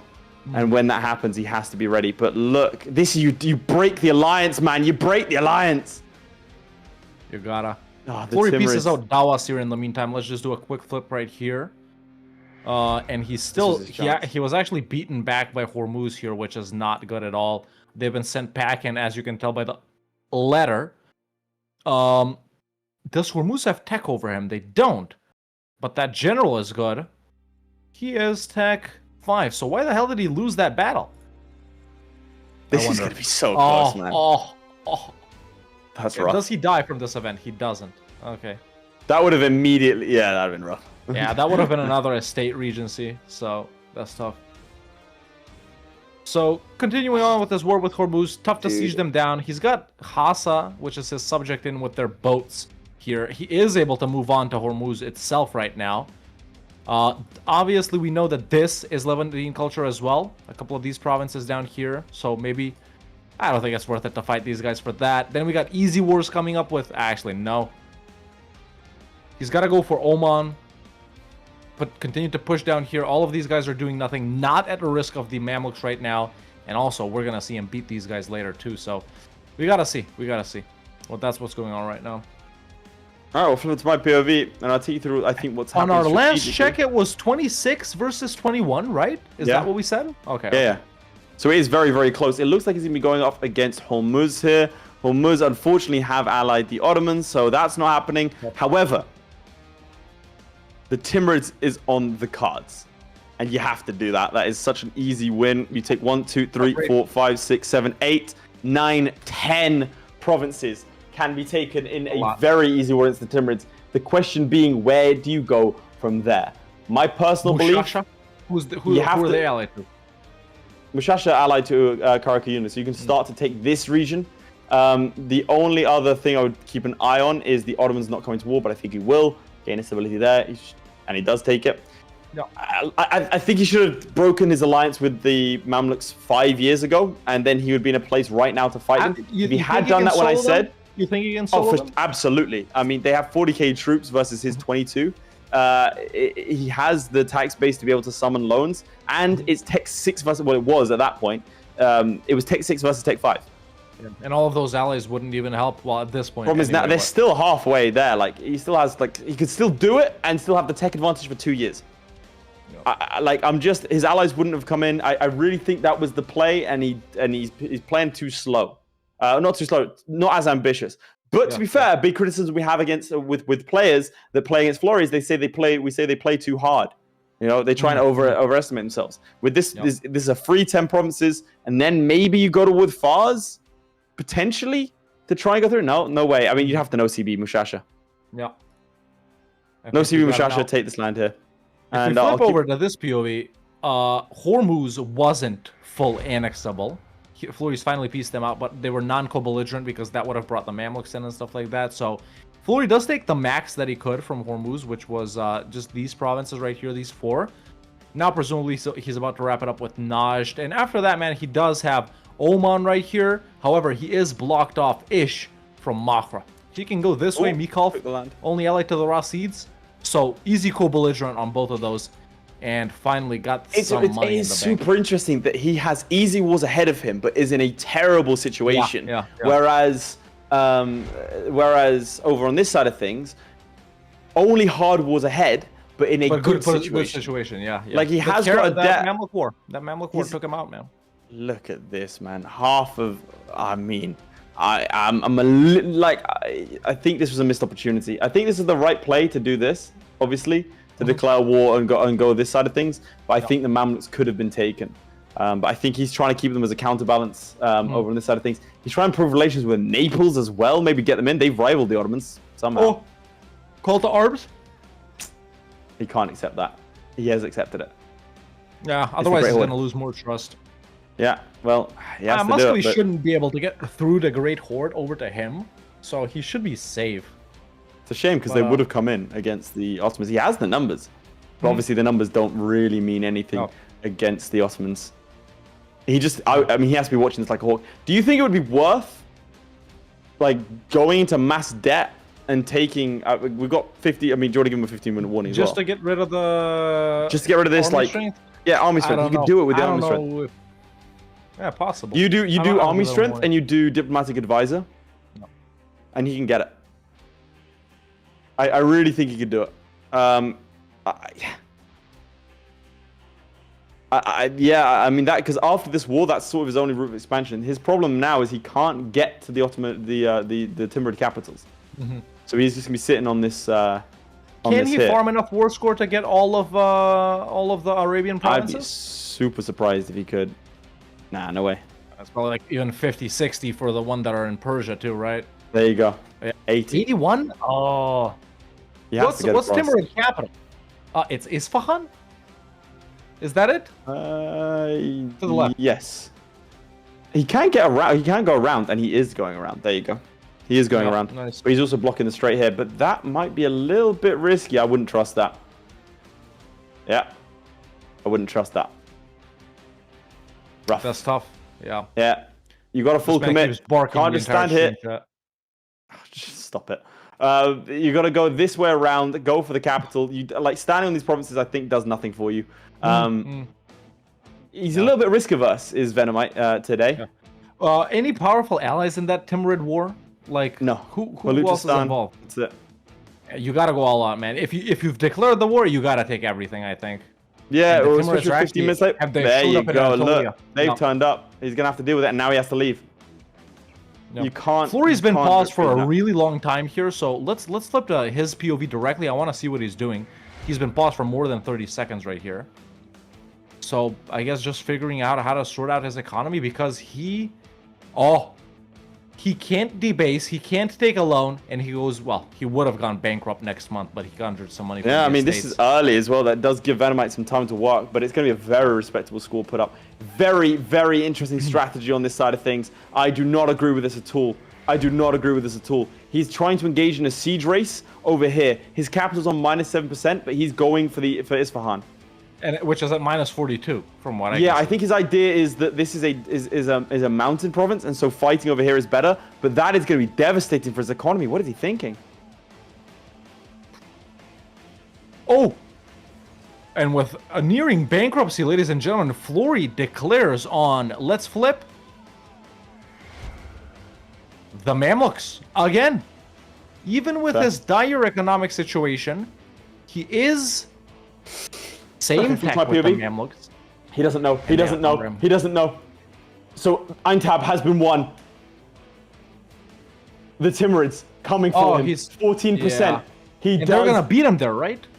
Oh, they'll destroy him if they turn up. But he wins. His entire land over Florry's- in that's it. over Florry's there. dead. Let's Florry's look at done? my POV.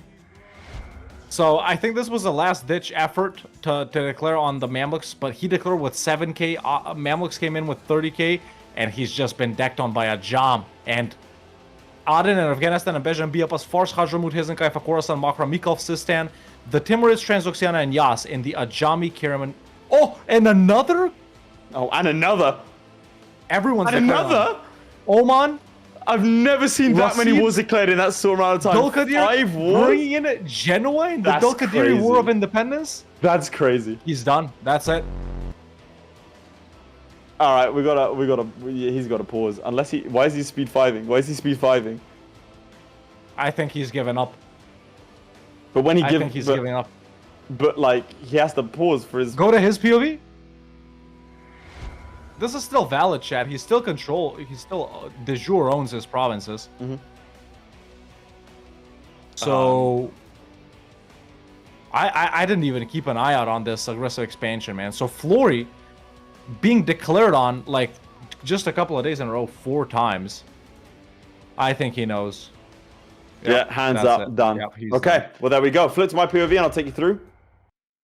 Chat. He is Did we death finally warring. found Yeah, look at the this. challenge that broke Florry? One of our hardest challenges that we've ever done in the past 3 seasons. A very torturous one. It was pure torture when we watched Habibi and Zlewikk do it. Zlewikk beat out. He came out looking like he was in a 9-round fight with Mike Tyson after that. Habibi was quit crazy. EU4 after that. He retired. Now all that's left to no. do is for Venomite This is to get is what I'm more saying. than a certain number of Players provinces. do not focus on what is important, right? Oh, they've pieced out. That was very lucky because Bushasha took all of these provinces. He's had to take max loans. He's pieced out Baluchistan. He's had to take max loans. He's death warring against a decrepit corpse of the Timurids. They've taken forts down here. They've taken his capital. He's going to go bankrupt. Where's his army? It was in Baluchistan to try and get rid of them. There's the peace out with Muscovy and the Great Horde. Like, again, this is not...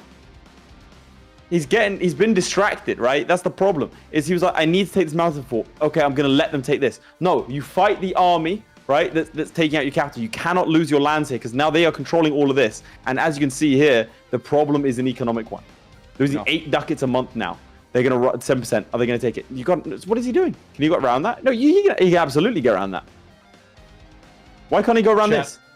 Is Florry about to take a second loss for the first time ever? Oh, that we was a know that mistake. he's done. Yeah. Midge, let's get the votes He's up. done it back. again. He's done Let's it get the again. votes He's back. made another critical mistake. You can see he recognized it here. He should have gone round into Sana. That's another fort that has to fall. Vote This again, is chat. Get your votes in. this is a One for problem Florry, of his own 2 for making. Venomite. Venomite, where are you going? You have to take this land back. He has to take his I capital so back. want to know the number of provinces Venomite has.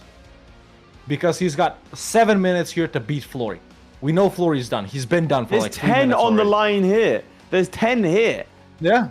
John Paradox new voicemail. Oh, we got a Do new it again. voicemail from John Paradox. That's nice. Oh my god, he didn't like that joke. John, I just. it's Hawk. Yeah, we're on stream right now. We were joking. We're joking. Laith says hi, by the way. Yeah. I'm saying goodbye to Venomite's economy because does he know he's gone maxless? He's death.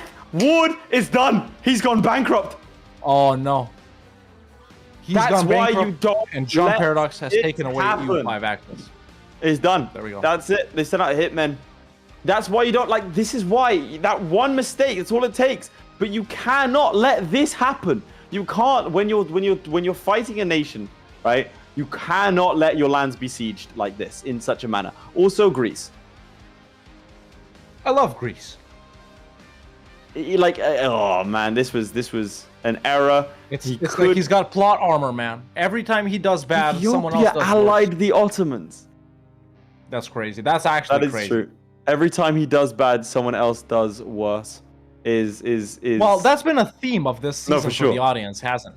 Like, yeah. No one has really put up a mega challenge versus the audience. I would say the except for student. Zlewikk, probably. The student did actually, very the well. Student, yeah, the student. But yeah, I don't know. I mean, this is a whimper now. Again, I cannot believe the Timurs. He was fighting against initially 9,000 troops, and his determination to stand here and protect this versus going around with all of his troops and sacrificing this was a huge mistake. Sending over 9,000, not fully committing, they get bounced back, and then taking on Isfahan instead of liberating his capital. And there he does. He actually pieces out with them. You know what's interesting? We've spent all season trying to come up, before this season started, with like the hardest possible challenges, which is like sort of an overarching theme of the final season here.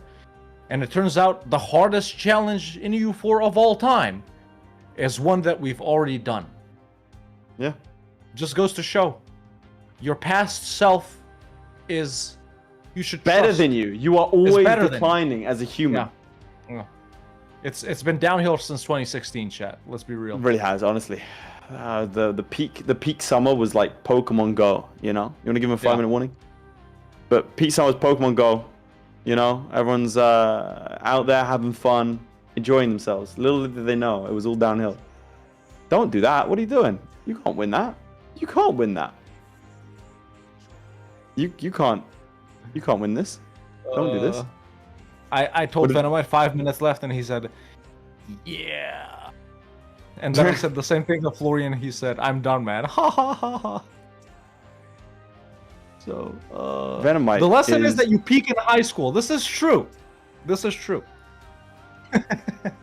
Sorry, Midge just whimpered. Oh no!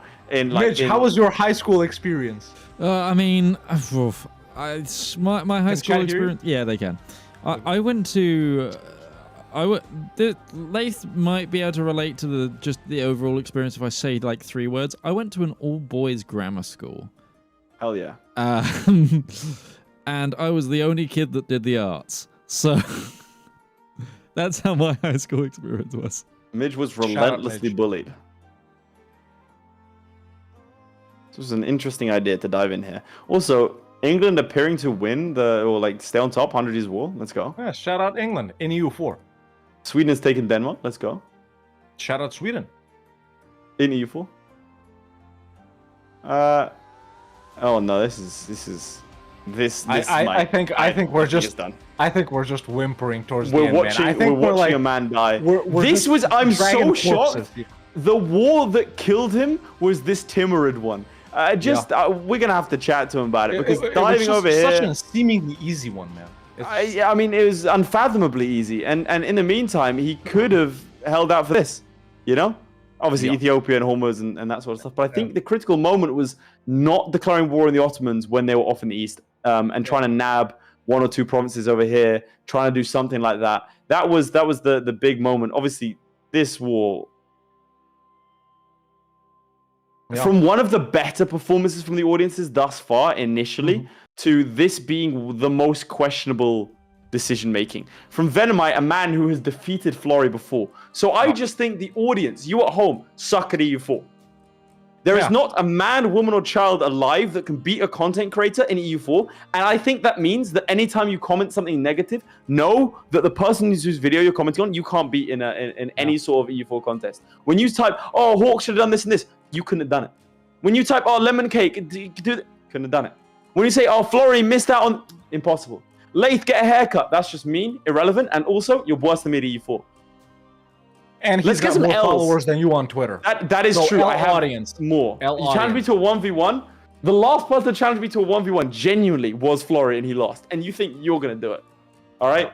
You couldn't even get out of a war with Crimea without getting vassalized, and Kira. All right. So let's not start throwing shade like that. That's right. All that's right. When was Hawk's last EU4 competition win? Never. Because I win at life, chat. I win at life. Me and Charlie Sheen, bro. That's the winners in life, you know? All I do is He win, lost win, win, his no matter virginity what. to an escort at age 15. That's me and Charlie Sheen, baby. We were together. It's crazy. All right. I think he's done over here. So the final score on this side of things is 30 provinces. Genuinely a good score. Wait, is he done? He wasn't paused. Nah, bro. He said he's done. He said he's done. Let me double check. I'll triple check. Yeah. But he sent me a message saying that's it. That's it? Okay, well, that's it, chat. That's it.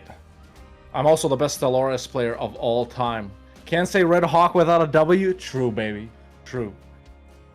That's real. That's real right there. All right, he's done. But, okay. Well, that was Florry versus Venomite in Turkish Delight, starting as a Turkish Beylik on the most Levantine cultured provinces. Apparently, the hardest challenge we've ever had in 3 seasons of EU4 Hegemon. Laith said that the audience member Venomite had 30 Levantine cultured provinces at the end. Well, ladies and gentlemen, Florry doesn't manage to get 2 losses in 1 season because he ends it at 38 Levantine cultured provinces. That means that if he'd won that Timurid War, curtains. Oh yeah, that's right. If he won the Timurid War, but there we go. Congratulations to Florry and L to you let's guys. Let's have a real quick chat with them, chaps, and then we will reflect on what's going to happen next. That's right. Venomite, Florry, we can reveal 38 to 30. Florry does take it away. Venomite, if I hadn't started that war, I won. To give context, Florry, Venomite declared, frankly, quite a easy-looking war against the Timurids, but they were stretched across Hormuz and Iran. They had been massively beaten up, had like 10,000 troops initially, and it all sort of fell apart. Got its own capital siege, went bankrupt. Shame, because you would have, if you won that, they had 10 provinces that were Levantine culture. You'd have taken it away. So Venomite, please take us through that war, please. I had a 10k. Okay, so I didn't have access through QQ, so I didn't think they'd get access through QQ because they didn't have it yet. They got access through QQ. Okay, so I split off a 10k stack to go take my capital back. QQ didn't have access, so it marched up through Muscovy, and I got a notification that I was getting stack wiped up in the Great Horde. Okay, I didn't see that. Yeah, and then I hit spacebar instead of pause button and went bankrupt. I might have still got there, but happens to the best of you. Florry, that first war against the Mamluks was fantastic to watch. Talk us through it. So I was kind of, I didn't want to fight that, obviously, but I was like, I really don't like restarting in this, so I'll just figure it out. And it was great. I was like, because I know she beat Fatal, thinking I was gonna go vassalize them, and I was gonna move my capital to Ain Top. Shamar. But then, Shamar. But the Ottomans kill stole me. So then now I'm sitting here like, oh shit, what am I gonna do? I guess I'll go end up, I don't know, maybe wait for Tech 6 and then go fight the Mamluks. If I'd done that, I would have conquered all of Arabia. But, the Mamluks had other plans. They did indeed. So I fight that war, and during the war, because normally I knew I had to die without an heir. I knew I had to die without an heir. So if I got an heir, I'd have to disinherit, right?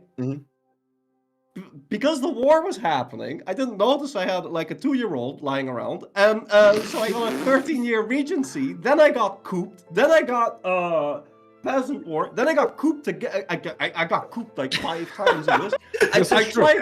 I kept trying to go get my stab up so I could take more loans, but I just couldn't take any loans. Average but decent experience. Almost at the end, I was almost able to restructure my debt because my debt wasn't even that big. I couldn't spend any money the whole time. Yeah. I almost had to restructure the debt, and then some war reparations or whatever run out, and I was paying back loans, and I was like, oh, okay, well, I guess I can't do anything now. Maybe I'll just truce break the Mamluks, call in the Ottomans, and have them win the war for me. I can maybe get like 1 or 2 more provinces, but yeah, no, I was just... And then People had 5 other different plans. nations declared war on you within the space Yeah, of 2 they days. all decked, they all decked. So did the Ottomans Surely- not come into the OG Mamluk War? No, they did, but they obviously want all of that land for themselves. So the only way I was ever going to get anything was if I was occupying something for myself. But I had I basically 7K. had the entire Middle East walking around my land, so I couldn't hire any units. That is Florryworry coming from live from Baghdad there. Well, you did get your revenge on Venomite. Venomite, you were so close and yet so far, and so the audience does finish with 0 points. It's confirmed. Content creators are better in every way at the game than audience members. It's true. You're home. If you're watching Florry streams, you just know you will never be you will never be the worst content creator. It's as simple as that. It was 50-50, And they've done that. man. Oh, And man, yet, that was close. 50-50, not quite enough, but you do avenge the loss. Thank you to you both. That was a lot of fun to watch. Definitely the best match of the day. One of the best matches we've had all season. Yeah. Really, really do appreciate it. Thanks, guys. And yeah, Florry, we will see you next In the week finale. for the grand final against Zlewikk. Any sort of final thoughts? Any sort of final thought? Well, I guess not. Oh, there we go. No final. There we